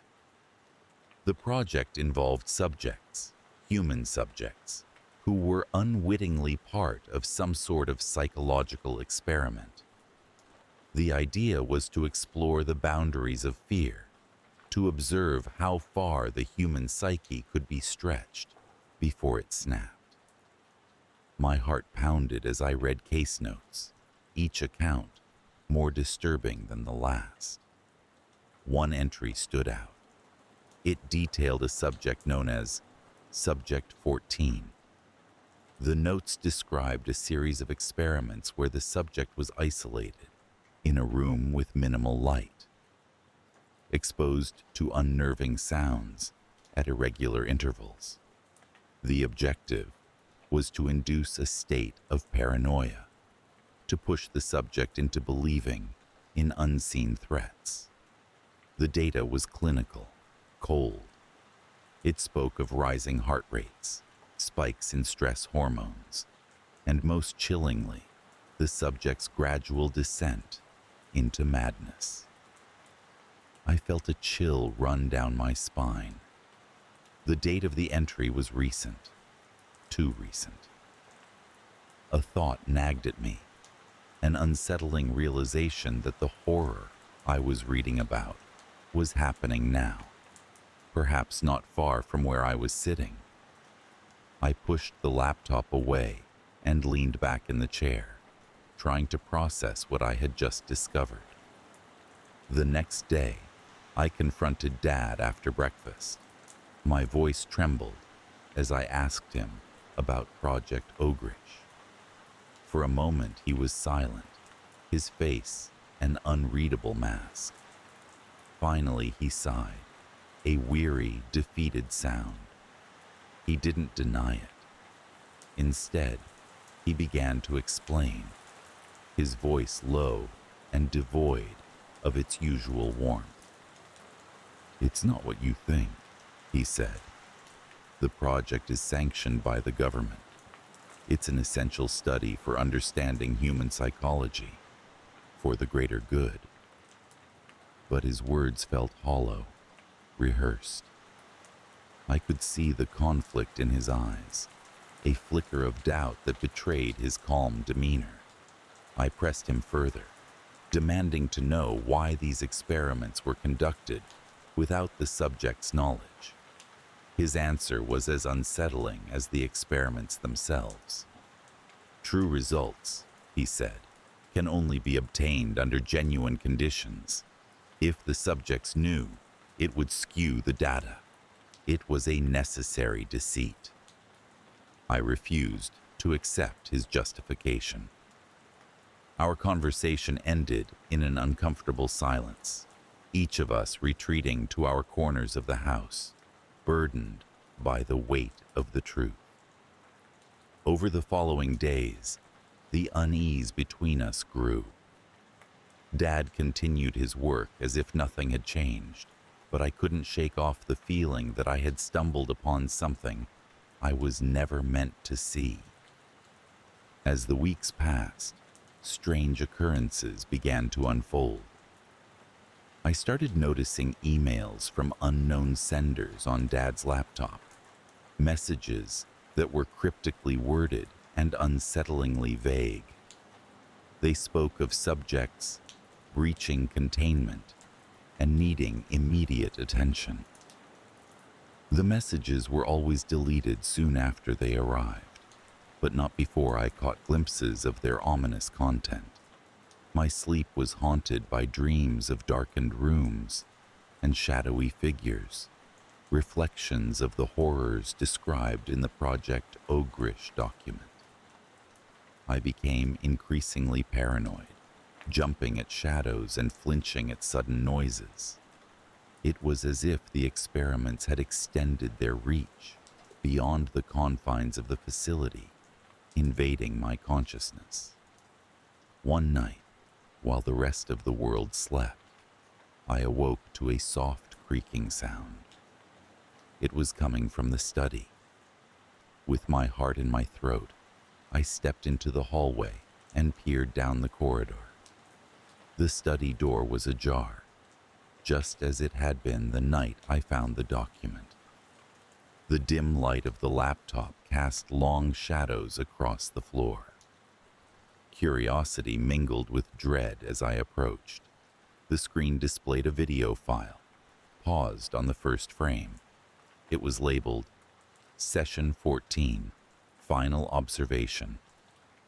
My hands trembled as I clicked play. The footage was grainy, clearly taken from a hidden camera. It showed a small, dimly lit room. In the center sat a man, presumably Subject 14, his appearance disheveled, eyes wide with terror. He was muttering to himself, words barely audible over the crackling of the audio. As the video progressed, the man's behavior became increasingly erratic.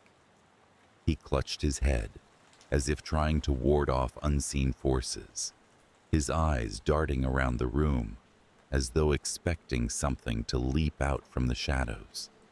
A sudden noise in the video made me jump, a clang like metal striking metal. The man reacted violently, standing abruptly and backing into a corner, his eyes wild and pleading.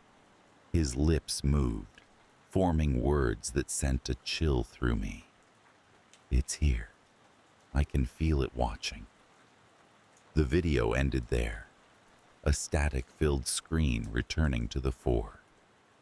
I sat frozen, the horrific implications of what I had just witnessed sinking in.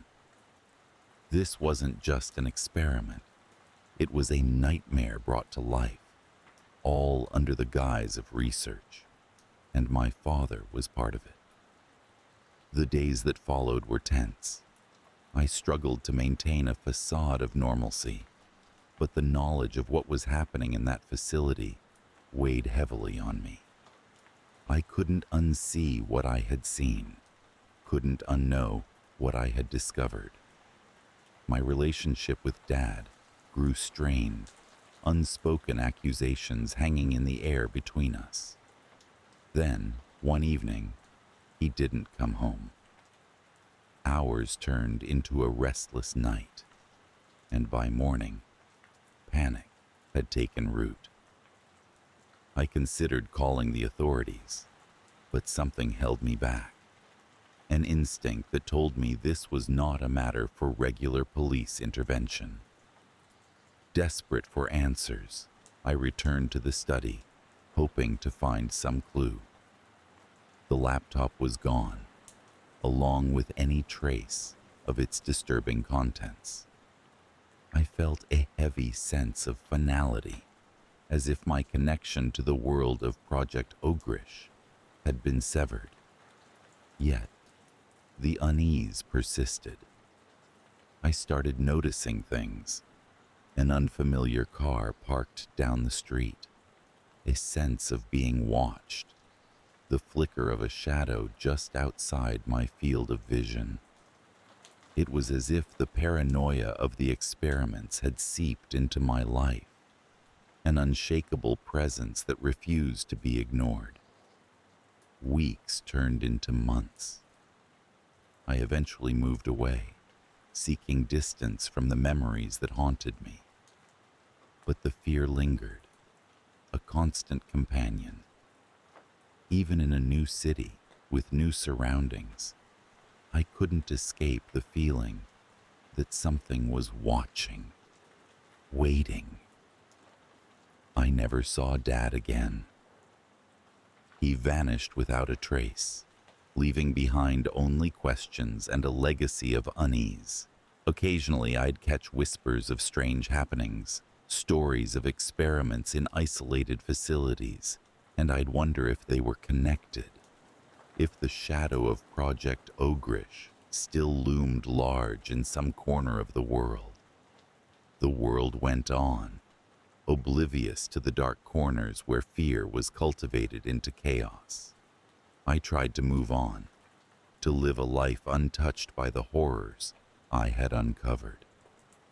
But at night, when the world was wrapped in silence, when shadows stretched long and the wind whispered through the trees, the fear would return. It was a fear born not just of the unknown, but of the realization that some truths are better left undiscovered, some doors better left unopened. And as I lay in bed, staring at the ceiling, I'd wonder if somewhere, in some hidden room, another Subject 14 was whispering into the darkness. It's here. I can feel it watching. The late afternoon sun dipped below the horizon, casting a warm golden glow over the small trailer park on the edge of town. I often found solace in the quiet, contemplative moments just before dusk, when the world seemed to hold its breath. It was during one of these moments, the air thick with the scent of pine and the distant sound of cicadas, that I found myself once again at Uncle Rupert's trailer. Uncle Rupert had been gone for 3 years now, his departure abrupt and unexplained, leaving behind a life filled with curiosities and oddities that sparked both intrigue and unease. His trailer sat at the very end of the dirt road, surrounded by overgrown grass and a sense of abandonment that seemed to echo the mysteries of his life. Rupert had been a collector of unusual items, a fascination that bordered on obsession. His trailer was filled with artifacts from distant lands, ancient relics, and peculiar trinkets that he claimed held stories of their own.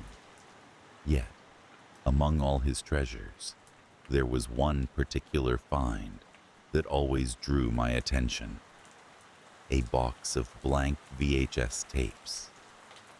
I visited Uncle Rupert's trailer out of a sense of duty to maintain the place in his absence, and perhaps in some small way to keep him alive in my memory. As I dusted the shelves and swept the floor, my eyes inevitably fell upon the tapes. They were ordinary in appearance, their labels yellowed with age, and sat in a nondescript cardboard box tucked neatly under his desk. On a whim, driven by curiosity or perhaps a deeper sense of unfinished business, I decided to take the tapes home with me that day.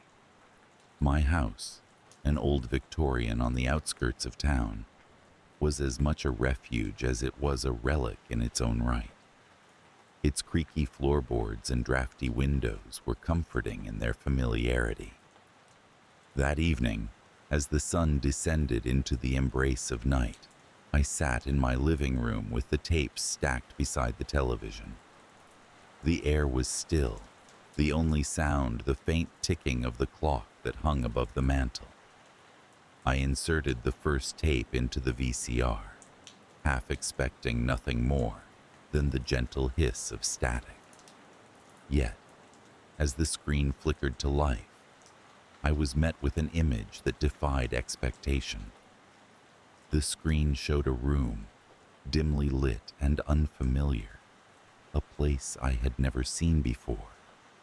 The camera was stationary, aimed at a single wooden chair placed in the center. There was no sound, only the soft hum of the television as I watched, transfixed. Minutes passed, perhaps even an hour, and yet the scene remained unchanged. There was something unsettling about the stillness, the emptiness of the room, and the anticipation that something, anything, might happen. It wasn't until the tape abruptly ended, the screen cutting to black, that I realized how tense I had become. I removed the tape, my hand trembling slightly, and placed it back into the box. The strange recording left a lingering unease, a sense that I had witnessed something not meant for my eyes. Yet, despite the discomfort, my curiosity was piqued. Over the following nights, I made my way through the tapes, each presenting a different room, a different chair, but always the same unnerving silence and stillness. The recordings were mundane in their simplicity, yet they carried a weight that pressed heavily upon my mind. I found myself watching them obsessively, searching for patterns, for meaning, in the randomness of it all. As the days stretched into weeks, the boundary between my waking life and the world, captured on those tapes, began to blur. The images haunted my thoughts, creeping into my dreams, where I found myself wandering through those unknown rooms, always drawn to the solitary chair at their center. It became a fixation, an obsession that I could neither understand nor shake.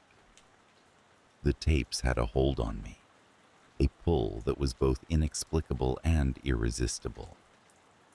It was on a particularly somber evening, the sky overcast and threatening rain, that the first disturbance occurred. I was sitting in my study, the tapes lined up neatly beside me, when I noticed an anomaly in one of the recordings. There, in the corner of the screen, a shadow flickered, an ephemeral figure that seemed to move independently of the static surroundings. The shadow was fleeting, barely perceptible, yet its presence was undeniable. It was the first time the tapes had deviated from their unchanging monotony, and it filled me with both dread and excitement. I rewound the tape, my eyes glued to the screen, but the shadow refused to reveal itself again. It was as if it had vanished into the ether, leaving behind only a sense of unease that clung to the air. The discovery of the shadow marked a turning point, the beginning of an escalation that I could neither anticipate nor control. The tapes, once a source of passive curiosity, became an all-consuming force in my life. I spent hours analyzing them, replaying segments, searching for signs of the shadow's return. Sleep eluded me as I pored over the recordings, my mind a labyrinth of theories and suspicions. The presence of the shadow suggested a consciousness, a malignant awareness that lurked just beyond the edge of perception. Yet, despite my growing apprehension, I felt compelled to continue, driven by a need to understand the mystery that had ensnared me. The boundary between reality and illusion began to fray, my waking hours haunted by the specter of a presence I could not name. The rooms on the tapes became more familiar than my own, their silent chairs a symbol of something that eluded understanding. My thoughts were consumed by the shadow, its brief appearance a puzzle I was determined to solve. As days melded into nights, I found myself losing track of time, my life an endless cycle of waking and watching. The tapes held a hypnotic power, drawing me into their world with a grip that tightened with each passing day. I became a prisoner of my own obsession, trapped in a loop of fear and fascination. It was during this period of escalating tension that I noticed the first signs of intrusion within my own home. It began with small, seemingly innocuous occurrences: a misplaced book, a door left ajar. At first, I dismissed these as oversights, products of a mind preoccupied with the tapes. Yet, as the incidents multiplied, their nature became more deliberate, more insidious. I would find chairs moved from their usual places, always positioned in ways that echoed the recordings. The unsettling familiarity of these arrangements sent shivers down my spine, a stark reminder of the connection between the tapes and my own reality. Each discovery heightened my anxiety, the eerie sense that my life was being orchestrated by an unseen hand. My once peaceful home had become a landscape of dread, a mirror of the world captured on those tapes. Sleep brought little respite as my dreams continued to echo the waking nightmares I experienced. The shadow, once confined to the tapes, began to drift into my reality, a dark silhouette glimpsed in the periphery of my vision. I would catch fleeting glimpses out of the corner of my eye, a presence that vanished whenever I turned to face it. It became a constant companion, a reminder of the thin veil that separated my world from the one on the tapes.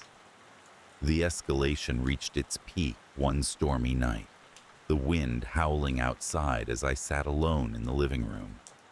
The atmosphere was charged with electricity, a prelude to the storm that raged beyond the windows.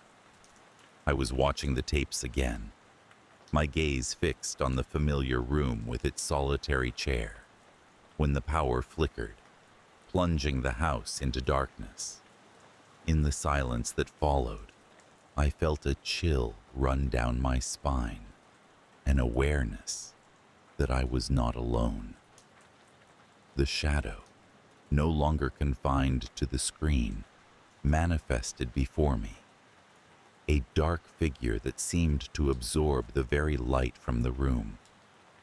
It stood beside the television, its outline indistinct, yet deeply unsettling. My heart pounded in my chest, each beat echoing like a drum in the stillness. I was frozen, caught between the urge to flee and the compulsion to confront this apparition. The shadow did not move, did not speak, yet its presence was suffocating, an oppressive force that seemed to fill the room. Then, as suddenly as it had appeared, the power returned, the room flooding with light and warmth. The shadow was gone, leaving behind only the lingering fear that clung to my soul. The encounter marked the climax of my ordeal, a confrontation with a force that defied comprehension. In the days that followed, I withdrew from the tapes, their once irresistible allure replaced by a deep-seated dread. I could no longer bring myself to watch them, to invite the shadow back into my life. I focused on reclaiming my home, restoring a sense of normalcy that had been so thoroughly disrupted. Yet, despite my efforts, the fear persisted, a constant undercurrent that colored my every thought. The tapes remained a silent threat, their presence a reminder of the darkness that lurked just beyond the edge of understanding. I often contemplated destroying them, ridding myself of their influence once and for all. Yet something held me back, a fear that doing so might unleash something far worse. And so they remained, hidden away in a locked cabinet, a secret that whispered of unfinished stories and unanswered questions. The shadow had retreated, but the fear it inspired lingered, a haunting reminder of the thin line between reality and the unknown. I moved through my days with a cautious awareness, always attuned to the possibility of its return. My life resumed its outward semblance of normalcy, yet I remained forever changed, marked by the encounter with the tapes and the shadow they had unleashed. As the seasons turned and time marched inexorably forward, I learned to live with the fear, to accept it as a part of me. It became a silent companion, a reminder of the mysteries that existed beyond the veil of perception. Though the tapes gathered dust, untouched and unexamined, their presence was a constant in my life, a symbol of the unknown that lay just beyond the reach of understanding. I often wondered about Uncle Rupert, about the secrets he had uncovered, and the knowledge he had taken with him. In the quiet moments, when the world seemed to hold its breath. I felt a kinship with him, a shared experience that connected us across time and space. The blank tapes, with their cursed allure, had opened a door to a world I could never fully comprehend, a world that remained just out of reach, waiting for the curious and the unwary. And so, I continued on, haunted yet hopeful, my life a delicate balance between the light of the known and the shadows of the unknowable. The tapes and the shadow were a part of me now, a story that echoed through the corridors of my mind, a reminder that some mysteries are best left unsolved. There is something inherently comforting about the familiar hum of daily life that quietly unfolds within the walls of a family home. Ours was an ordinary house, nestled in a suburban neighborhood where little seemed to change from one year to the next. Its rooms were filled with the echoes of laughter and the soft murmurs of everyday conversations. Rituals were observed with the diligence of tradition. Breakfast at 7, television blaring in the evening, and stories exchanged over dinner that tied the past to the present in a seamless thread. Our basement, however, stood apart from this daily rhythm. It was an untouched realm, cloaked in darkness and forgotten by time, its secrets buried beneath layers of dust and neglect. When I was young, I would occasionally dare a glance down the creaky stairs, my imagination painting shadows into monsters. But as I grew older, the basement became just another part of the house that existed in the periphery of my consciousness, a place I rarely ventured, yet knew was there. It was a rainy Saturday afternoon when the first disturbance came, breaking the monotony of my routine. My mother had asked me to retrieve an old heirloom she was certain was stored away downstairs, a request that seemed simple enough at the time. Armed with a flashlight and a vague description of what I was looking for, I descended into the basement, each step creaking like a distant memory trying to resurface. The air was cool and musty, the smell of forgotten things leaching into my nostrils as I surveyed the cobwebbed landscape before me. Boxes were stacked haphazardly, their contents a mystery. I began my search, moving aside relics of past decades, until I stumbled upon something unexpected. A stack of old VHS tapes, their labels yellowed and peeling. They were nestled in a corner, hidden beneath a moth-eaten cloth. I picked up one of the tapes, squinting to make out the faded writing. It simply read, "Family Memories." Curiosity piqued. I gathered the tapes and carried them upstairs, momentarily forgetting my original task. There was no VCR in the house anymore, a fact I quickly remedied with a visit to a local thrift store. By the evening, I was seated in front of the television, a mix of nostalgia and anticipation swirling within me as I inserted the first tape. The screen flickered to life, the familiar static giving way to a scene of my parents' wedding.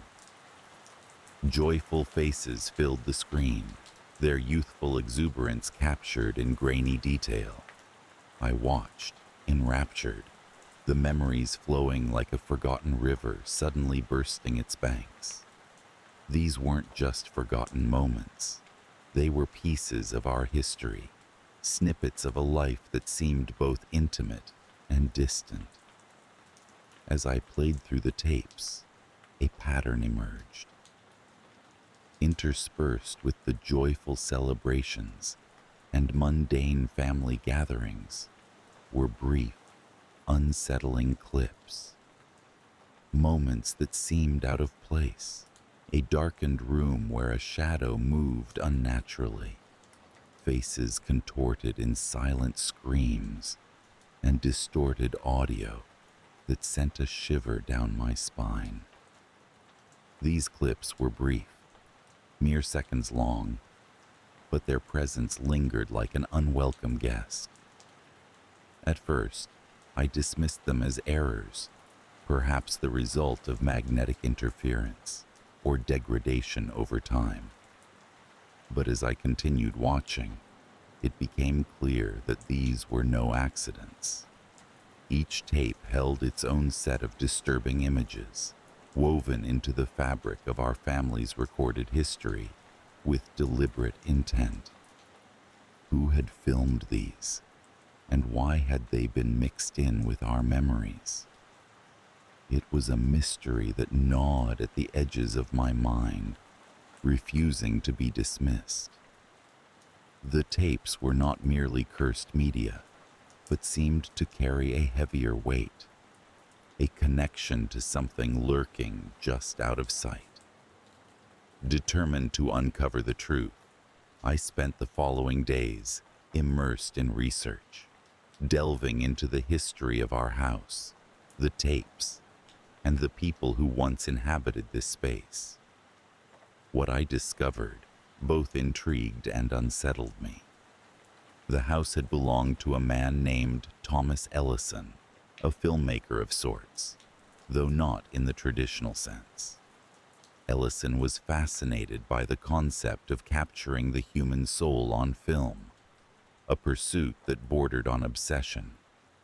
He believed that by filming people during moments of intense emotion, he could reveal their true essence, peeling back the layers to expose something raw and primal. Ellison's work was largely unrecognized, his films relegated to obscure showings and private viewings. But those who knew of him spoke of a magnetic presence, a man whose charm was only overshadowed by the darkness that seemed to seep into his work. His films were not simply records of life, but were said to capture something much more sinister, something that could not be seen with the naked eye, but only through the lens of a camera. The more I learned, the more I began to understand the nature of the tapes. They were remnants of Ellison's attempts to capture the soul, his attempts to bottle the intangible. But something had gone wrong. The dark energy he sought to capture had instead captured him, weaving itself into the tapes like a parasite feeding on forgotten memories. Armed with this knowledge, I returned to the basement. A sense of unease settled into my bones. The tapes were a conduit, a gateway through which the past bled into the present. I needed to know what Ellison had captured, what had been left behind in his wake. I needed to find the truth within the frames of those cursed tapes. As I sorted through the tapes once more, I found one I hadn't noticed before. Its label was blank, a stark contrast to the others. With a mixture of dread and anticipation, I played it, the screen filling with static before settling into a scene that made my blood run cold. It was a view of our living room, the camera angle familiar, as if someone had filmed from just outside our window. My heart pounded as I watched the figures move within the frame, my family unaware of being observed. The scene shifted, the camera now in a darkened room that seemed somehow familiar. I realized with a jolt that it was our basement, but not as I had ever seen it. The darkness seemed alive, shifting and pulsating with a malicious intent. And there, in the center of the room, was a figure, its features obscured, yet unmistakably human.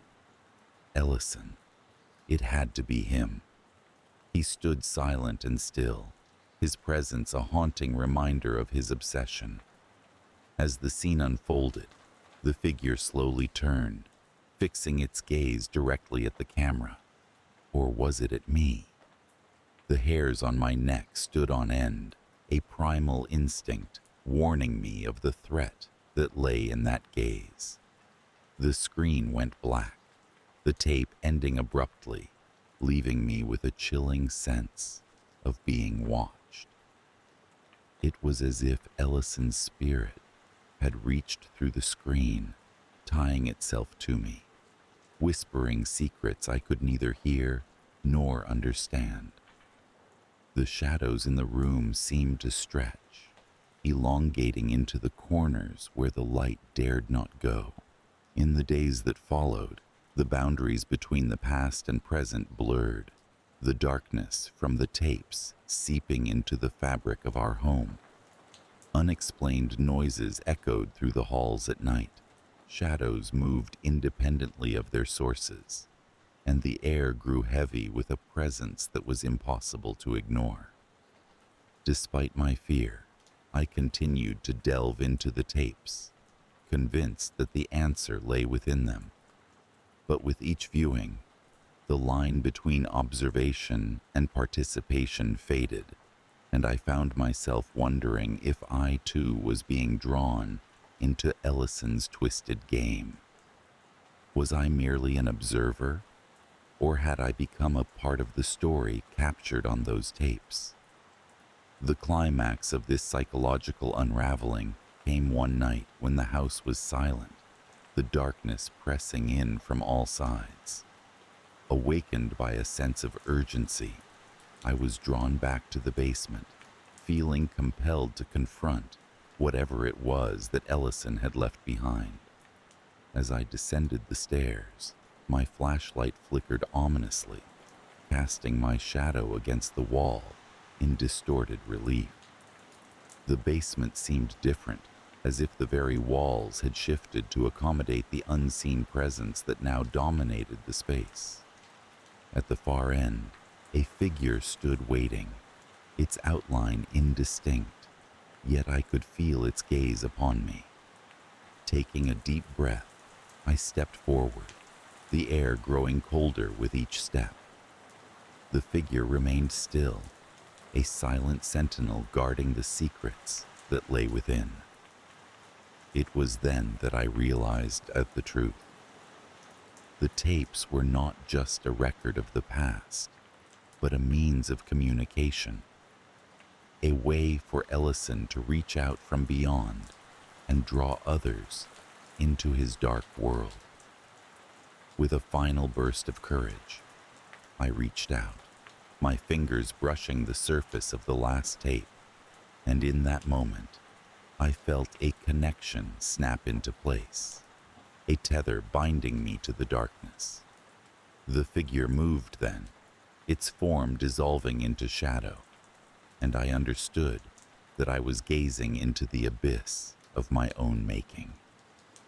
The basement returned to silence, my breath the only sound in the oppressive stillness.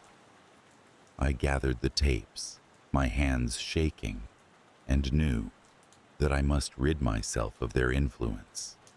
I would bury them deep, far from the reach of curious eyes, where they could no longer whisper their terrible truths. But as I turned to leave, a chilling thought crept into my mind. Could the darkness be truly contained? Or had it found a new host in me, ready to spread its insidious touch?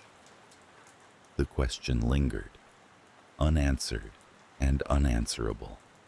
As I made my way back up the stairs, the weight of the tapes a reminder of the legacy I could not escape. In the days and weeks that followed, life returned to its semblance of normalcy, the tapes hidden away, yet their presence felt in the quiet moments when shadows seemed to flicker in the corner of my vision. I would find myself pausing, listening for the whisper of a camera's click or the creak of a floorboard where none should be. The fear had settled deep within me, a constant reminder that the past is never truly forgotten, nor can it be fully erased.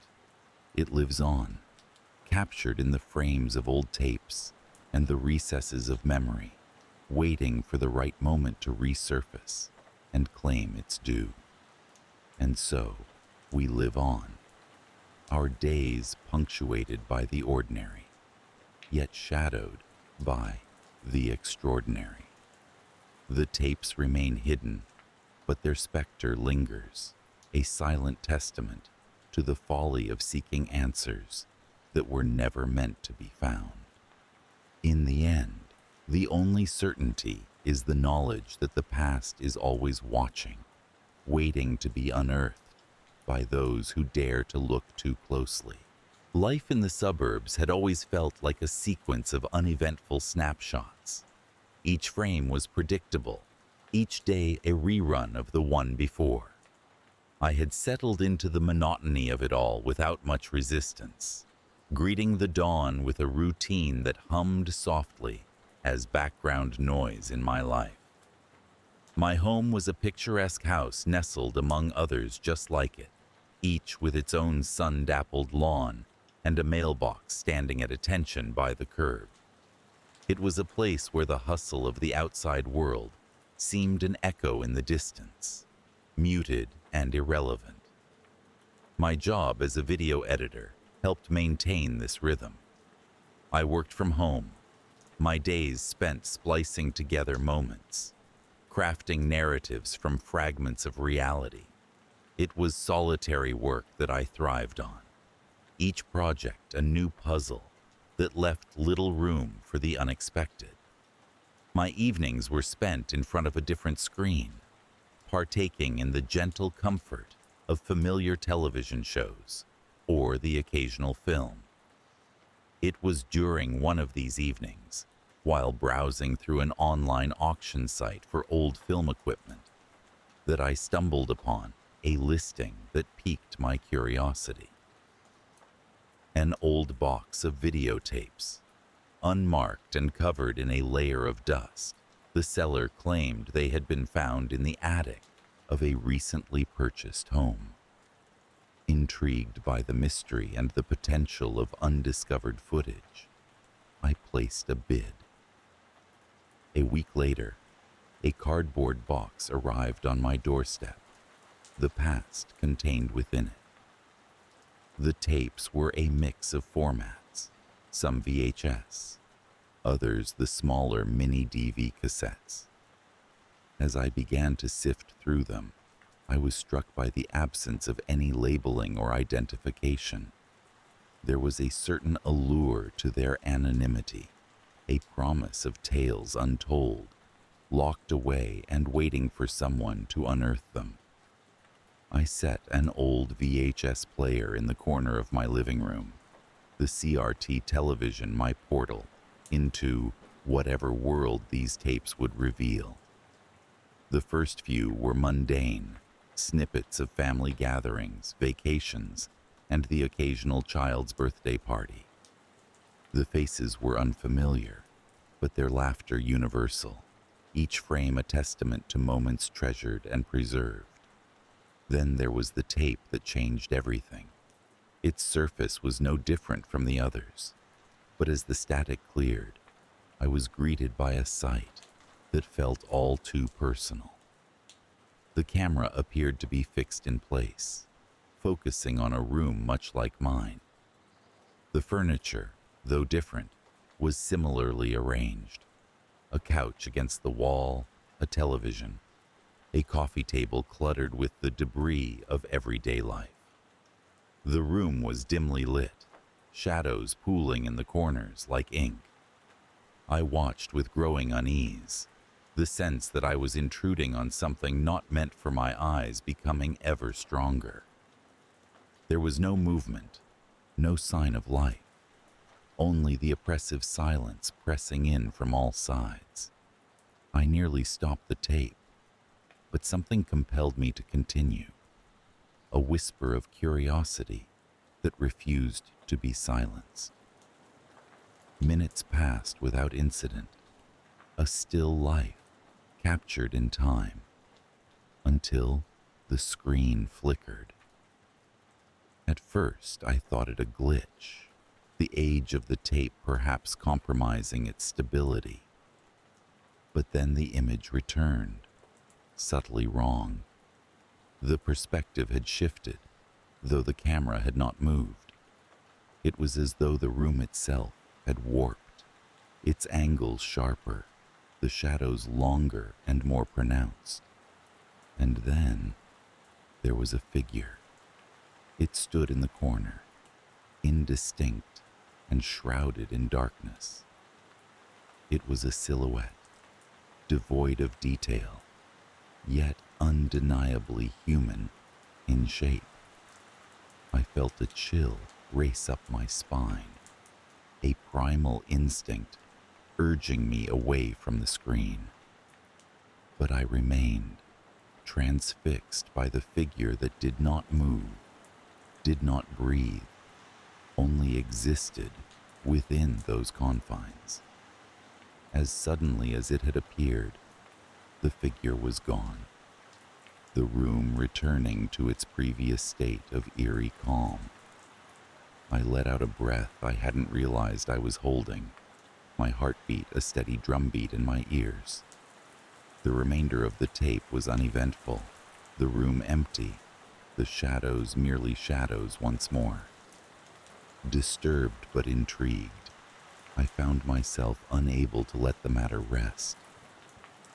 I returned to the box, pulling out tape after tape, searching for any further traces of the figure. Some tapes were blank, others filled with more mundane recordings. I began to lose myself in this quest for an answer, my work neglected, the days blurring into nights. It was during one of these long nights, the clock ticking relentlessly towards dawn, that I stumbled upon another tape of the same room. This time, the figure appeared sooner, its presence more defined. I could make out the suggestion of features, a face that seemed to shift and change, like smoke caught in an updraft.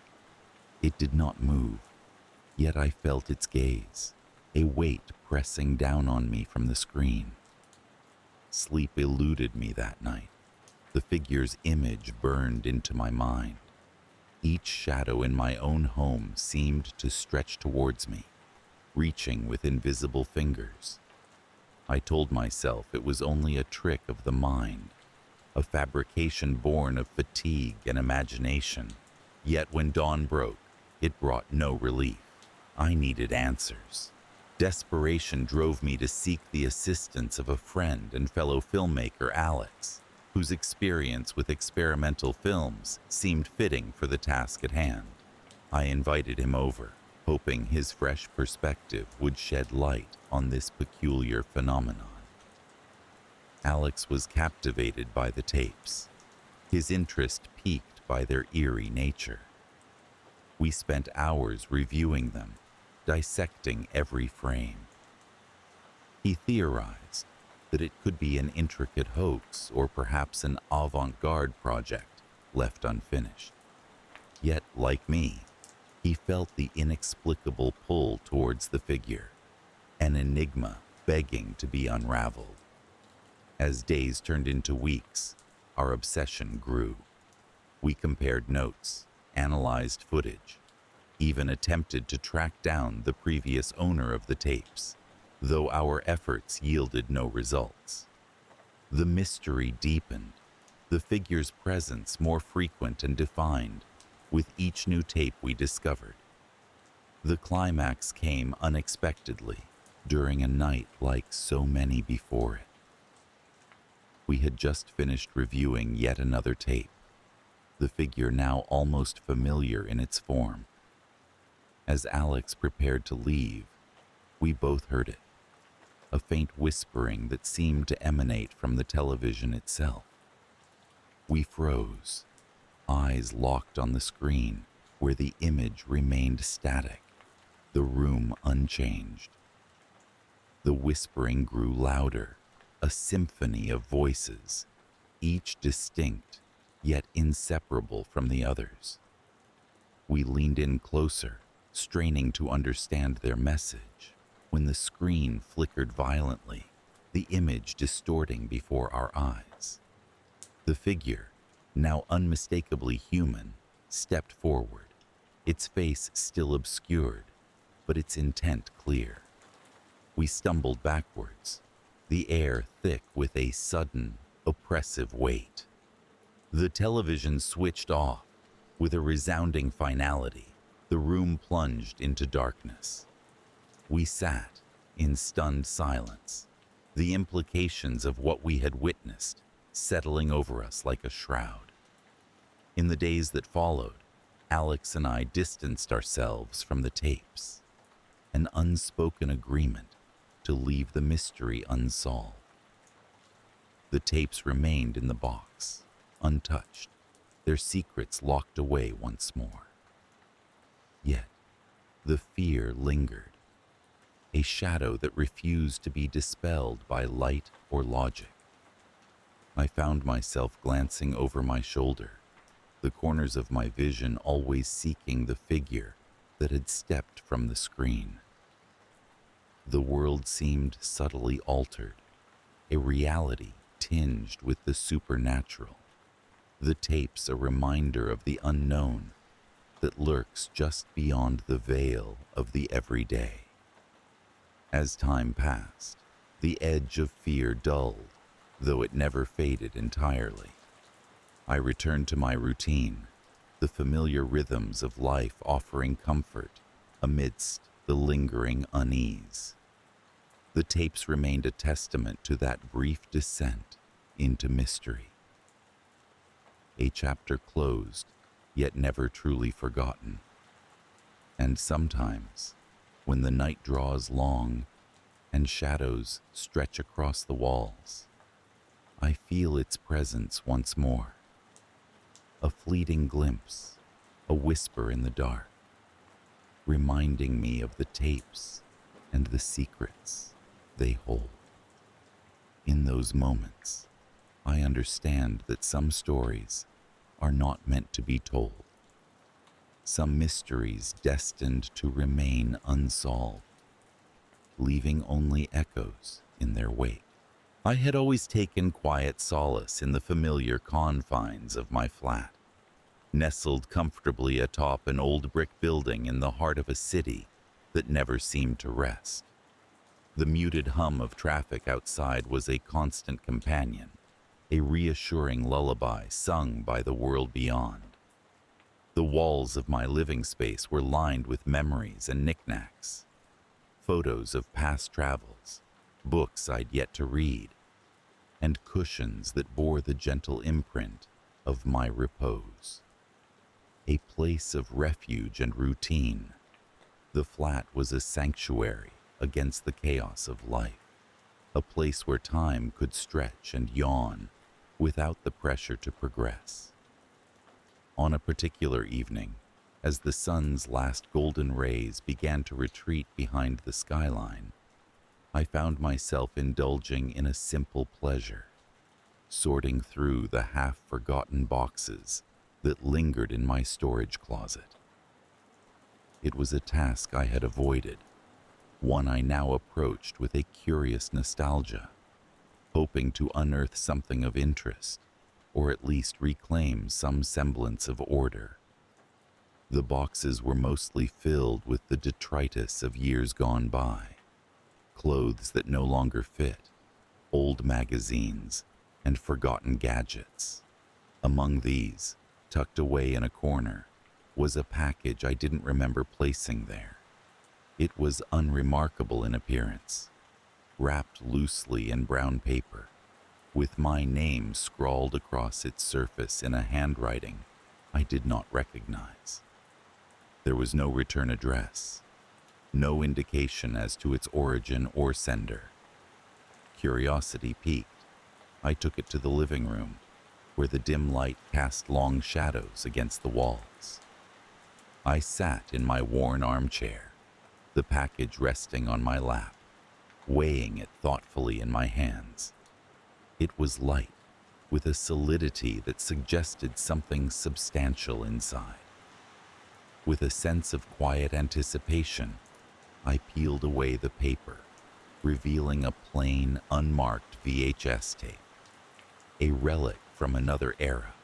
The tape was an artifact from a time when home movies were captured in physical form rather than digital, when the whirring of a cassette was the preamble to a captured memory. A strange sense of familiarity washed over me, mingled with the indefinable eeriness of the unknown. I wondered who might have sent it and why.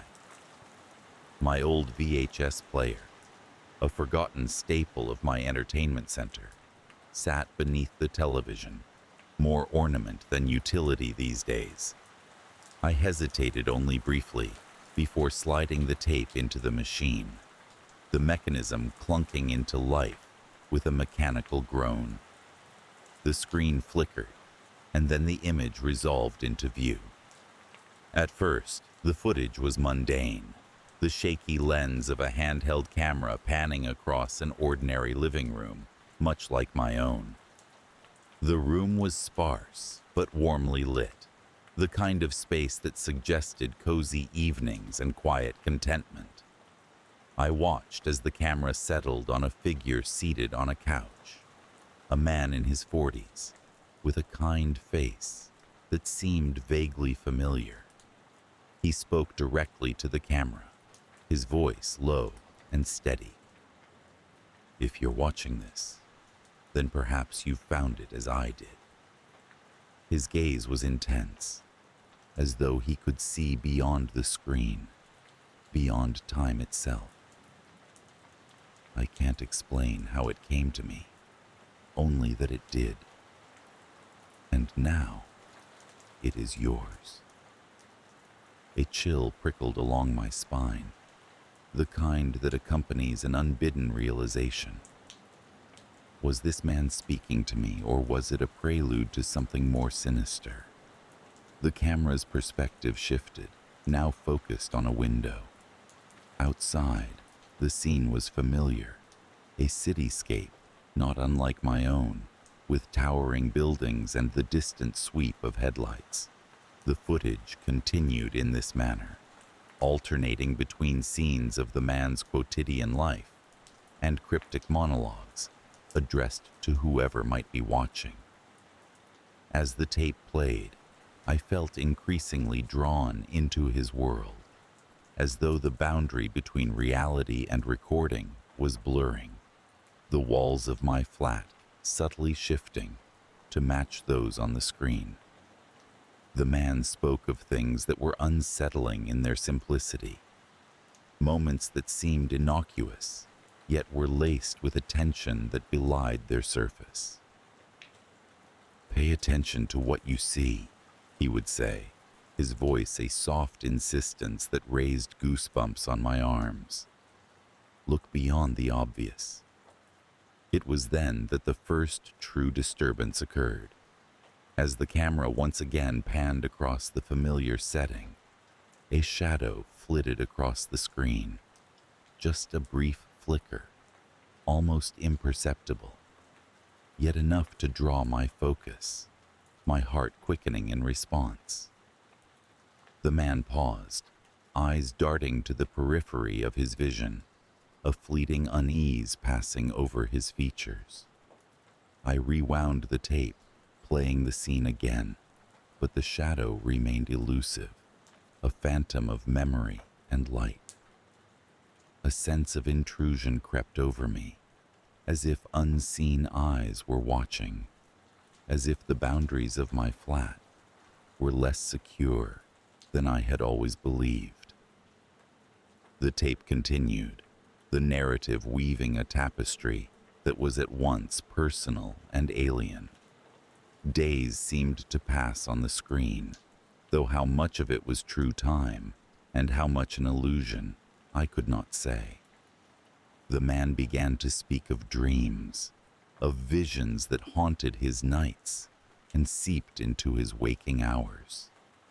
He spoke of feeling watched, of an inexplicable presence that lingered just out of reach. As he spoke, I felt an odd resonance, as if his experience were a reflection of my own. In the days since the package's arrival, I had felt a growing sense of unease within the walls of my flat, a disquiet that settled like dust in the corners of my mind. At night, I found myself waking to shadows that danced in the corners of my bedroom, the soft creak of floorboards suggesting a presence that should not be there. The tape was nearing its end, the man's messages becoming more urgent, his voice tinged with a desperation that was impossible to ignore.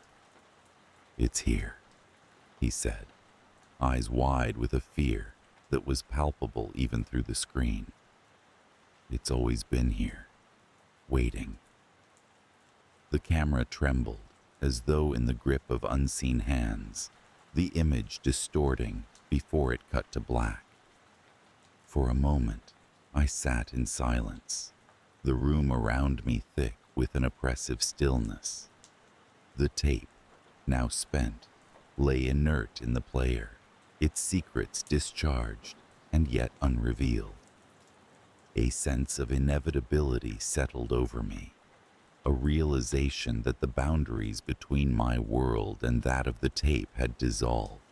The shadows in my flat seemed to pulse with a life of their own, a silent testament to the unseen presence the man had spoken of. In the ensuing days, my life took on the texture of a waking dream, each moment imbued with a sense of otherness that defied explanation. My flat, once a sanctuary, now felt like a labyrinth of flickering shadows and whispered secrets. Each creak of the floor, each flicker of light, seemed orchestrated by an unseen hand. I tried to continue with my routine, but the sense of being watched never abated. It was as if the flat itself had become a character in this unfolding drama, its walls bearing witness to the unseen story that played out in silence. Nights became a trial, sleep a series of fractured episodes punctuated by the sensation of being observed. In those moments of half-sleep, I found myself standing at the window, staring out at the cityscape, so reminiscent of the one on the tape. It was then that I saw it. The figure standing across the street, unmoving and indistinct in the half-light. A silhouette that mirrored my own, a silent watcher that seemed to echo the man's warnings. I watched it for what felt like eternity, waiting for a movement, a sign of recognition. But it remained still, a shadow among shadows, a presence that defied the boundaries of reality and dream. It was then I realized that the man on the tape had not been speaking merely to me but to the very essence of the space we shared, a dialogue across time and place that transcended the ordinary. The climax came not with a bang, but with a whisper, a soft susurration that filled the room as the figure across the street turned away, dissolving into the night.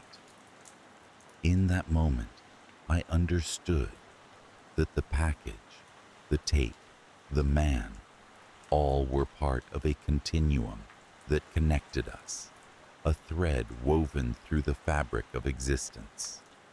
I retrieved the tape from the player, its weight in my hands, a reminder of the journey it had set in motion. I considered destroying it, severing the connection it had forged. but a deeper understanding stayed my hand. The tape was not just an artifact of fear, but a testament to the shared human experience of isolation, of connection, of the unseen threads that bind us. In the days that followed, the presence in my flat seemed to dissipate, the sense of being watched retreating into the periphery of my awareness. Yet, the shadows remained, a lingering reminder of the boundaries I had crossed, the truths I had glimpsed. And so, life continued, the flat returning to its semblance of normalcy, its walls once again a refuge against the world outside. Yet, the memory of the tape lingered, a ghost of a story untold, a reminder that reality is but a fragile construct, easily fractured by the unknown. I kept the tape, tucked away in the same storage closet where it had first been found. A talisman of sorts, a reminder of the mysteries that lurk in the spaces between. And though the tape's journey had ended, its echoes remained, a whisper in the quiet moments of solitude, a reminder that the unseen world is never truly far away. I remember my grandmother's house, not just as a place, but as a living memory, a vessel for nostalgia and shadowed corners. Nestled in an ancient neighborhood at the edge of town, the house breathed with the charm of yesteryears. It was a sprawling Victorian affair, with gabled roofs and peeling paint that spoke of a dignity worn by time. The garden, once a riot of colors and fragrances, had grown wild, the flowers tangled with weeds, as if nature itself had woven a shroud over the past. Visiting her was a ritual of serenity, a pause in life's ceaseless race. Every summer, my parents would drop me off at her doorstep, and I would spend weeks ensconced in her gentle presence. The days moved sluggishly, filled with the scent of baked bread and the soft sound of her knitting needles clicking together. In the evenings, we would sit by the fireplace, where she'd tell me stories of when the world seemed larger and time stretched like the horizon itself. Her house was a place of comfort, except for the attic. It loomed above our heads, an ever-present shadow, sealed by a door that groaned with age. I was forbidden to enter, warned by whispered tales of ghosts and echoes of those long gone. The attic was the heart of mystery, a repository of forgotten things. The summer I turned 13, my grandmother fell ill. Her once vibrant spirit was subdued, leaving the house with an unsettling quiet. My parents decided it was time to clear out some old things, a practical endeavor intruding on the reverie of my childhood refuge. It was amidst this upheaval that I found the tape. The attic, as I finally discovered, was exactly as one might imagine, dust-laden and filled with the detritus of lives lived. Boxes were stacked precariously, their labels faded, and the air was thick with the scent of mothballs and old paper. In one such box, tucked beneath a pile of yellowed newspapers, was a VHS tape wrapped in clear plastic. It was unmarked, save for a small piece of masking tape with my grandmother's neat script, "For when it's time." The discovery was innocuous enough, a relic from the age of video rentals. Its presence was a curiosity, rather than a cause for alarm. Intrigued, I pocketed the tape, intent on exploring its contents later. That evening, after my parents had retired and my grandmother was asleep, I crept into the living room and inserted the tape into the VCR. Static filled the screen, that familiar and comforting fuzz of gray and white noise. For a moment, I wondered if the tape was blank, but then the image coalesced. It was a home video, the colors washed out and the edges blurred. I recognized the living room, a younger version of it, before the carpet had faded and the wallpaper stained with time. There was a young girl there, perhaps 5 or 6 years old, playing with a dollhouse. Her hair was dark and curly, her face obscured by shadow. The camera lingered on her, and I waited for something to happen, but nothing did. The scene persisted, the girl's movements slow and deliberate, as if time itself was languishing. I fast-forwarded, the remote clutched tightly in my hand. The screen flickered, and the image changed. Now the room was empty, the camera fixed on the window, where rain streaked the glass in long, silver trails. There was something profoundly unsettling about the image, the way the rain seemed to whisper against the glass, as if speaking a language just beyond comprehension. I felt a chill creep over me, a prickling at the base of my neck. The sense of unease was inexplicable but undeniable, and yet I could not look away. The screen flickered again, and this time, the perspective had shifted. The camera was in the hallway, pointed at the attic door. The frame was off-kilter, as if the camera had been set down carelessly, and the door was ajar, revealing a sliver of darkness beyond. I could hear the faintest of noises, a soft rhythmic thumping, like a heartbeat pulsing beneath the floorboards. I leaned forward, my breath shallow, the remote forgotten in my lap. The sense of trespass was overwhelming, as if the tape was a window not just into the past, but into a secret never meant to be revealed. The thumping grew louder, and I realized it wasn't a heartbeat, but something else. Something that sounded like footsteps. My pulse quickened, and I pressed stop. The silence that followed as profound as a scream. I sat there, heart pounding, the room around me dark and suddenly unfamiliar. The shadows seemed deeper, the night outside pressing in, and for the first time, my grandmother's house felt like a stranger. The next morning, I returned to the attic, the memory of the tape fresh and insistent. The daylight should have dispelled the unease, but as I climbed the stairs, I felt the air grow cooler, as if the sun's reach stopped just short of the threshold. I pushed the door open, its creak like an old wound reopening. The boxes remained, silent sentinels of times past, but the atmosphere felt altered, charged with a subtle malevolence. I moved cautiously, the floorboards groaning beneath my weight, until I reached the spot where I had found the tape.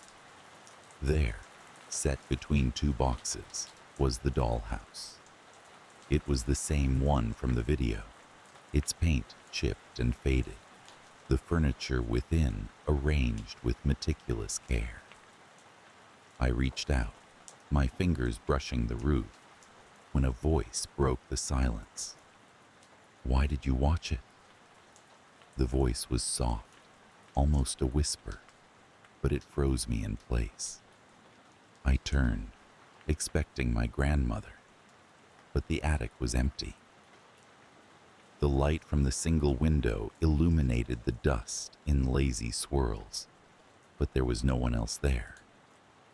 I backed away, my heart a drumbeat in my ears, and stumbled down the stairs.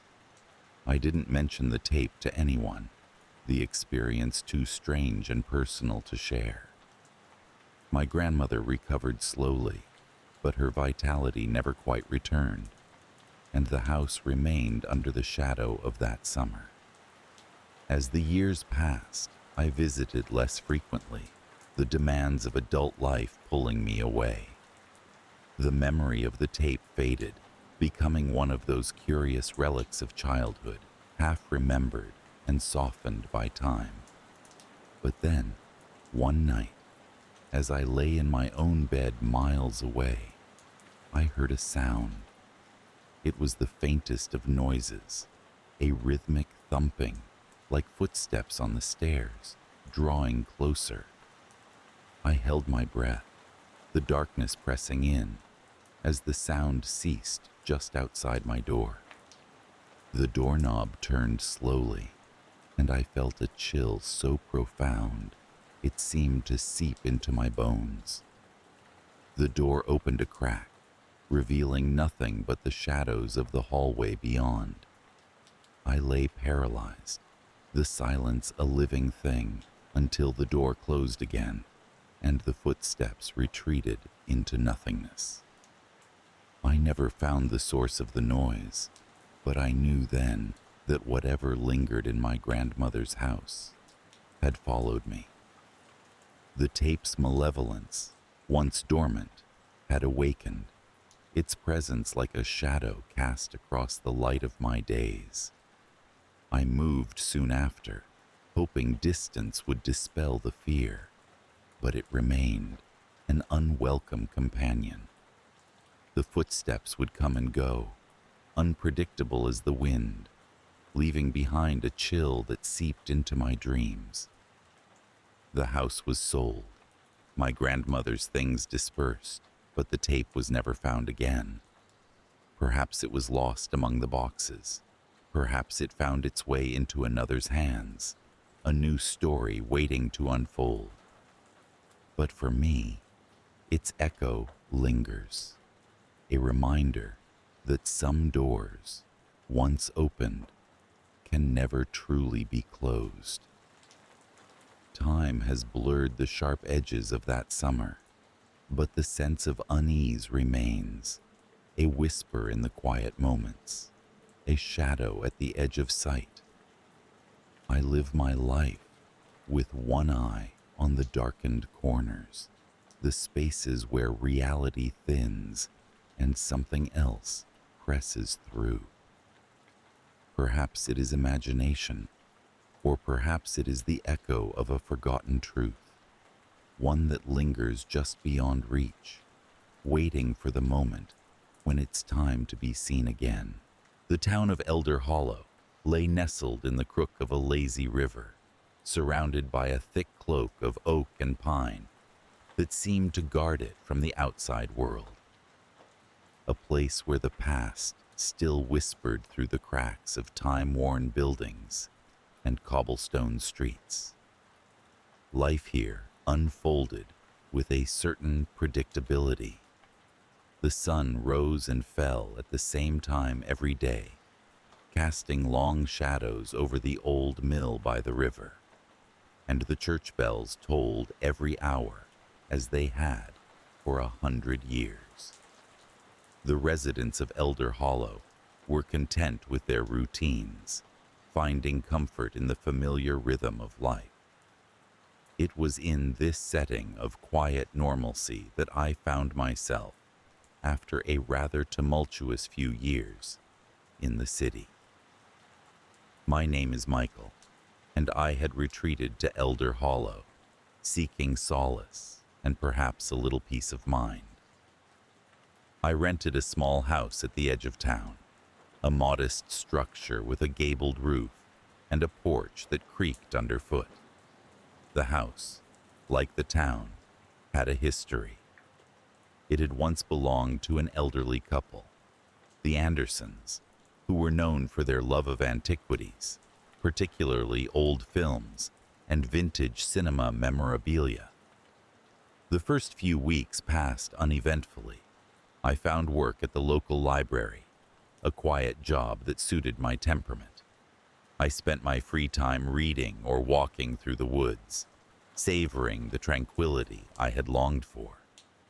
I even made a few acquaintances at the local diner, where the waitress, Sarah, never failed to greet me with a warm smile and a hot cup of coffee. It was one evening, as the days began to shorten and the air took on the crispness of approaching winter, that I first stumbled upon the tapes. I was rummaging through the attic, seeking an extra blanket, when I found a dusty cardboard box tucked away in a corner. Inside, neatly stacked, were a collection of VHS tapes, labeled with simple dates spanning the late 1970s to the early 1990s. Curiosity piqued, I carried the box downstairs, setting it on the coffee table in the living room. The tapes were oddly compelling, each bearing a handwritten date in neat cursive. I had always been a film enthusiast, and the prospect of discovering forgotten gems was too tempting to resist. So I dusted off an old VCR I found in a closet and began to watch. The first few tapes were as I expected, old movies, some familiar, others obscure. But then I noticed something peculiar. Occasionally, between the reels of classic cinema, there were snippets of what seemed to be home videos. These brief segments were unsettling in their randomness. A few seconds of a woman sitting at a dining table, her expression unreadable, a hand reaching towards the camera as if to block the lens, a flickering image of the Andersons' living room, eerily unchanged from my own. As the days passed, the tapes began to take on an increasingly sinister tone. The home video clips grew more frequent and more bizarre. A shadow moving across the wall of an empty room. A child's voice singing a lullaby. The words distorted and echoing. The sound of footsteps on creaking floorboards, yet no one visible on screen. The more I watched, the more I felt as though something was watching back, a presence lurking just beyond the flickering images. I tried to dismiss it as my imagination, a byproduct of isolation and too much time spent in the company of ghosts from the past. But the feeling persisted, a gnawing unease that settled in the pit of my stomach and refused to leave. I found myself drawn to the tapes, compelled to watch them even as they filled me with dread. One night, as wind howled outside and rain lashed against the windows, I inserted a tape labeled simply with the date March 5th, 1986. The screen flickered to life, revealing a grainy image of the Andersons' living room. The camera was angled towards a mirror on the wall, its surface reflecting the dimly lit room. I watched as the image wavered, the shadows deepening, and then I noticed movement. At first, it was just a flicker, something shifting in the corner of the mirror. I leaned forward, squinting at the screen. There, within the depths of the reflection, was a figure. A woman, her face obscured by shadows. She stood motionless, staring towards the camera, or perhaps through it, her presence palpable and unnerving. I could feel my heart pounding in my chest, a cold sweat breaking out across my skin. The air in the room seemed to thicken, growing heavy with an unseen weight. I reached to stop the tape, but my hand hesitated, frozen by a mix of fear and fascination. The figure in the mirror shifted slightly, and for a brief moment, I caught a glimpse of her eyes, dark, hollow, and filled with something indescribable. The screen flickered, the image distorting, and then the tape ended abruptly. I sat there, staring at the static, my mind racing. Who was she, and why was she on the tapes? I spent the night in restless contemplation, my thoughts spiraling into a tangled web of half-formed theories and creeping dread. The following day, I sought answers. I visited the town archives, poring over old newspapers and records, searching for any mention of the Andersons or their obsession with film. Sarah, noticing my distracted demeanor, inquired about my research. I told her of the tapes and the apparition in the mirror, half expecting her to dismiss my tale as nonsense. Instead, she listened intently, her brow furrowing with concern. "You should speak with Mrs. Callahan," she suggested. "She used to be friends with the Andersons. Maybe she knows something." And so, armed with new hope, I made my way to Mrs. Callahan's home, a charming cottage adorned with flowers and a picket fence. She was a kindly woman, her eyes bright with a youthful curiosity despite her years. I explained my discovery, my words tumbling out in a rushed torrent. Mrs. Callahan listened quietly before nodding, a distant look in her eyes. "Ah, the Andersons," she said softly. "They were quite the pair. Loved their films, yes, but there was something else." She paused, as if weighing her words. "They were part of a small group, a sort of film club, I suppose. They believed that cinema could capture more than just the physical world.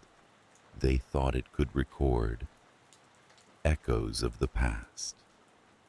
Her words sent a shiver down my spine. I pressed for more information, but Mrs. Callahan simply shook her head. "I don't know much more than that," she admitted, "but I do remember Shirley Anderson mentioning something about a house where time seemed to stand still." As I left Mrs. Callahan's cottage, a sense of unease settled over me like a shroud. The notion of a house where time stood still, where the past lingered in the shadows, resonated with a truth I could not ignore. The Andersons had indeed captured something on those tapes, something beyond the veil of the ordinary. Back at the house, the tapes awaited. I resumed my viewing, driven by a need to understand, to connect the fragments into a coherent whole. The footage grew increasingly surreal, the boundaries between reality and imagination blurring with each frame. I began to lose track of time, my days and nights merging into a continuous cycle of watching and wondering. The figure in the mirror reappeared often, her presence becoming more defined, more real. I started to sense her presence even when I wasn't watching the tapes. A subtle shift in the air, a flicker at the edge of my vision. She was there, always watching, always waiting. As the days wore on, the sense of foreboding intensified. I began hearing whispers, faint and indecipherable, carried on the wind that swept through the trees outside. Objects in the house seemed to move on their own, a book falling from the shelf, a chair slightly askew. I felt as though I were living in two worlds, the tangible and the spectral, each bleeding into the other. The climax of this strange ordeal came one stormy night. I had just finished watching another tape, my mind weary from the relentless parade of haunting images. I stood in the dimly lit kitchen, staring out at the rain-soaked landscape, when a sudden chill swept through the room. raising the hairs on the back of my neck. Turning slowly, I found myself face to face with the woman from the tapes. She stood in the doorway, her form ethereal, yet undeniably present. Her eyes, those hollow orbs of darkness, fixed on me with an intensity that rooted me to the spot. We stood there, caught in a moment that defied all logic, the world around us slipping into silence. I wanted to speak, to ask her who she was, what she wanted, but the words died in my throat.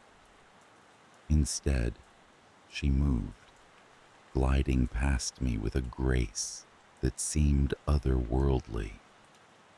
She paused before the mirror in the living room, her reflection merging with her image until they were one and the same. In that instant, I understood. The tapes, the house, the whispers, they were all connected, threads woven into the fabric of a story that transcended time. The Andersons had not just captured echoes of the past. They had opened a doorway, a portal through which the past could reach into the present. And then, as suddenly as she had appeared, the woman was gone, leaving only the faintest echo of her presence lingering in the air. I stood there, alone once more, the weight of the truth settling over me like a heavy cloak. In the weeks that followed, I tried to return to my routine, to find solace in the mundane. But the house and the town of Elder Hollow had changed for me. The tapes remained, silent witnesses to a mystery that would never be fully unraveled. I considered leaving, but something held me back. A sense of connection to a story that was now part of my own. The fear lingered, a shadow that followed me through the days, whispering reminders of the unknown that lay just beyond the edge of sight.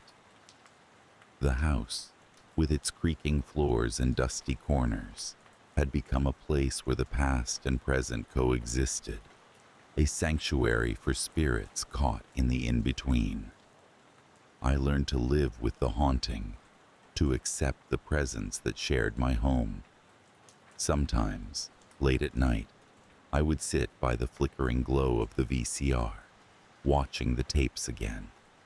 The woman in the mirror would appear, her gaze steady and knowing, a reminder that some stories are never truly over.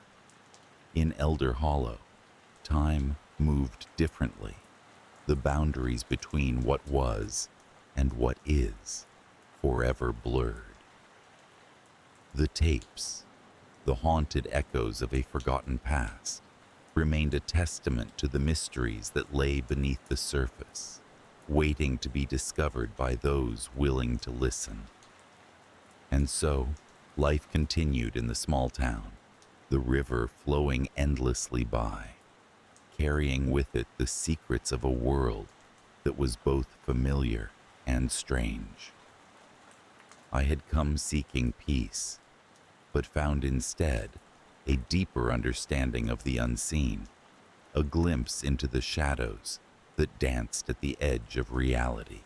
It was a house like any other on the street, nestled among a row of aging, crumbling structures that had long ceased to hear the laughter of children or the soft hum of family life. It had the forlorn look of a haunted place, not from its facade, which was no more decayed than its neighbors, but from the silence that wrapped around it like a shroud. The other houses on the street, even in their neglect, whispered of memories and warmth. But this house seemed to swallow sound. I moved in on a gray autumn day, the sky overcast and heavy with unshed rain. As I placed the last of my boxes in the front room, I could not shake the feeling that I was not alone. It was an absurd notion, of course. The house had been vacant for years, a relic of better times when the neighborhood was alive. I had found it advertised for a price so low, it seemed a mistake. Yet the records were all in order, and the keys were mine. An escape, I thought, from the life I wished to leave behind. The first few days passed uneventfully. I spent my time unpacking, turning the forgotten rooms into something resembling a home. The noises of the old house, the groans and creaks of wood settling, were familiar to me from my childhood, when I lived in my grandmother's similarly aged abode. But then, on the third day, I became aware of the wardrobe. It stood in the corner of the bedroom, a massive antique piece that I had assumed was simply part of the house, too cumbersome to remove. Dark wood, intricately carved with designs that twisted into shapes almost recognizable, but ultimately strange.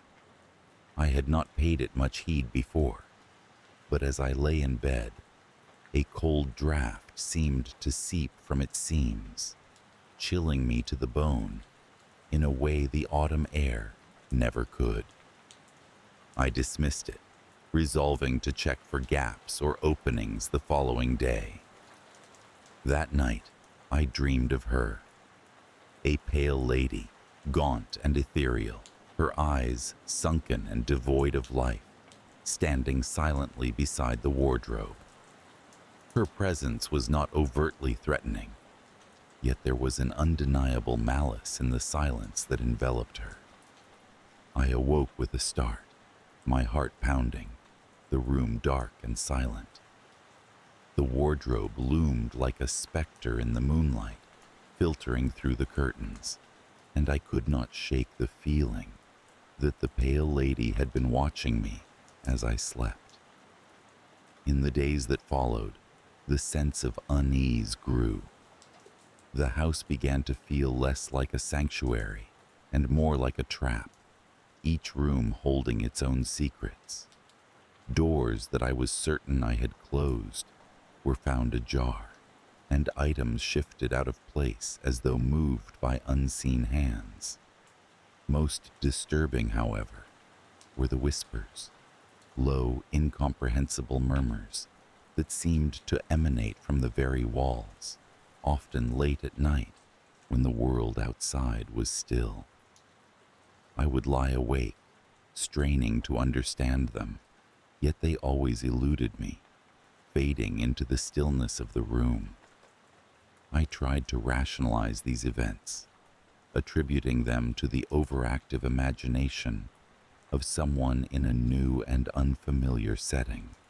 Yet, deep down, I knew that something was wrong.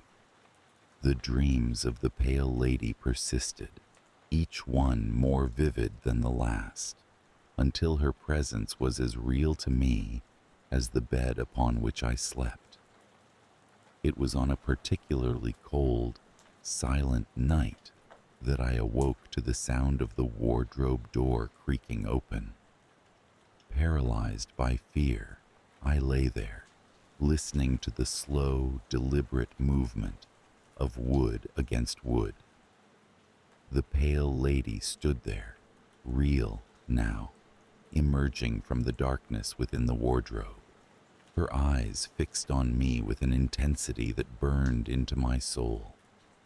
I could not move, could not speak, as she drifted closer, her form both solid and ephemeral, like a shadow made flesh. In that moment, I felt a chill settle over me, a cold deeper than any winter night, penetrating to my very core. The encounter left me shaken, the boundary between dream and reality blurring, until I could no longer tell where one ended and the other began.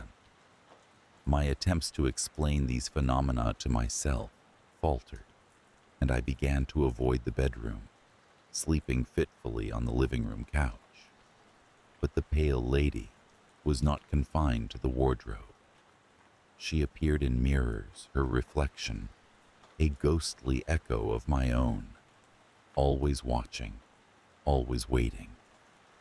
The whispers grew louder, clearer, forming words that slipped through my mind like smoke, intangible and fleeting. Desperation drove me to research the house's history, trawling through archives and old newspapers. What I discovered sent a chill through me, deeper than any I had known. The house had belonged to a woman named Eliza, a recluse whose sudden disappearance had become the stuff of local legend. Neighbors spoke of strange happenings, of seeing her pale form in the windows long after she was gone. The wardrobe, they said, held a secret, a gateway to her world of shadows and silence. Armed with this knowledge, I resolved to face the pale lady, to confront her and end the torment. It was a fool's hope, but it was all I had left. On the night of the new moon, when the world was cloaked in darkness, I returned to the bedroom, standing before the wardrobe. The air was thick with tension, electric with expectation. I reached out, my hand trembling, and pulled the door open. Inside, there was nothing but shadows, a yawning abyss that seemed to draw the very light from the room. Yet, as I peered into its depths, the pale lady emerged, her presence no longer a specter of my imagination, but a tangible reality. "Why do you haunt me?" I whispered, my voice barely audible over the pounding of my heart. Her lips parted in a smile, cruel and knowing, as she reached out, her fingers brushing against my arm with a chill that burned. In that moment, I understood. She was not merely a ghost, but a part of the house itself, bound to it by ties of anger and despair. Her whispers were not words of malice, but a plea for release, for an end to the torment that bound her to this place. The wardrobe was her prison, and I was the key to her freedom. As I stood there, the understanding blossomed into resolve. I would help her, though it terrified me to my very core. I reached into the wardrobe, feeling the darkness close around me, and in that instant, I felt her presence fade. The oppressive weight lifting as though a storm had passed. The house sighed, the creaks and groans of its ancient timbers settling into a new, peaceful rhythm. The following morning, the air felt lighter, the oppressive silence replaced by a calm I had not known since moving in.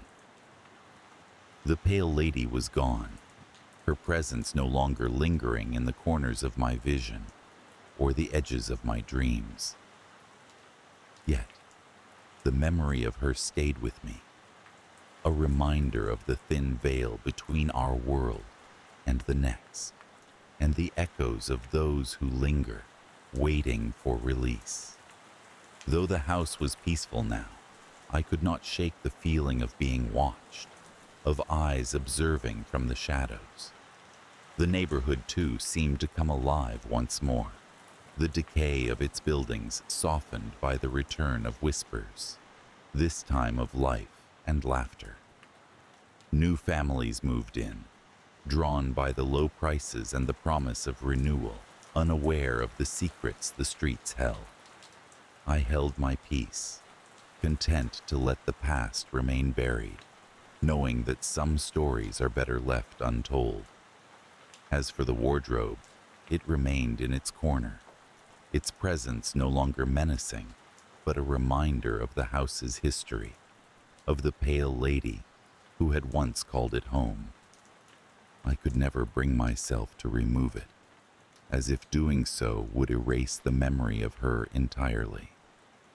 In the quiet moments of the night, I would sometimes imagine her smile, no longer cruel but free, as she roamed the endless corridors of her own choosing. And yet, on some nights, when the wind howled and the shadows stretched long and thin, I would find myself listening for the whispers, wondering if somewhere out there, in the realm of shadows and dreams, the pale lady watched still, her story entwined with mine, an unending dance of silence and release. I remember the day we moved into the house vividly, though the details sometimes rearranged themselves in my memory. The house was a quaint suburban home, the kind you'd find in an illustration of the perfect neighborhood. White picket fences lined the street, and the lawns were immaculate. Children played in the yards, their laughter echoing through the crisp morning air. Our house stood slightly apart, flanked by tall oak trees that whispered secrets on the wind. It was the kind of home that seemed to promise a new beginning, a fresh start, away from the bustling city life we had left behind. At first, life settled into a comfortable routine. My husband, Mark, and I busied ourselves with the mundane tasks of setting up our new life. Boxes were unpacked, furniture arranged, walls painted with the colors of our choosing. There was something soothing about the ritual of building a new home, a sense of purpose that grounded us. Evenings were spent on the porch, watching the sun dip below the horizon, painting the sky with hues of pink and gold. Our conversations were filled with plans for the future, hopes and dreams we dared to whisper to the stars. It was a Sunday afternoon when the first disturbance occurred. I was in the kitchen, the aroma of freshly brewed coffee mingling with the scent of rain-soaked earth filtering through the open window. The sound of the front door creaking open caught my attention. No one should have been there. Mark was out running errands, and I was alone. I stepped into the hallway cautiously, calling out his name, but my voice was met with silence. Standing before the door, I noticed something peculiar. A small pair of muddy footprints trailed across the hardwood floor, leading from the entrance to the staircase. They seemed too small to belong to an adult.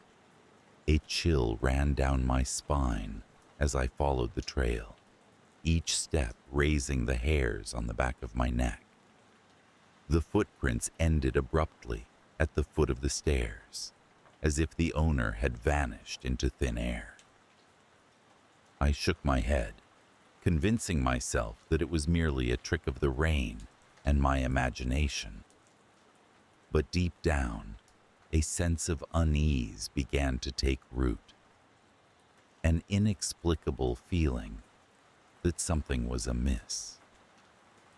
Days passed, and though I tried to forget the incident, it lingered at the edge of my thoughts, a shadow that refused to be banished by the light of day. The house, once a place of refuge, began to feel unfamiliar. Strange occurrences became more frequent. Objects shifted from where I had placed them. Lights flickered inexplicably, plunging rooms into brief moments of darkness. I heard whispers at night, soft murmurs that seemed to seep through the walls, just beyond the edge of comprehension. At first, Mark dismissed my concerns, attributing them to stress or the unsettling nature of moving to a new place. But I could see the doubt creeping into his eyes, a fissure in the facade of his reasoning. Then came the day when I saw the child. It was a rainy afternoon, the kind of day that swallowed sound and blurred the edges of the world. I watched from the kitchen window as a little girl, wandered into our backyard. She was dressed in an old-fashioned white dress, her hair a cascade of curls, wet and clinging to her face. There was something off about her appearance, a translucence that unsettled me. She stood there, unmoving, staring at the house with a gaze that seemed to pierce through time. I called out to her, my voice hesitant and trembling. She did not respond, did not flinch or turn away. Instead, she raised her hand, pointing a finger toward the attic window. Her eyes locked onto mine, and in that moment, a wave of cold washed over me, as if I had been submerged in icy water. I blinked, and she was gone, leaving nothing behind but a sense of disquiet that refused to fade. I rushed outside, searching for any trace of the girl, but the yard was empty, the grass undisturbed. I returned inside, trying to quell the panic rising within me. That evening, I finally told Mark about the girl. He listened, his expression a mix of concern and incredulity. We decided to inspect the attic together, hoping to find some logical explanation. The attic was a claustrophobic space, filled with the clutter of forgotten memories left behind by previous occupants. Dust motes danced in the beams of light, filtering through the small window, casting ghostly shadows on the walls. We searched through the boxes and old furniture, but found nothing unusual. Yet, as we turned to leave, Mark paused, his gaze fixed on a corner of the room. There, tucked away beneath an old trunk, was a small, intricately carved wooden box. Inside the box lay a collection of photographs, faded and yellowed with age. They depicted a family, a mother, a father, and their daughter. The little girl from the photographs was unmistakably the same child I had seen in the yard. Her face, though smiling in the pictures, held an eerie familiarity that sent shivers down my spine. I glanced at Mark, seeking reassurance, but his expression mirrored my own fear and confusion. The discovery only deepened the mystery. Who was she, and why did she seem to haunt our home? The days that followed were a blur of anxiety and sleepless nights. I found myself drawn to the attic, poring over the photographs, searching for clues that might unravel the enigma. Each image seemed to carry a story, a fragment of a past that refused to be silenced. My perception of reality began to unravel. The whispers grew louder, more distinct, their words forming an incoherent chorus that invaded my thoughts. I heard my name among their murmurs, a haunting chant that followed me through the house. The line between dream and reality blurred, as if the house itself was a living entity, breathing and pulsing with a life of its own. Mark began to worry, his concern for my well-being outweighing his skepticism. He insisted I see a doctor, fearing I was succumbing to some psychological affliction. But deep down, I knew there was something more to these experiences, something that could not be explained by mere delusion. I felt a connection to the girl, a bond that transcended time and reason. The climax came on a stormy night, the wind howling through the trees like a chorus of lost souls. I awoke to find the house shrouded in darkness, the power out once more. The whispers were deafening, a cacophony that echoed through my mind. I stumbled out of bed, drawn by an unseen force toward the attic. The stairs creaked beneath my feet, each step a resonant drumbeat in the silence of the house. I reached the attic door, my hand trembling as I turned the knob.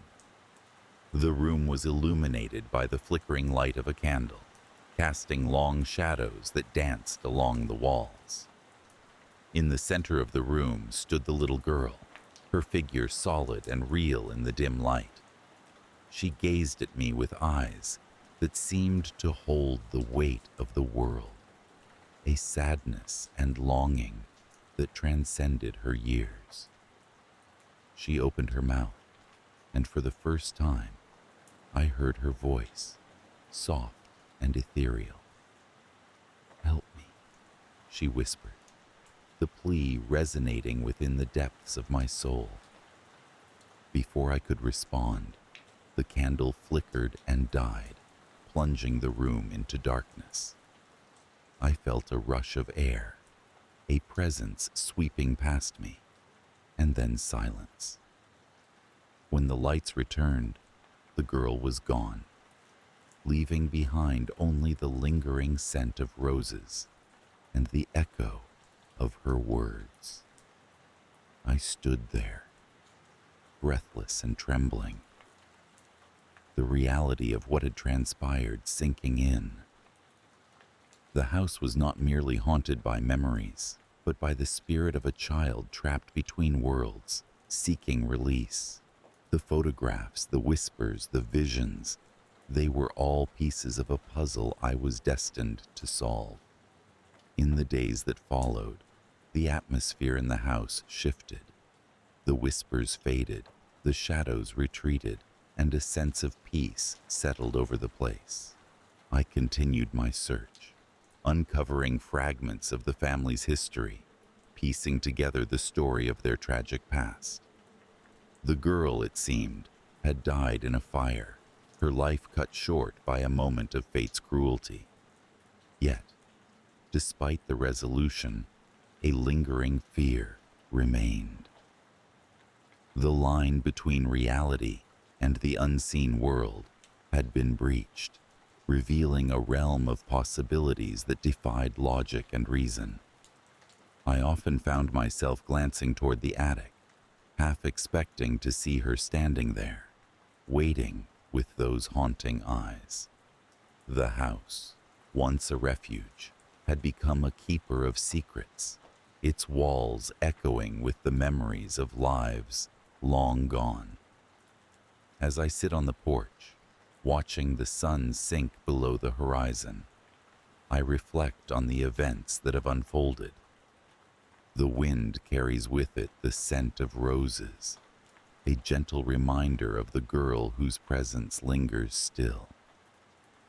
I am left with a sense of wonder and unease, a knowledge that the world is far more complex and mysterious than I had ever imagined. In the quiet moments, I hear her voice, a soft whisper on the breeze, a plea for help that resonates within me. And though I am haunted by the past, I find solace in the knowledge that I am not alone, that there are others who, like me, seek to unravel the mysteries hidden within the shadows. The girl's story, though a part of my life now, will not define me, but I will carry the memory of her with me, a reminder that some truths are buried deeper than we care to delve, and that some spirits, though lost, are never truly forgotten. Growing up, bedtime stories were a cherished ritual in our household. Each night, as the sun dipped below the horizon and shadows began their slow creep across the room, my father would pull an old wooden chair beside my bed. The chair groaned beneath his weight, a familiar symphony of creaks that carried with it an odd comfort. Clutching a worn, leather-bound book, he would weave tales that sent my imagination spiraling into faraway lands where heroes and villains battled in a dance as old as time. Our home, nestled near the bustling I-95, was a sanctuary. The constant, distant hum of traffic acted as a lullaby, a reminder of the world beyond our walls. Yet, it was within these walls that my world truly existed, a world filled with love, warmth, and a sense of security that I had taken for granted. It was in this cocoon of normalcy that the disturbances began. They were subtle at first, barely noticeable enough to register, let alone disrupt. I would hear whispers, faint and elusive, threading through the night air like a breeze that rustled the leaves but left no trace. Dismissing them as figments of a tired mind, I hardly spared them a thought. However, when the whispers grew louder, resembling the soft murmurs of a child's voice, unease began to replace my nonchalance. The voice, ethereal and gentle, seemed to weave itself into the fabric of my nightly routine. It spoke not in sentences, but in fragmented phrases, a jigsaw puzzle whose pieces danced just out of reach. The realization that I might not be alone in my room was a chilling one. Yet I clung to rationality, attributing the sounds to the old house settling, or perhaps even the distant traffic. One evening, as autumn leaves swirled in the crisp night air, the whispers took on a new intensity. I lay in bed, the book of bedtime stories resting against my chest, when the voice became more defined, clear enough to recognize the distinct tone of a child's plea. The words were simple, laced with an edge of desperation. "Help me." A shiver traced its way down my spine, and I pulled the covers tighter around me, my heart thundering in my chest. The room felt colder, as if the very air around me had been sucked away, leaving behind a void that gnawed at the edges of my sanity. I wanted to call out for my father, to seek the comfort of his presence, but a strange paralysis gripped me, rendering me silent and still. Days turned into weeks, and the child's voice became a constant companion. It was always there, hovering at the periphery of my consciousness, no longer confined to the night. Even during the day, I would find myself pausing mid-task, straining to capture the fleeting words that seemed so urgent, yet so unfathomable. Desperation gave way to curiosity, and I began to question the source of this spectral presence. Our house, with its creaking floors and weathered walls, had stood for generations. It whispered tales of its own, tales that my family had never thought to unearth. Thus began my search for answers, a quest that led me to the dusty corners of the attic, where relics of the past lay dormant. Among the cobwebs and forgotten trinkets, I discovered a photo album, its pages yellowed with age. Leafing through it, I found photographs of people I did not recognize, their faces frozen in time. Then, there she was, a little girl with a hauntingly familiar face, her eyes wide with an innocence that seemed at odds with the sorrow etched into her features. Her name was Emily, and as I flipped through the pages, a story emerged, a tragedy that had been woven into the very foundation of our home. Emily had lived here decades ago, her life snuffed out by an accident so sudden that it left a void, a fragment of her spirit lingering, trapped within the confines of these walls. Understanding dawned with the weight of a hammer's blow. The voice that had become my nightly companion was none other than Emily's, her spirit reaching across the chasm of time, her pleas for help echoing through the years. The realization was both terrifying and profoundly sad. She was a child, lost and alone, yearning for release from her spectral prison. With this newfound understanding, I resolved to help her. My father, ever the storyteller, was skeptical at first, dismissing my accounts as the imaginings of a mind too steeped in fiction. However, as I recounted Emily's tale and showed him the photographs, the disbelief gave way to a somber acceptance. We decided to hold a small ceremony, a gesture of closure for the soul that had been tethered to our home for far too long. We gathered in my room, the shadows pooling in the corners, silent observers to the unfolding scene. My father, with a voice steady yet tinged with emotion, recited words of farewell, a prayer for peace for the child who had been denied it for so long. As the final words faded into silence, a chill swept through the room, an almost imperceptible shift in the air. And then, a warmth blossomed, enveloping us like a gentle embrace. For a fleeting moment, I thought I heard a soft, contented sigh, the sound of a spirit finally at rest. Life returned to its familiar rhythm, the whispers receding into memory, leaving behind a sense of serenity. Yet, the experience left an indelible mark on me, a lingering fear nestled deep within my psyche.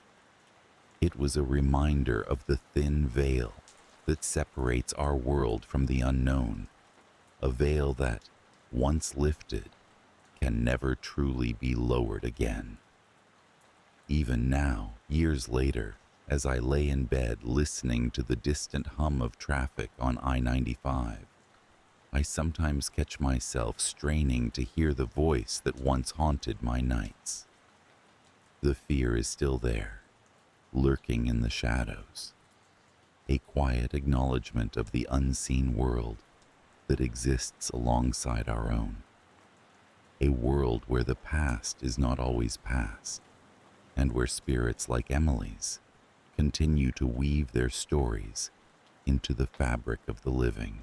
The house I grew up in was as ordinary as they come, a simple two-story, built with the unassuming charm of the late 70s, its walls whispering tales of the past.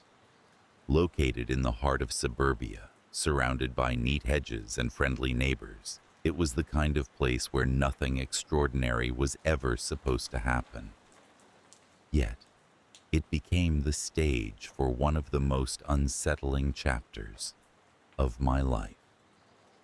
My younger sister, Emily, had been mute since birth. Doctors never found a physical cause, and for years, her silence became a part of our family's rhythm. We communicated in gestures, expressions, and the occasional written note. Her eyes spoke volumes, and her laughter was silent, yet infectious. We never felt the absence of her voice as a lack, but rather as a unique melody in the symphony of our family life. The evening it all began was unremarkable. We were gathered around the dinner table, the soft clatter of cutlery punctuating our small talk. Emily sat opposite me, her usual serene self, nodding along to the conversation with her gentle smile. It was when we had just finished dessert that I noticed it. Emily's gaze was fixed, unblinking, on something beyond us. Her eyes, usually so full of life, were now wide, almost as if she were seeing something we could not. I followed her line of sight, but there was nothing unusual. Just the old grandfather clock, its pendulum swinging in its eternal rhythm. A shiver crept down my spine, but I brushed it off as a draft sneaking through the window. Later that night, as the house settled into its usual silence, I lay in bed, unable to shake the feeling of unease. The room was dark, the only light coming from the street lamp filtering through the curtains. It was then I heard it, a soft whispering, like the rustling of leaves or the distant murmur of a forgotten conversation. I strained my ears, trying to catch the source, but it seemed to come from everywhere and nowhere. Convinced it was just my imagination, I shut my eyes tightly, willing myself to sleep. But the whispering grew louder, more insistent, until it became impossible to ignore. I sat up, heart pounding, and realized it was coming from Emily's room next door. I crept out of bed, my bare feet silent on the wooden floor, and paused outside her door. The whispering was clearer now, a hushed conversation between voices I couldn't quite discern. My hand hesitated on the doorknob, a strange reluctance washing over me. When I finally opened the door, the whispering stopped abruptly. Emily was sitting upright in bed, eyes open but unseeing, her mouth moving silently as if she were speaking in a dream. I watched, frozen, as a single word slipped from her lips, a word I never expected to hear. Alone. The sound of her voice, after years of silence, was jarring, almost otherworldly.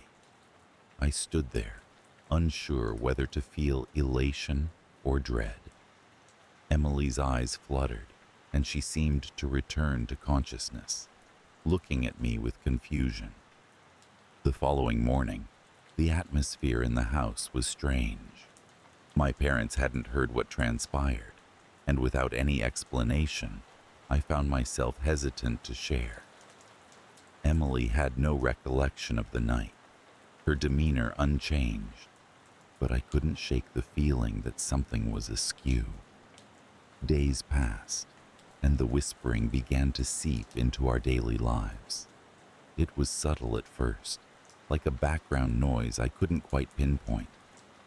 Emily, however, seemed unaffected. She continued with her routines, our silent exchanges as normal. Yet I noticed a change. Her moments of distant staring became more frequent, her eyes following invisible movements in the room. One evening, as I was reading in the living room, I heard the whispers again, now more distinct. They seemed to rise and fall, a symphony of unintelligible voices weaving through the air. I set my book aside, drawn towards the sound like a moth to a flame. It led me to the kitchen, where Emily stood in front of the window, her silhouette illuminated by the moonlight. "Emily," I called softly, afraid to break whatever trance she was in. She turned to me, her eyes meeting mine with a clarity that sent a chill through me. Then she spoke again, her voice a soft, ethereal echo of itself. "They're here." The words hung in the air, heavy and foreboding. I felt a chill sweep through the room, an invisible presence wrapping around us. Emily blinked, and the moment was gone. Her expression, once more that of innocent confusion. I couldn't ignore it any longer. Something was happening to Emily, something beyond my understanding. That night, as I lay awake, I made a decision. I needed to know what was afflicting my sister, what had awakened her voice after all these years. Over the next few days, I began to notice a pattern. The whispering intensified at night, a chorus of unseen voices filling the house. Emily's behaviors became more erratic. She would often stand in the middle of a room, staring at nothing, her lips moving soundlessly as if in conversation with the air. I began to research, diving into books and folklore, hoping to find answers. Every lead seemed to point to one thing: a haunting, a spirit world brushing against ours, using my sister as a conduit. The thought was both terrifying and strangely comforting, an explanation for the inexplicable events. One night, I decided to confront whatever was haunting us. I waited until the whispering began, its cadence familiar yet unsettling. I followed the sound to Emily's room, standing in the doorway, watching as she sat on her bed, her eyes fixed on the wall. "Who are you?" I demanded, my voice trembling but firm.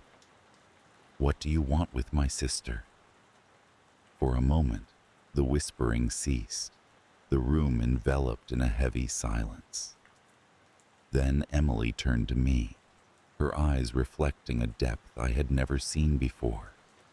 She spoke, her voice both hers and not hers, layered with an echo that seemed to come from another realm. "We are the lost," she said. "We seek a voice, a way to be heard."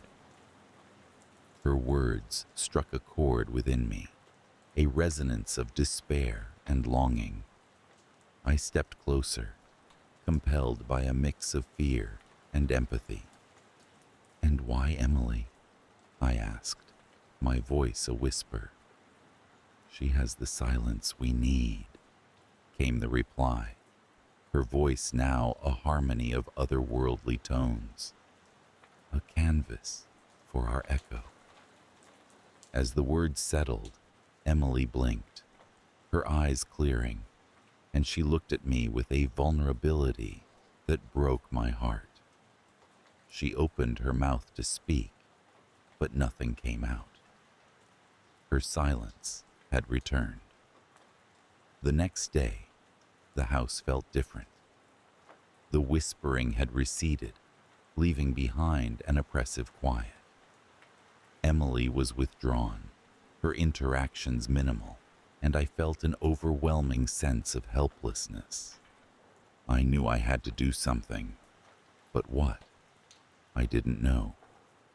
In my desperation, I reached out to an old friend, someone who had dabbled in the paranormal. They suggested a ritual, a way to cleanse the house of any lingering spirits. I was skeptical but willing to try anything for Emily's sake. That evening, with candles flickering and incense burning, I led Emily to the living room. We sat cross-legged on the floor, the air thick with anticipation. My friend guided us through a series of chants, their voice a calming presence amidst the unknown. As we chanted, the air around us began to shift, a gentle breeze rustling the pages of an open book. The whispering returned, softer now, a hesitant melody weaving through the incantations. I felt a presence, a gathering of lost souls seeking solace. Emily's eyes closed, her expression one of peace, and I watched as a soft light seemed to envelop her. The whispering grew fainter, a distant echo fading into the night. Finally, there was silence. When Emily opened her eyes, there was a clarity, an understanding that hadn't been there before. She smiled, a wordless thank you, and I felt a weight lift from my heart. The presence had dissipated, leaving behind only a memory. In the days that followed, the whispering ceased entirely. Emily's behavior returned to normal, her silent laughter once more a part of our lives. Yet, I could never forget the voices or the look in her eyes when she had spoken those chilling words. I often wonder what might have happened if I hadn't intervened, if the lost souls had found their permanent voice through Emily. The thought lingers in the quiet moments, a reminder of the thin veil separating our world from theirs.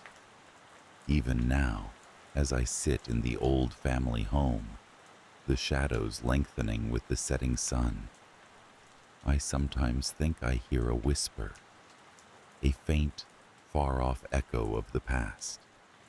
And I am reminded that while the presence may be gone, its memory remains, quietly haunting the corners of our lives.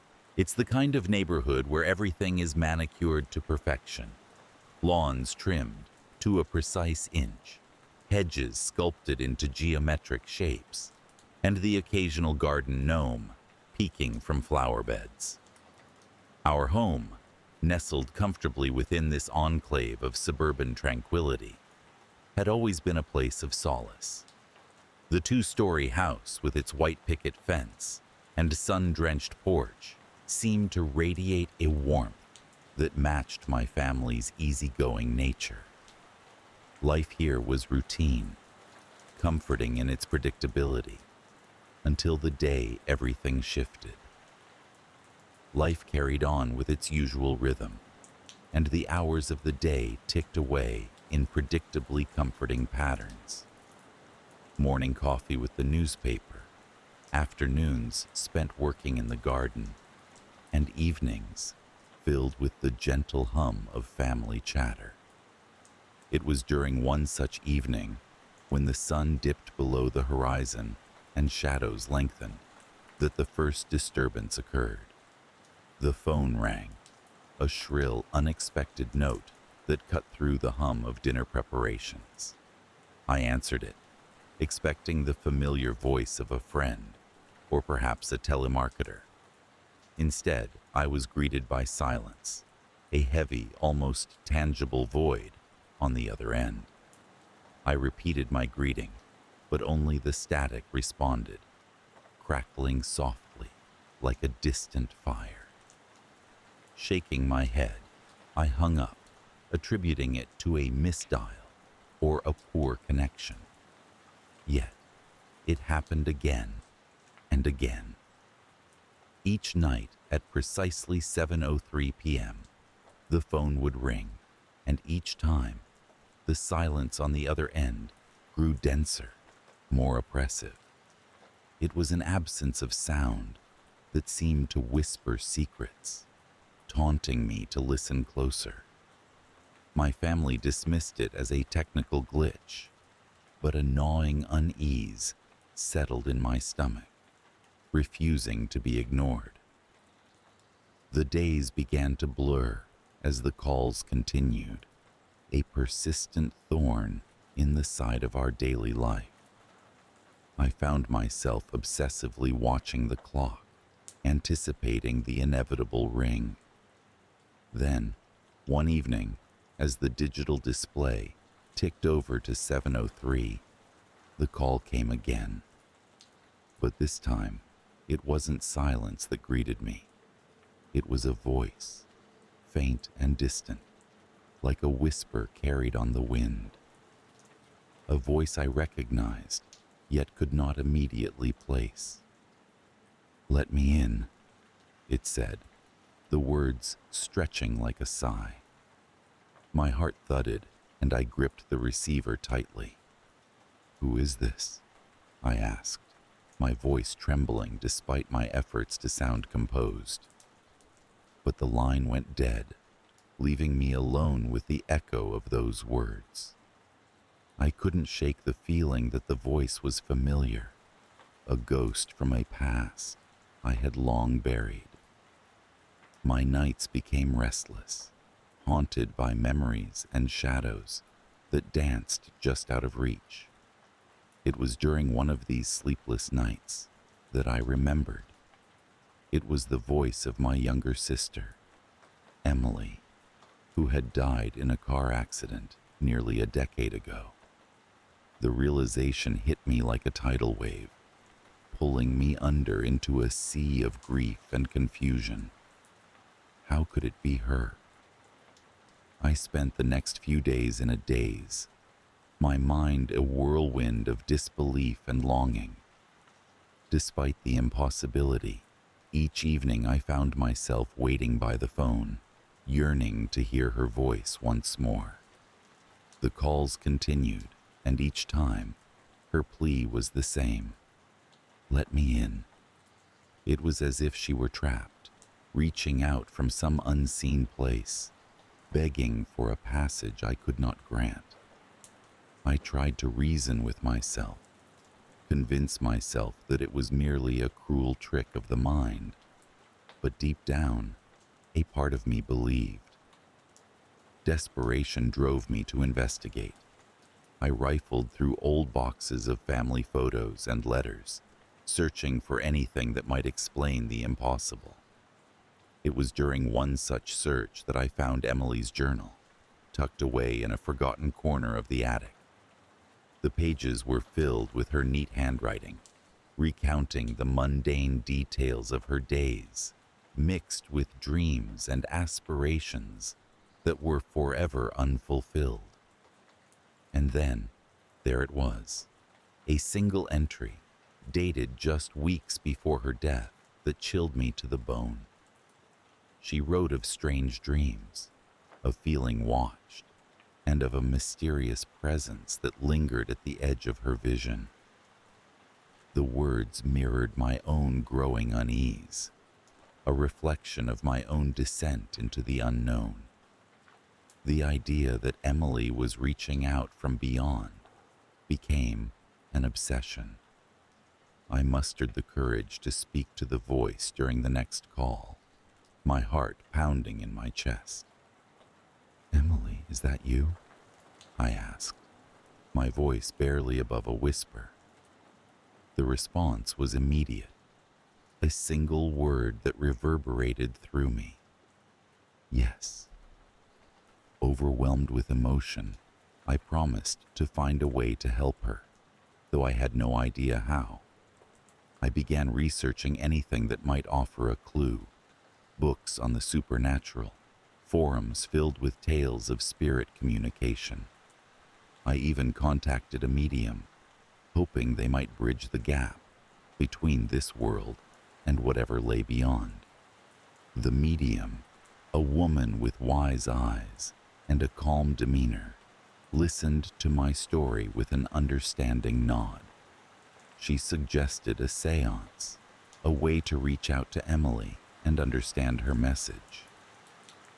Hesitant but hopeful, I agreed, feeling as though I had nothing left to lose. The night of the seance was thick with anticipation. We gathered in the living room, the medium, my family, and I, forming a circle around the coffee table where a single candle flickered. The medium began to chant softly, her voice a soothing lullaby that filled the air. I closed my eyes, focusing on Emily, willing her presence to reveal itself. Time seemed to stretch, each second an eternity of silence and flickering shadows. Then, the temperature dropped, a chill that seeped into my bones. I opened my eyes to find the candle flame dancing wildly, casting eerie shapes on the walls. The medium's voice rose, calling out to Emily, inviting her to speak. And she did. Her voice, clear and unmistakable, filled the room, though her form was unseen. "I'm trapped," she said, her tone tinged with fear. "Help me." The medium asked questions, gently coaxing Emily to share her story. She spoke of a darkness, a presence that had attached itself to her in life and continued to bind her in death. It fed on her fear, growing stronger with each passing year until she found a crack through which to call out, our phone line. The medium guided us through a ritual meant to sever the ties that held Emily captive. We followed her instructions, our voices joining together in a chant that resonated with hope and desperation. As the final words were spoken, the candle flame flared brightly before extinguishing, plunging the room into darkness. For a moment, everything was still. Then a sense of peace enveloped me, a lightness that had been absent for too long. The medium smiled, reassuring us that Emily was free, her spirit finally at rest. The calls ceased, and life slowly returned to its familiar patterns. But the experience left an indelible mark, a lingering fear that occasionally whispered from the shadows. Though the connection to Emily had been broken, the boundaries between our world and the next felt thinner, more fragile. Even now, as I sit on the porch watching the world go by, I sometimes imagine I can hear her laughter, carried on the wind that rustles the trees at the forest's edge. I wonder if she's truly at peace, or if she watches over us, a guardian unseen. Our home remains a sanctuary, a refuge from the chaos beyond its walls. Yet, there are nights when I still find myself drawn to the phone, listening for a ring that no longer comes, and a voice that will forever haunt the corridors of my mind. The fear, though quieter now, remains, a shadow that stretches with the setting sun, a reminder of the things that lingered just out of sight, waiting for the moment when they, too, might be heard. I had always been fond of the basement. It was a retreat, a cool and quiet sanctuary beneath the bustling life above. Our house, an old Victorian, creaked with the stories of yesteryear, but the basement was my escape from the noise, both literal and metaphorical. It was my domain, where I could indulge in hobbies and lose myself in the pages of old books, the dim light from a single bulb casting long shadows that danced on the stone walls. For years, it was a place of comfort, immune to the changes that life brought.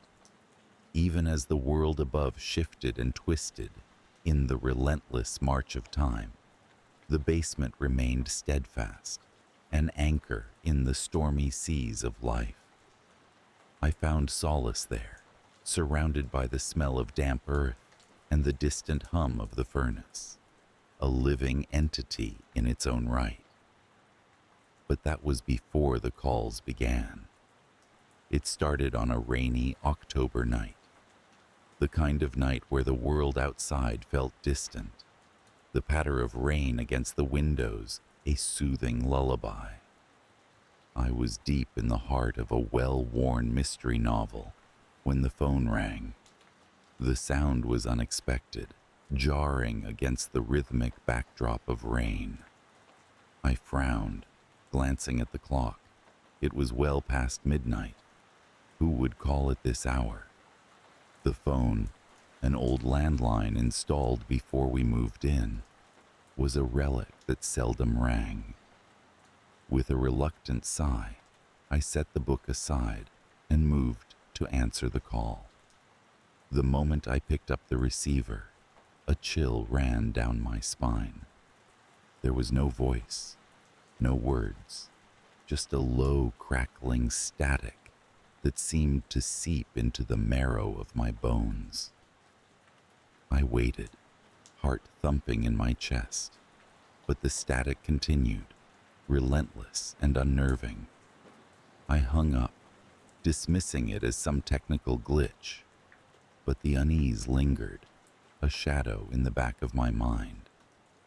The following night, The phone rang again, this time with an urgency that could not be ignored. Again, I answered, and again, the static greeted me. But there was something more now, a faint whisper beneath the crackle. It was as if someone was trying to speak, their voice lost in a sea of interference. I strained to hear, pressing the receiver close, but the words remained elusive, just beyond comprehension. An unsettling feeling settled over me, a sense of being watched, of not being alone. Night after night, the calls persisted. Each time, the static grew louder and the whisper more insistent.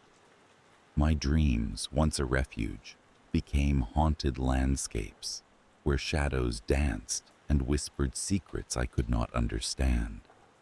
I became obsessed with the calls, waiting for the phone to ring, eager yet fearful of what I might hear. My waking hours were consumed by thoughts of the voice, the whisper that seemed so desperate to reach me. I began to notice changes in the basement, small things at first, a draft where there had been none, a flickering of the light bulb that seemed almost deliberate. Then, larger things. A book moved from its place, the unmistakable sound of footsteps on the stairs. When I was alone, I felt a presence, something watching from the shadows, its intentions unclear, but unmistakably focused on me. One night, as the clock ticked towards midnight, the phone rang again. This time, the static was gone, replaced by a voice both familiar and strange. It spoke my name, a whisper that sent a shiver through my soul. "Help me," it said, the words clear yet distant, as if spoken from another world. The voice was filled with a sorrow so profound it was almost tangible. I felt a connection, a pull towards something I could not see but felt deeply. I began to research the house, delving into old records and newspaper clippings. What I found chilled me to my core. The house had once belonged to a man named Edward, a recluse who had vanished without a trace over 50 years ago. Rumors spoke of a tragedy, a heartbroken lover who had met a grim fate within the very walls I now called home. The basement, my sanctuary, had been his as well, a place where he had spent his last days, waiting for a call that never came. The pieces began to form a picture, a ghostly tale of love and loss, of a soul trapped in a liminal space, unable to move on. The calls were a cry for help, a plea for acknowledgement and closure. I felt a strange sense of duty, a need to help this lost soul find peace. The basement, once a place of comfort, had become a bridge between worlds, a portal through which the past reached out to the present. Determined to free Edward from his purgatory, I set about trying to communicate with him. I spent nights in the basement, talking to the shadows, hoping my words would reach him. I played old records, music from his time, hoping the familiar sounds would comfort him. Each night, the atmosphere grew heavier, charged with an energy I could not explain, but felt in every fiber of my being. The calls became less frequent, replaced by subtle signs that I was not alone. Objects moved without explanation. The light flickered with a will of its own, and the air felt thick with unspoken words. I knew Edward was listening, that he was close, but something held him back. Some unfinished business, some unresolved pain kept him tethered to this world. The climax came on a stormy night, much like the one when the calls first began. The phone rang, but this time I did not answer. Instead, I spoke aloud, my voice firm yet gentle. I told Edward that it was time to let go, to move on from the pain that bound him. I promised to remember his story, to keep it alive so that he could find peace. As I spoke, the room grew cold, a chill that seeped into my bones, but I did not waver. For a moment, there was silence, a stillness so profound it felt as if the world had stopped. Then, a presence filled the room, a feeling of warmth and gratitude that washed over me like a benediction. I knew then that Edward was free, that he had finally found the peace he sought. The phone, silent now, was no longer a conduit for his cries, but a symbol of closure, of an end to a story long forgotten. In the days that followed, the basement returned to normal, the shadows receding back into their corners, the light bulb steady in its perch. But the sense of presence lingered, not as a haunting, but as a gentle reminder of the past, of a life once lived within these walls. The phone, once a source of dread, was now a relic of a story that had come full circle.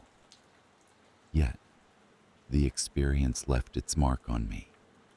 The fear, the uncertainty, the sense of being watched, they lingered, echoes of a time when the boundary between worlds had blurred.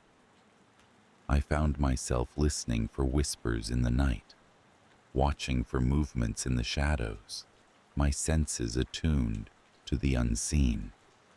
The basement, though no longer haunted, held a new significance, a place where the past and present had collided and transformed me in ways I was only beginning to understand. The call that haunted me was not just a plea from a forgotten soul, but a reminder of the thin veil that separates our world from the next. It taught me to look beyond the surface, to listen to the silences, and to find meaning in the whispers of the past. Edward's story had ended, but the lessons it imparted stayed with me, a testament to the mysteries that dwell in the spaces we cannot see, but only feel. In the hushed corridors of the Marriott, where the echo of footsteps against polished tiles sang a soft harmony of solitude, I found myself enveloped by the semblance of normalcy. As an employee responsible for maintaining the pristine condition of the rooms, I took solace in the routine, each day blending seamlessly into the next, offering comfort in its predictability. The hotel itself was a marvel of understated elegance, its design a dance of modernity and tradition. Each room held a story, a transient moment in the lives of strangers passing through. I learned to appreciate the stillness, the quiet moments before the guests arrived, where the rooms were empty canvases, waiting to be filled with the laughter, whispers, and secrets of visitors. It was during one such quiet afternoon that I first noticed a small disturbance in my day-to-day life. I had just finished up in room 412, a corner suite with a magnificent view of the city skyline. The sun was beginning its descent, casting a warm glow through the large windows. As I turned to leave, something caught my eye, a slip of paper partially tucked under the bed. Curiosity piqued, I bent down to retrieve it. It was a note, hastily scrawled and slightly crumpled. Its message was direct, unsettling in its brevity. I know what you've done. My fingers lingered on the paper, tracing the letters as if they held secrets in their curves and angles. I felt a chill despite the room's warmth, but I dismissed it as a prank or perhaps an accident, an errant piece of luggage or a discarded thought from a previous guest. I crumpled the note further and let it fall into the wastebasket, convincing myself that it was of no consequence. Yet, as I moved through the hotel, a disquieting presence seemed to shadow me.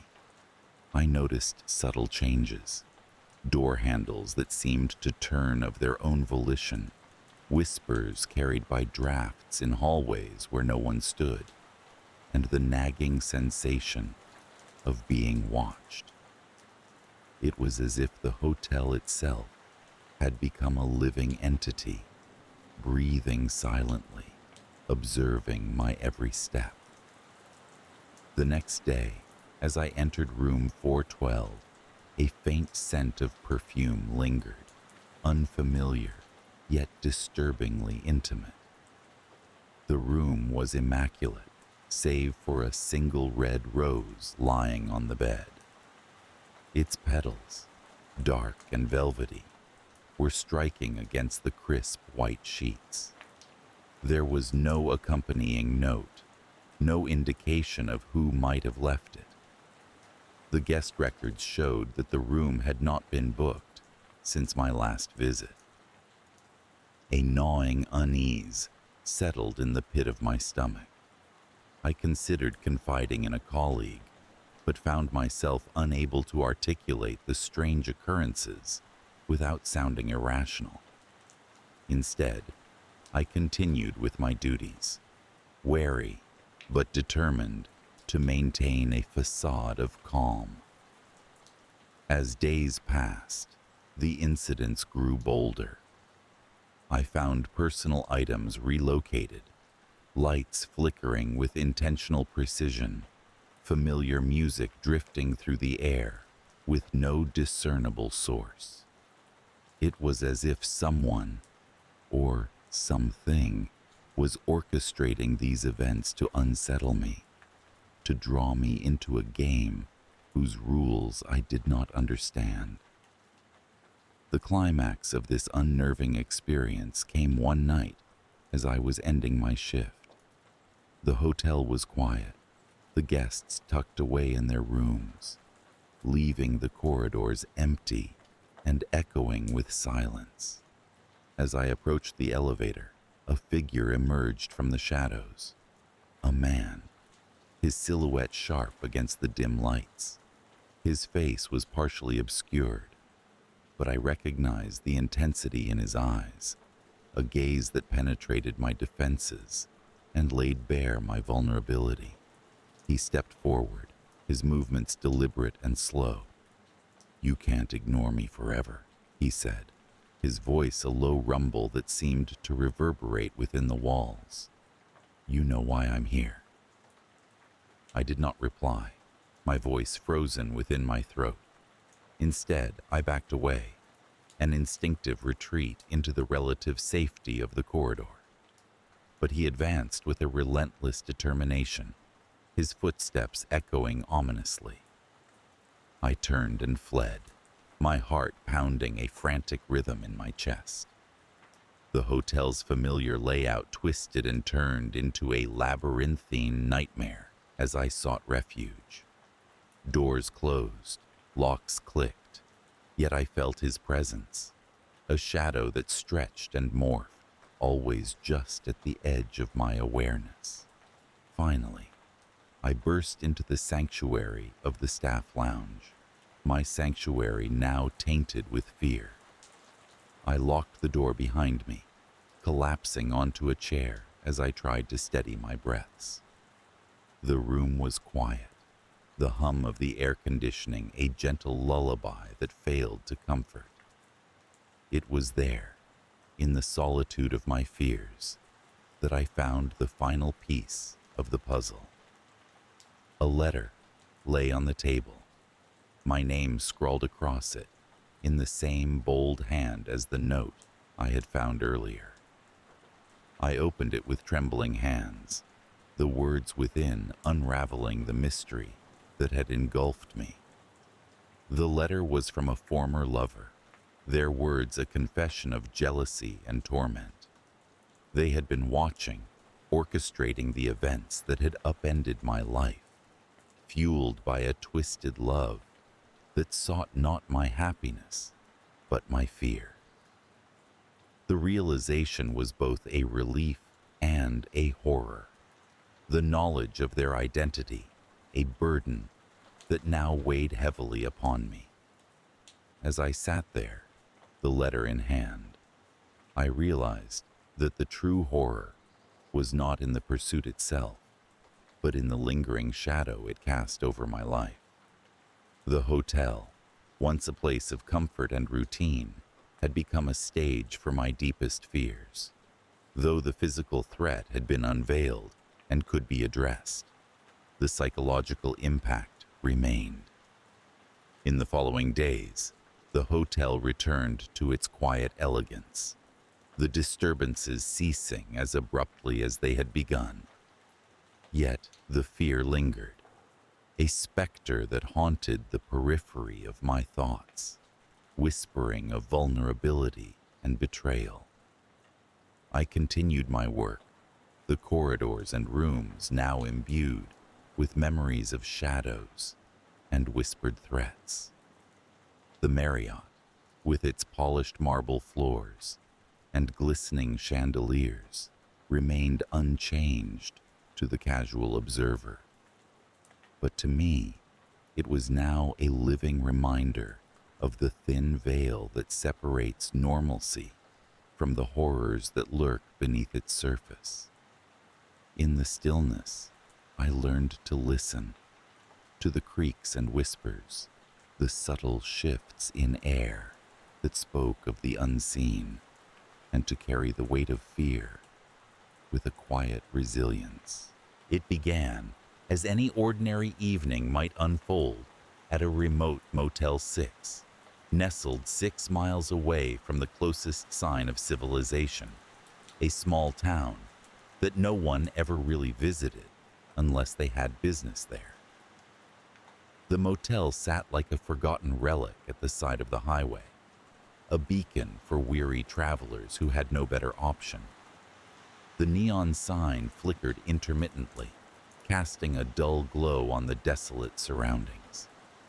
The sky was a deep shade of indigo, speckled with stars that seemed to twinkle more vividly out here, away from the pollution of city lights. I worked the night shift, a routine I had grown accustomed to over the years. It was a quiet life, a predictable one, which suited me just fine. Most nights were uneventful, punctuated only by the occasional night owl looking for a room or the sound of tires crunching gravel as a latecomer pulled into the lot. The solitude of the job was a comforting cocoon, a refuge from the chaos of the world beyond. The motel itself was nothing remarkable. A series of plain, single-story rooms laid out in a narrow U-shape around a cracked asphalt lot. Each door bore the scars of time, flaking paint and rusted hinges, but inside, the rooms were clean and serviceable, if not a bit outdated. The air carried a faint scent of bleach and old carpet, a familiar aroma that had become synonymous with my nights here. The guests that night were few. An older couple from Wisconsin had checked in earlier, their car laden with luggage and road maps. They had been heading south, likely in search of warmer climes. There was also a businessman, his nasal voice still echoing in my mind from the series of phone calls he had made upon arrival. And finally, a lone traveler, a young woman with weary eyes, who had signed in just before dusk. As the clock ticked toward midnight, a gentle breeze rustled the leaves of the sparse trees that lined the edge of the property. I sat behind the reception desk, a book in hand, the pages illuminated by the soft glow of a desk lamp. The world outside seemed wrapped in a peaceful silence, the kind of tranquility that often accompanies nights spent far from the bustling heart of modern life. But then, as if on cue, the serenity fractured. The lights flickered once, twice, and then went out entirely, plunging the motel into an oppressive darkness. I blinked, momentarily disoriented. The sudden absence of light, disarming in its totality. I fumbled for my phone, using its screen to cast a weak beam into the void. The power outages were not entirely uncommon in these parts, especially given the antiquated infrastructure that serviced this stretch of the highway. Yet there was something about this blackout that felt different, a sinister quality that gnawed at the edges of my consciousness. I could hear a faint rustling, the sound of movement, but the darkness swallowed any further clues. I decided to step outside, hoping to find some clue as to the source of the disturbance. As I pushed open the door to the office, the night air rushed in, cool and invigorating. The stars overhead seemed brighter now, as if compensating for the absence of artificial light. I walked along the length of the building, the beam of my phone tracing the outlines of the parked cars, the details rendered ghostly in the pallid light.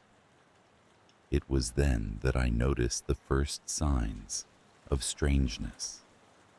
The air was heavy, charged with a palpable tension that set my nerves on edge. As I approached room 7, where the older couple had checked in, I heard something, a guttural, animalistic sound that made the hair on the back of my neck stand up. I paused, unsure whether to knock or retreat. My hand hovered over the door, indecisive, when suddenly it flew open. The man from Wisconsin stood there, his eyes wild and unfocused, his demeanor unrecognizable from the kindly gentleman who had checked in earlier. He let out a snarl, a feral sound that sent me stumbling backward in shock. His face was contorted in an unnatural grimace, the veins in his neck bulging as if under immense pressure. He lunged toward me, but before he could reach, the woman, his wife I presumed, appeared behind him, her movements jerky and erratic. Panicked, I scrambled back, almost dropping my phone in the process. The light from the screen cast eerie shadows across their faces, highlighting the transformation that had overtaken them. They seemed less like people and more like creatures driven by some primal, destructive instinct. I retreated further, my heart pounding in my chest, the thumping deafening in the silence. Instinct propelled me back to the office, where I locked the door behind me, my breath coming in shallow gasps. I grabbed the emergency flashlight from beneath the counter, its beam more robust than my phone's. In the seclusion of the darkened office, I tried to make sense of what I had just witnessed. It was as if the blackout had triggered something in the guests, something monstrous and inexplicable. With the flashlight in hand, I ventured back outside, determined to check on the other guests. The businessman was my next stop.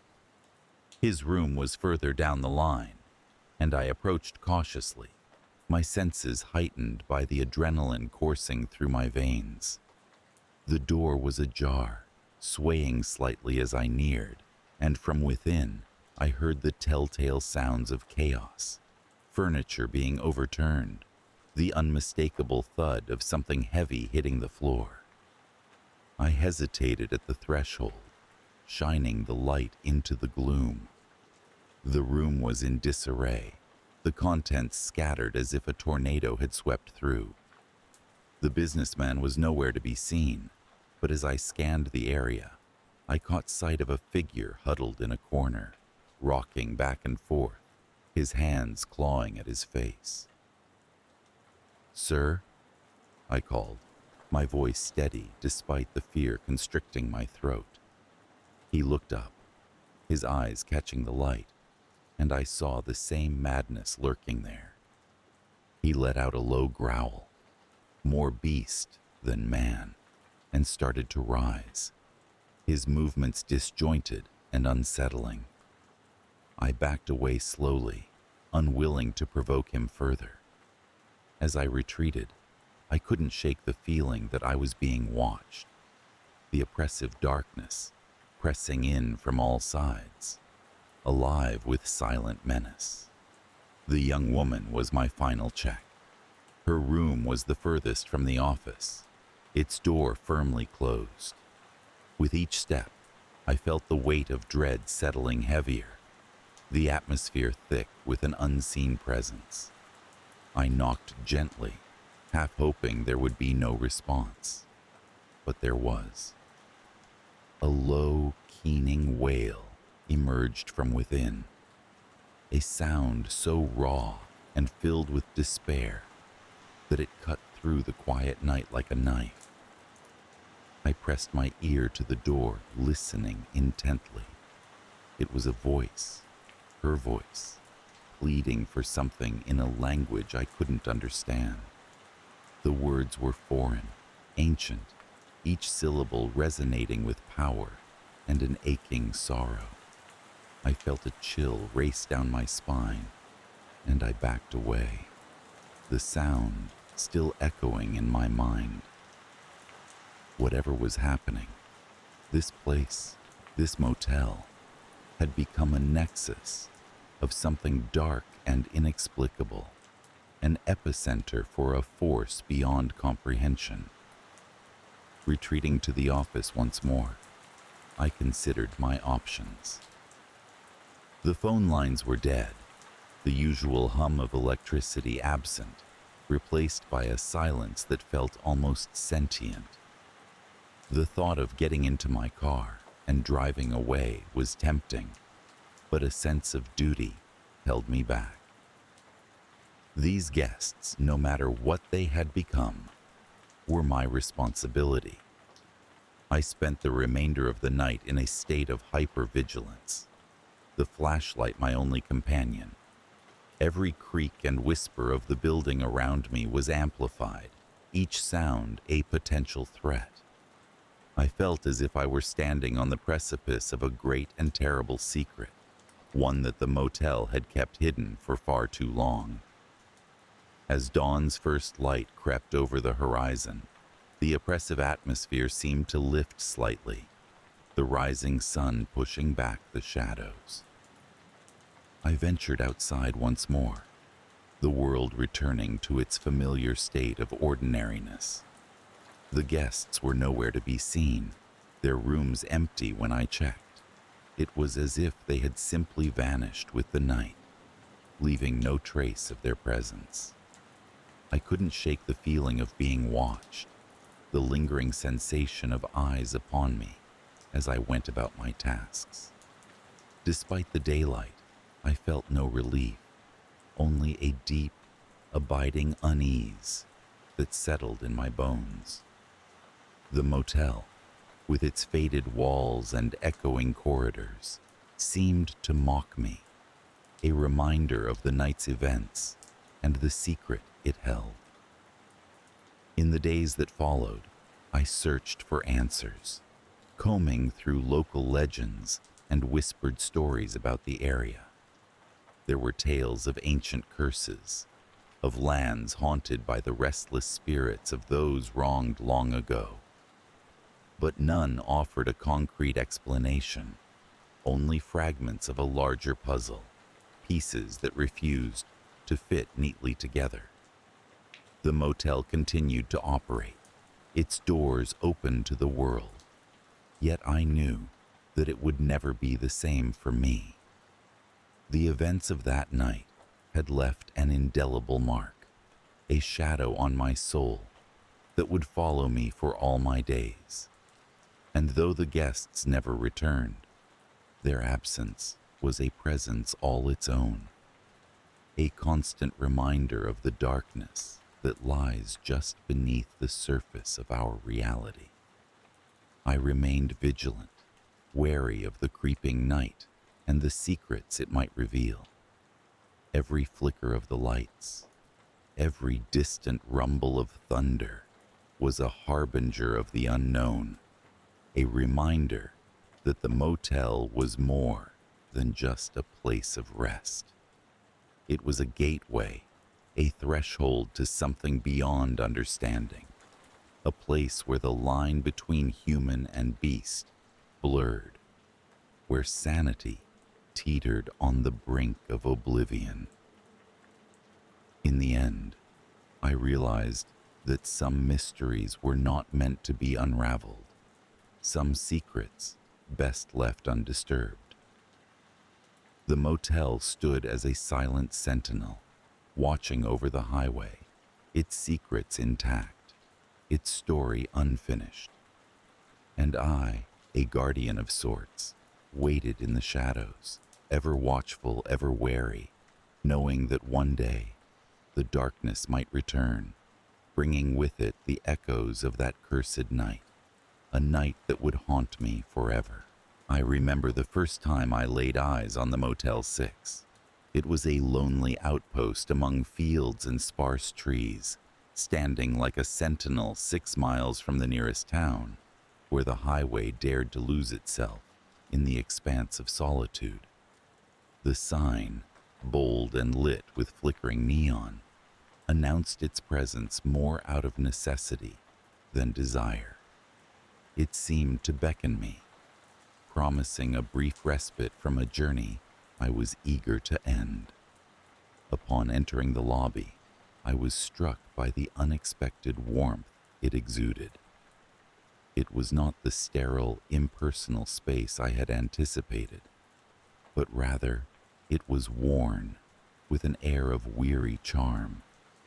The clerk, a gentleman with a soft voice and an apologetic smile, informed me with practiced monotony that the rooms were clean, offering everything one might need for a night's stay. I took the key, number 13, dangling from a faded plastic fob.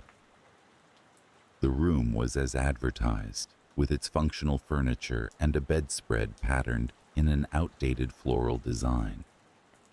I set down my bags and allowed myself to collapse onto the bed. The hum of the highway outside was a soft lullaby, a reminder of the world I had momentarily escaped. It was, by all appearances, just another night on the road. I awoke to a stillness that was both comforting and unsettling. Outside, the wind had picked up, rustling through the dry leaves and whispering ancient secrets. I pulled back the curtains, peering into the ink-black night, the parking lot lit only by the dim glow of the distant highway lights. Unease pricked at me, finding solace in the shadowed corners of my room.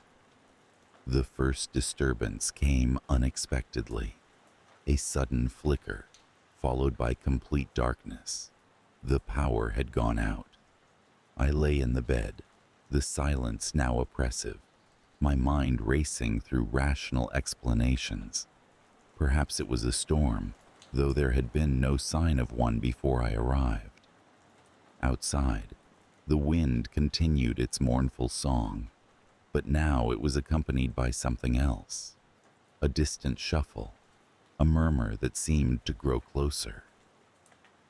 Climbing from the bed, I felt my way to the door, cracking it open. The hallway was a cavern of shadows, broken only by the intermittent flash of lightning in the sky. Other doors creaked open, and the occupants, silhouettes of curiosity, stepped into the passageway. We exchanged nervous glances, strangers bound by circumstance and an unspoken fear. A voice, rough and barely civil, cut through the murmur.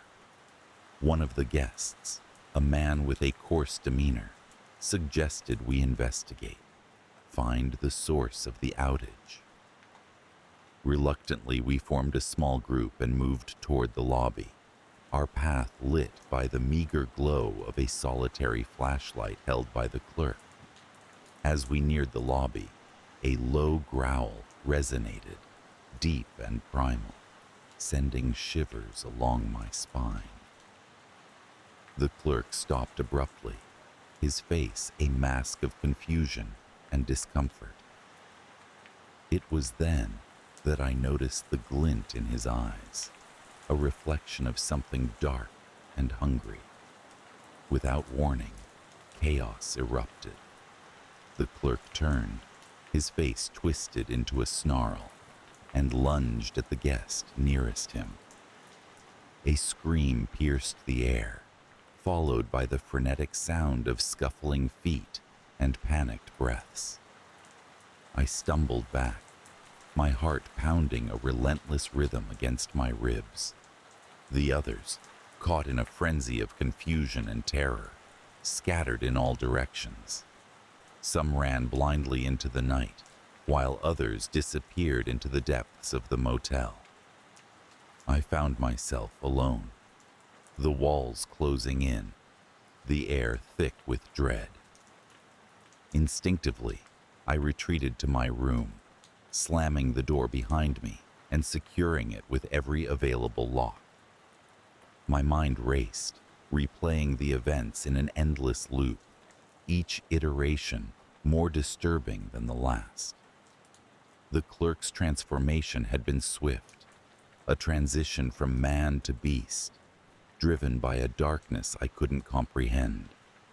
I sank to the floor, my back pressed against the door, listening. Outside, the night was alive with sounds, footsteps, snarls, and the occasional cry of pain or fear. Each noise was a reminder of the peril that lurked just beyond the thin veneer of my sanctuary. Time became an elusive concept, each minute stretching into eternity. The darkness was unyielding, a cloak that smothered hope and clarity. I knew I couldn't remain hidden forever, yet the thought of facing whatever monstrosity lay outside paralyzed me. Desperation forced my hand. I crept to the window, pushing the curtains aside just enough to peer into the night. The parking lot was a tide of shadows, shifting and swaying with each gust of wind. I could see movement, a figure, or perhaps several, pacing with predatory grace. Clarity came with the realization. The blackout had awakened something within the guests, a primal instinct buried beneath layers of civility. They had become something other, their humanity eclipsed by a ravenous, feral nature. Gathering courage, I slipped out the window, my feet landing silently on the cool earth. The air was electric, charged with the remnants of a long-forgotten curse. I kept to the shadows, making my way toward the highway, the distant hum a beacon of hope. As I neared the edge of the lot, a flash of movement caught my eye. One of the transformed guests was nearby, their eyes glinting with an unnatural light. I froze, my breath caught in my throat, but they seemed more interested in some unseen quarry, darting into the woods without a second glance in my direction. With trembling resolve, I pressed on, reaching the highway at last. It stretched out before me, a ribbon of salvation, and I began to run, my strides fueled by adrenaline and fear. The sky began to lighten, the first hints of dawn painting the horizon in gentle hues. With each step, the motel faded into the background, its secrets sealed once more by the cloak of day. But even as I reached the safety of the town, I couldn't shake the lingering fear. The Motel 6 had left its mark on me, a shadow that followed in my wake. I could never forget the darkness that had claimed it, nor the transformation that had turned ordinary people into something monstrous. Life returned to its routine, but every night as I lay in bed, I could hear the echoes of that fateful night in the silence. The world was not as it seemed, and the shadows held secrets that defied understanding. The Motel 6 remained, a hushed whisper among travelers, its reputation tainted by the stories that followed. And while others might pass it by without a thought, I knew the truth. There were places in the world that held a dark magic, capable of twisting the human soul into something unrecognizable. Even now, the memory haunts me, a reminder that darkness dwells in the most unassuming places, waiting for the moment to reveal its true nature. And in those moments of stillness, I wonder if the motel still stands, a sentinel of shadows, guarding its secrets from the unwary traveler. The fear lingers, a specter of the night that refuses to fade. It whispers to me, a constant companion, a reminder of the thin veneer that separates our world from the unknown. And so, I live with the knowledge that some doors, once opened, can never be closed, and the darkness that lies beyond is a part of us, waiting to be awakened. The motel was a relic from a bygone era, standing stubbornly on the outskirts of a quiet town that had long since been bypassed by progress. Its neon sign flickered intermittently, casting an unsteady glow that was more haunting than welcoming. I arrived at the motel on a cool autumn evening, seeking nothing more than a night's rest on my journey to somewhere indefinitely better. The reception area was dimly lit, with faded floral wallpaper that peeled slightly at the corners, and a heavy wooden counter that had seen better days. A bell sat on the counter, tarnished and silent, only singing its metallic ring when I tapped it impatiently. The woman behind the counter was as much a fixture as the building itself. She had a weary yet knowing smile, the kind that suggested she'd seen every kind of traveler and heard every kind of story. Her hair was pulled back tightly into a bun, and her eyes, though tired, were sharp. She handed me a key with a brass tag, its number etched deeply, a relic of a time when keys were trusted companions rather than cards or codes. Room 7. The room was modest, with a heavy quilt covering a bed that sagged in the middle. There was a small television, a relic from the early 90s, perched on a rickety stand, and a single window that looked out onto the parking lot. Beyond the lot, a dense forest loomed, its trees reaching upward like skeletal fingers, clawing at the sky. The air was quiet, almost oppressively so, with only the distant hoot of an owl and the rustle of leaves disturbed by the wind.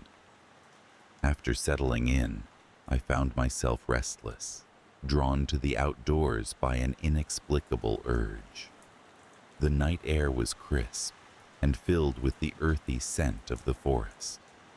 As I wandered around the perimeter of the motel, I noticed the building's age more acutely. Each creak of the wooden boards beneath my feet told stories of countless travelers who had passed this way before me. That was when I noticed a subtle but distinct change.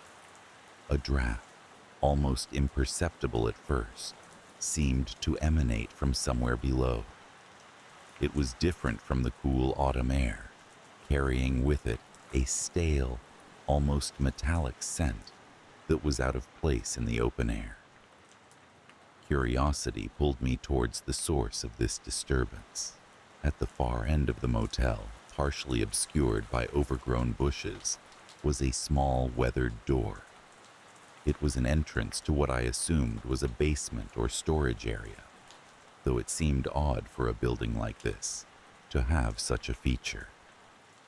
The door was slightly ajar, and as I approached, the draft grew stronger, carrying with it a sense of foreboding that settled into the pit of my stomach. Against my better judgment, I pushed the door open wider.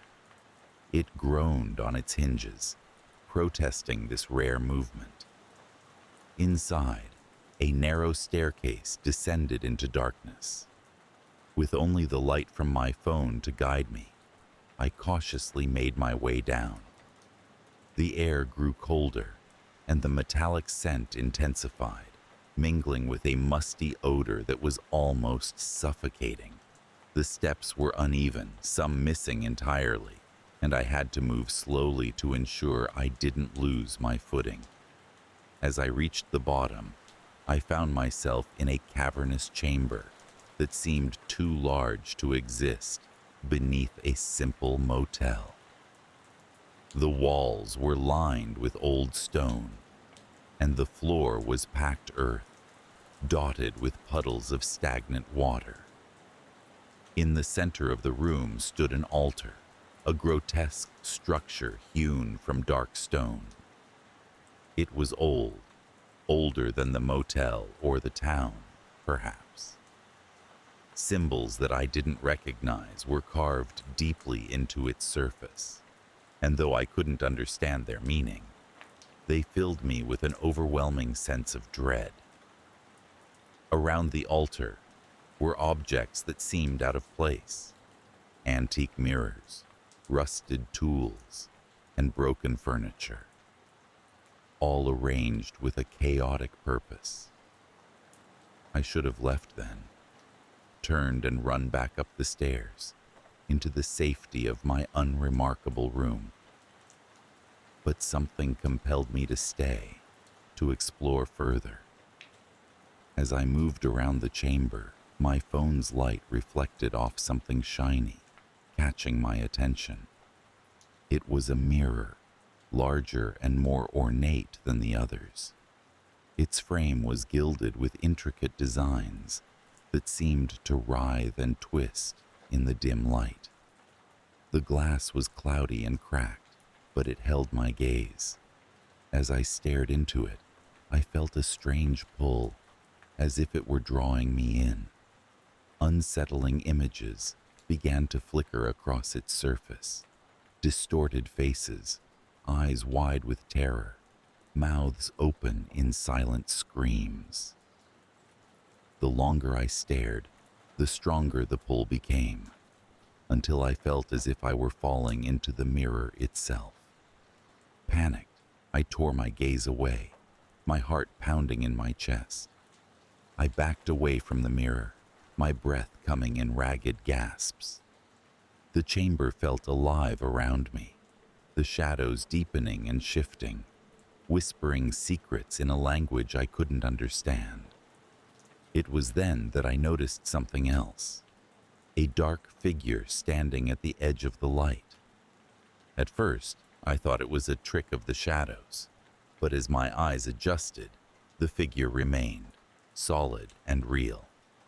It was tall, its features obscured by a hooded cloak.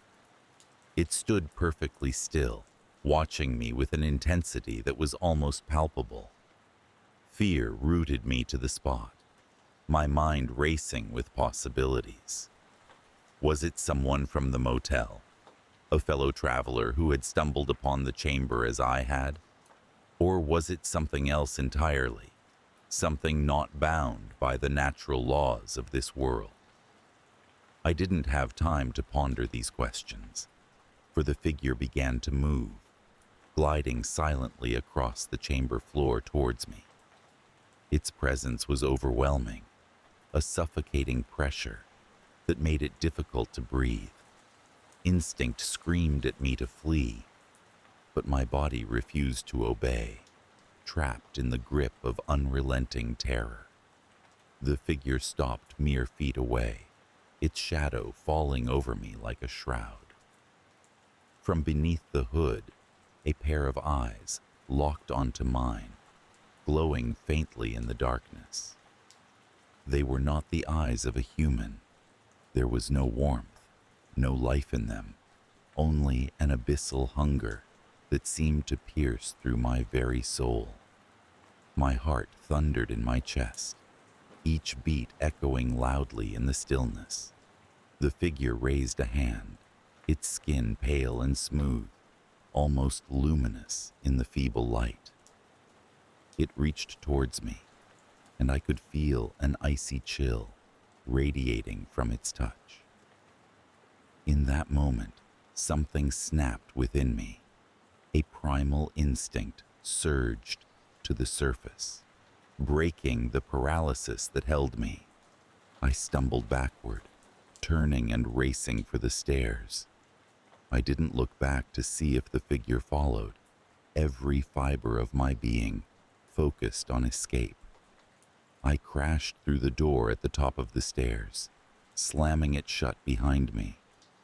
My heart was pounding, adrenaline coursing through my veins as I leaned against the door, struggling to catch my breath. The motel seemed unchanged, a silent sentinel against the night. But I was changed, irrevocably altered by what I had seen. As I returned to my room, every shadow seemed to hold a threat. Every sound magnified in my heightened state of fear. Sleep was impossible, my mind replaying the events in the chamber over and over. I lay on the bed, staring at the ceiling, listening to the whisper of the wind against the window. Morning couldn't come fast enough, but when it did, it brought no respite, only the harsh reality of what I had encountered. I checked out at first light, the woman at the desk offering the same knowing smile as she took the key. Her eyes lingered on me, as if she could see the change that had been wrought within. As I drove away, the motel receded in my rearview mirror, but the unease lingered, a constant companion on the road ahead. That night, beneath the unforgiving glare of my headlights, I couldn't shake the feeling that I was being watched, followed by eyes that glowed with an unholy light. Though I left the motel far behind, its shadow clung to me, a reminder of the darkness that lay hidden beneath the surface of the ordinary. Perhaps I should have warned someone, called the authorities, or told the townspeople of the chamber and its dark occupant. But who would believe such a tale? It was easier to dismiss it as a figment of my imagination, a nightmare conjured by the isolation of the road and the eerie atmosphere of the motel. Yet deep down, I knew the truth. There was something there, something that defied comprehension, waiting in the shadows for the next curious soul to wander too far, to delve too deep, and to awaken the horror that lay beneath. And so I drove, with the knowledge that some things are better left undisturbed, their secrets buried in the silence of the earth, where they can do no harm. But in the quiet moments, when the world is still and the mind begins to wander, I remember the glowing eyes and the icy touch, and I am reminded that there are places where the darkness never sleeps. It waits patiently, biding its time, until the day comes when someone, somewhere, will once again hear its call and answer as I did, drawn into a world where nightmares are real and shadows hold the power to consume. Though I have moved on, the memory of that night remains vivid, etched into my mind like a scar. I often wonder about the others who have stayed at the motel since, if they too have felt the chill of the draft or seen the flicker of shadows beneath the ground. Perhaps they have, and like me, they have chosen silence, carrying the burden of their secret with them as they continue their own journeys. Or perhaps the figure beneath remains undisturbed, waiting with eternal patience for the next intruder to stumble unwittingly into its lair. In the end, it matters little. The world is full of such places, hidden from view, where reality blurs with the fantastic and the mundane cloaks the terrifying. All we can do is hope to avoid them, to pass by unnoticed, and to resist the lure of the unknown. Yet, despite the fear and the nightmares, there is a part of me that is grateful for the encounter, for the reminder that there are still mysteries in the world, waiting to be uncovered by those brave or foolish enough to seek them out. As I travel on, I find myself drawn to the strange and unusual, ever watchful for signs of the extraordinary. I have learned to trust my instincts, to recognize the subtle shifts in the air that signal the presence of something otherworldly. And though I carry the memory of that night with me always, it is tempered by the knowledge that I survived, that I escaped the shadows and lived to tell the tale. It is a small comfort, but a comfort nonetheless, in a world where darkness lurks just beneath the surface, waiting for the chance to rise once more.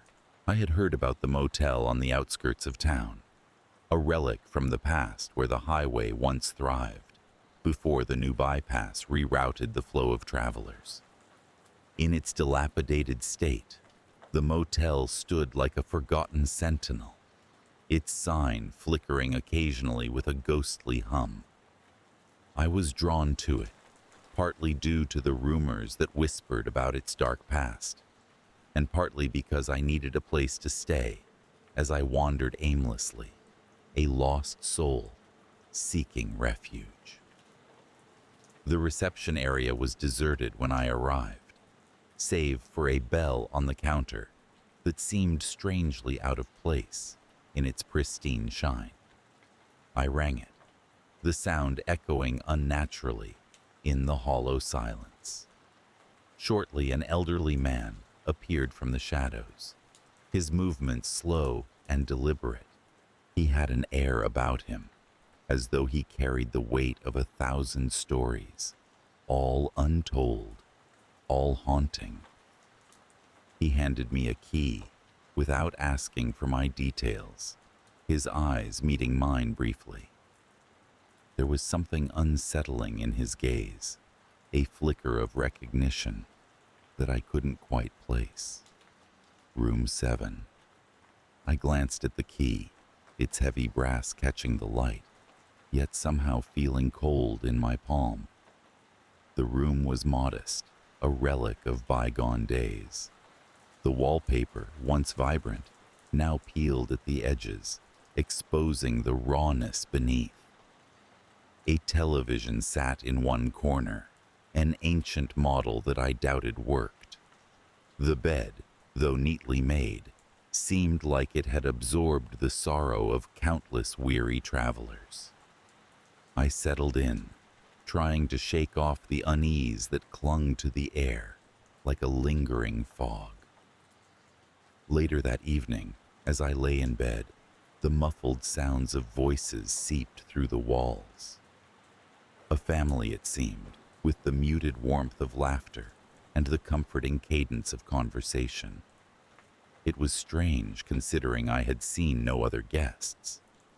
I found it oddly soothing, a reminder of normalcy in this forgotten place. But then came the first disturbance. The sounds grew louder, more distinct, as though they were moving through the walls. My curiosity piqued. I pressed my ear against the faded wallpaper. I could hear them clearly. A father, a mother, a child. Each voice distinct, yet oddly toneless, as if reciting lines from a script. The night's embrace was restless, my dreams fragmented and elusive. Images of faces, unfamiliar yet hauntingly close, flitted through my mind. I awoke with a start, sweat clinging to my skin despite the chill in the air. The voices were gone, leaving only the oppressive silence that seemed to amplify the motel's desolation. The next day, I explored the grounds, hoping to unravel the mystery that had wrapped itself around me. A strange compulsion urged me to understand the motel's secrets. The other rooms, though identical in architecture, seemed locked in time, untouched by the decay that had claimed the exterior. I felt watched, as if unseen eyes followed my every step. That evening, the voices returned, more insistent, clawing at the silence with a fervor that sent shivers down my spine. I ventured outside, drawn by a force I couldn't comprehend. As I crossed the threshold of the room, the air felt thick, charged with a static energy that prickled my skin. The courtyard was strangely illuminated, bathed in a light that seemed to come from nowhere. There, I saw them, the family, spectral figures that shimmered at the edge of perception. They moved with a peculiar grace, their features blurred and indistinct, yet their presence undeniable. I watched, entranced, as they reenacted scenes of domestic life. Their movements fluid yet devoid of true warmth or emotion. A ghostly tableau that played out with a haunting familiarity, as if they were trapped in an endless loop, compelled to relive moments of a past long forgotten. Each night the performance repeated, growing more vivid, more desperate. The father's voice, once calm, now carried an edge of pleading. The mother's laughter held a hint of hysteria, and the child's playful tones twisted into cries of despair. I tried to speak to them, to break the cycle, but my voice was swallowed by the oppressive atmosphere, leaving me powerless in the face of their torment. The escalation was subtle, insidious.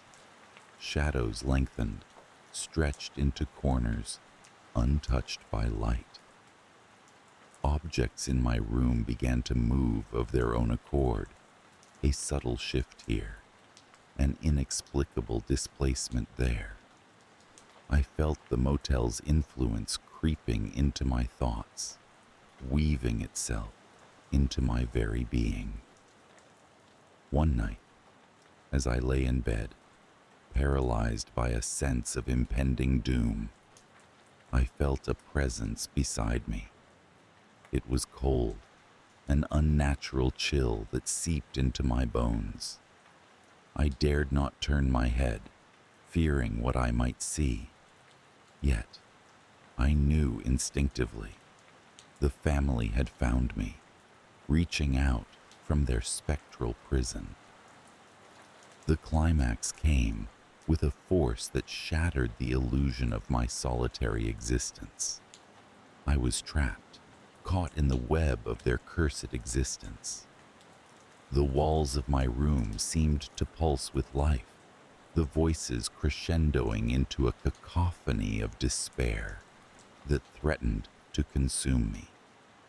I was no longer an observer, but a participant in their twisted dance. In that moment of heightened terror, I understood the truth. The family was not merely trapped. They were guardians of a malevolent force that sought to escape the confines of the motel.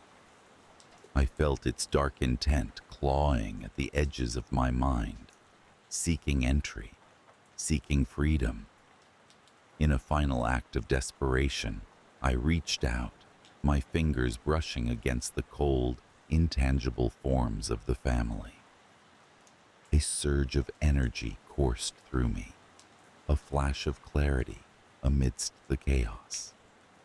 I pleaded with them, not with words, but with the raw emotion of my will. To free them was to bind the force, to seal it away for another generation.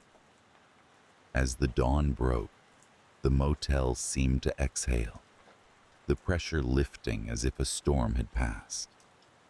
I found myself alone, the room untouched by the night's events, yet profoundly altered. The key lay on the bedside table, its weight no longer oppressive, but comforting in its familiarity. I left the motel behind, my steps lighter, yet my heart heavy with the knowledge that the cycle would continue. The family, trapped in their spectral vigil, had entrusted me with their secret, their burden. I carried it with me, a silent witness to the motel's haunting legacy. And though I have moved on, the lingering fear remains, a shadow at the edge of my consciousness. I sense it in quiet moments, in the space between heartbeats, a reminder that some places are cursed not by choice, but by the echoes of those who came before. The motel was modestly nestled at the edge of a dense forest, with its back to a sprawling cave system that stretched for miles beneath the earth. It was a place that could easily be forgotten by travelers, situated on a road less traveled, where the asphalt seemed to narrow as if being swallowed by the surrounding wilderness. My name is Sam, and for the past 5 years, I've managed this peculiar establishment. It was a job that found me rather than the other way around, as if the universe had conspired to lead me here. The motel was a relic from the 1960s, with its pastel colors and retro signage that flickered in the twilight. To most, it appeared to be merely a quaint stopover, but for those who stayed longer, there was an unsettling charm, one that lingered with an inexplicable gravity. I was the only caretaker, a role that had become an indefinite calling. The previous caretaker had disappeared without a trace, a mystery that was whispered among the few locals who cared to remember. Initially, there was nothing overtly strange about the place. My duties were typical: check in weary guests, maintain the grounds, and ensure the rooms were clean. The pay was modest, but the room and board were free, and the solitude was exactly what I thought I needed. The first few months passed quietly, with only the occasional guest trickling through, each with their own stories and reasons for stopping at a motel so removed from the beaten path. But as the days turned into nights, and the nights crept into weeks, I began to notice things. Unsettling things. It started with the whispers carried on the wind, so faint that I thought them to be tricks of my imagination. They would ebb and flow like the tide, rising in intensity at dusk and fading at dawn. Sometimes I could almost make out words or phrases, but just as I grasped their meaning, they would elude me, slipping back into the shadows where they belonged. My dreams changed too. They became vivid, unsettlingly so, filled with images of the cave system behind the motel. In these dreams, I would wander through the labyrinthine tunnels, lost and yet guided by an unseen force that seemed to know me intimately. I would wake drenched in sweat, my heart pounding with the certainty that something from those dreams lingered in the waking world. The first true disturbance came one stormy night when the motel was vacant, save for a single guest. An older gentleman, Mr. Carl, had checked in earlier, seeking refuge from the heavy rain. He was a quiet man with distant eyes, the kind of guest who kept to himself and left no real impression.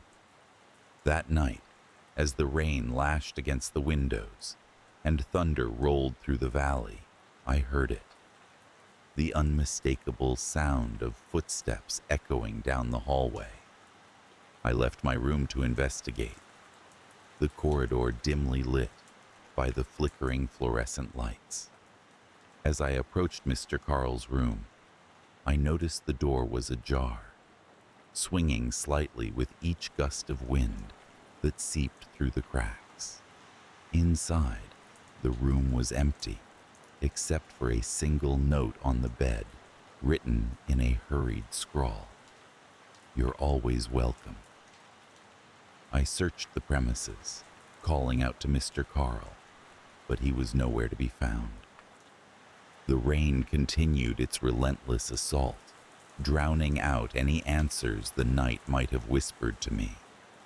The authorities were of little help, noting the transient nature of our guests and the likelihood that Mr. Carl had simply left in the middle of the night. Yet, an unsettling feeling lingered, gnawing at the edges of my mind.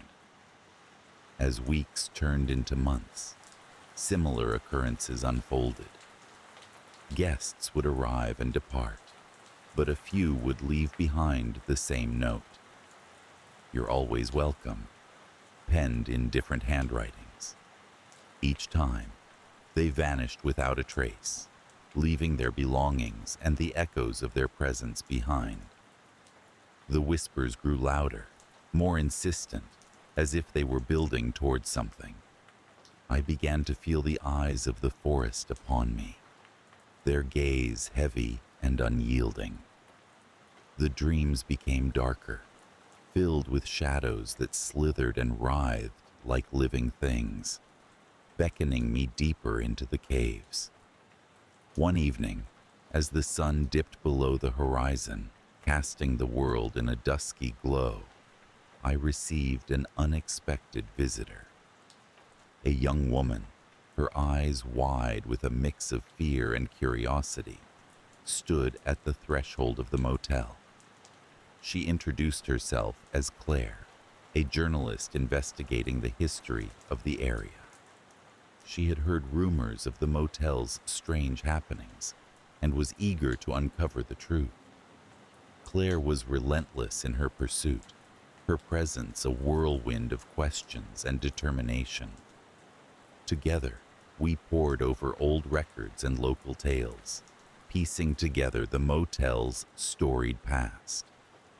It seemed that the land it occupied had been sacred to the indigenous people, a place of power linked to the cave system.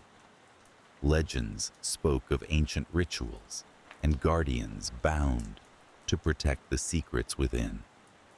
The more we uncovered, the more the motel seemed to take on a life of its own. The whispers became voices, distinct and echoing with a primal authority. The shadows grew bolder, stretching across rooms and revealing glimpses of another world just beyond our understanding. And then, one fateful night, the escalation reached its peak. It began with a tremor that shook the very foundation of the motel, a rumbling that seemed to emanate from the depths of the caves. The lights flickered and died, plunging me and Claire into darkness. Outside, the forest was alive with movement, as if the trees themselves were converging upon us. Guided by instinct and a compulsion I could not resist, I found myself drawn to the entrance of the caves. Claire followed, her flashlight casting jittery beams that danced against the cavern walls. The air was thick with anticipation, each step echoing with the tension of an unseen presence. Deep within the labyrinth, we discovered a chamber, its walls carved with ancient symbols that pulsed with an eerie luminescence. In the center stood a figure, cloaked in shadows yet undeniably human. It was Mr. Carl, or rather, what he had become. His eyes were vacant, his expression serene as he gestured to join him. "This is the price," he intoned, his voice a blend of many, resonating with the cadence of the earth itself. Eternal life, bound to this place. The realization washed over me like a cold wave. The motel was more than just a structure. It was a gateway, a prison, and a promise of immortality at a cost. The caretakers were chosen, bound to the land and its secrets, forever part of its tapestry. Claire's face mirrored my own horror as she backed away, the shadows reaching for her with tendrils of longing. It was then that I understood the choice before me. To remain was to accept the eternal binding, to become one with the whispers and shadows, to be forgotten by the world above. To leave was to break the cycle, but at what cost? As the dawn light crept into the cave, the whispers softened, retreating to the edges of perception. Claire and I stumbled out into the light, the weight of what we had seen pressing down upon us. The motel stood unchanged, its facade a deceptive mask for the ancient power within. Days passed, and the quiet returned, but it was a fragile peace, undercut by the knowledge of the lurking presence. Claire left, her story untold, perhaps realizing some truths were better left buried. I remained, the motel now a cocoon of solitude that both comforted and suffocated. Each day was a reminder of the choice I had made, the whispers ever present, their invitation eternal. The forest watched with eyes unseen, waiting for the day I would answer their call. And so, the motel stands, a beacon on the edge of the world, always welcoming those who seek its refuge. But for those who linger too long, the price is steep, a secret bound in stone and shadow, echoing through time.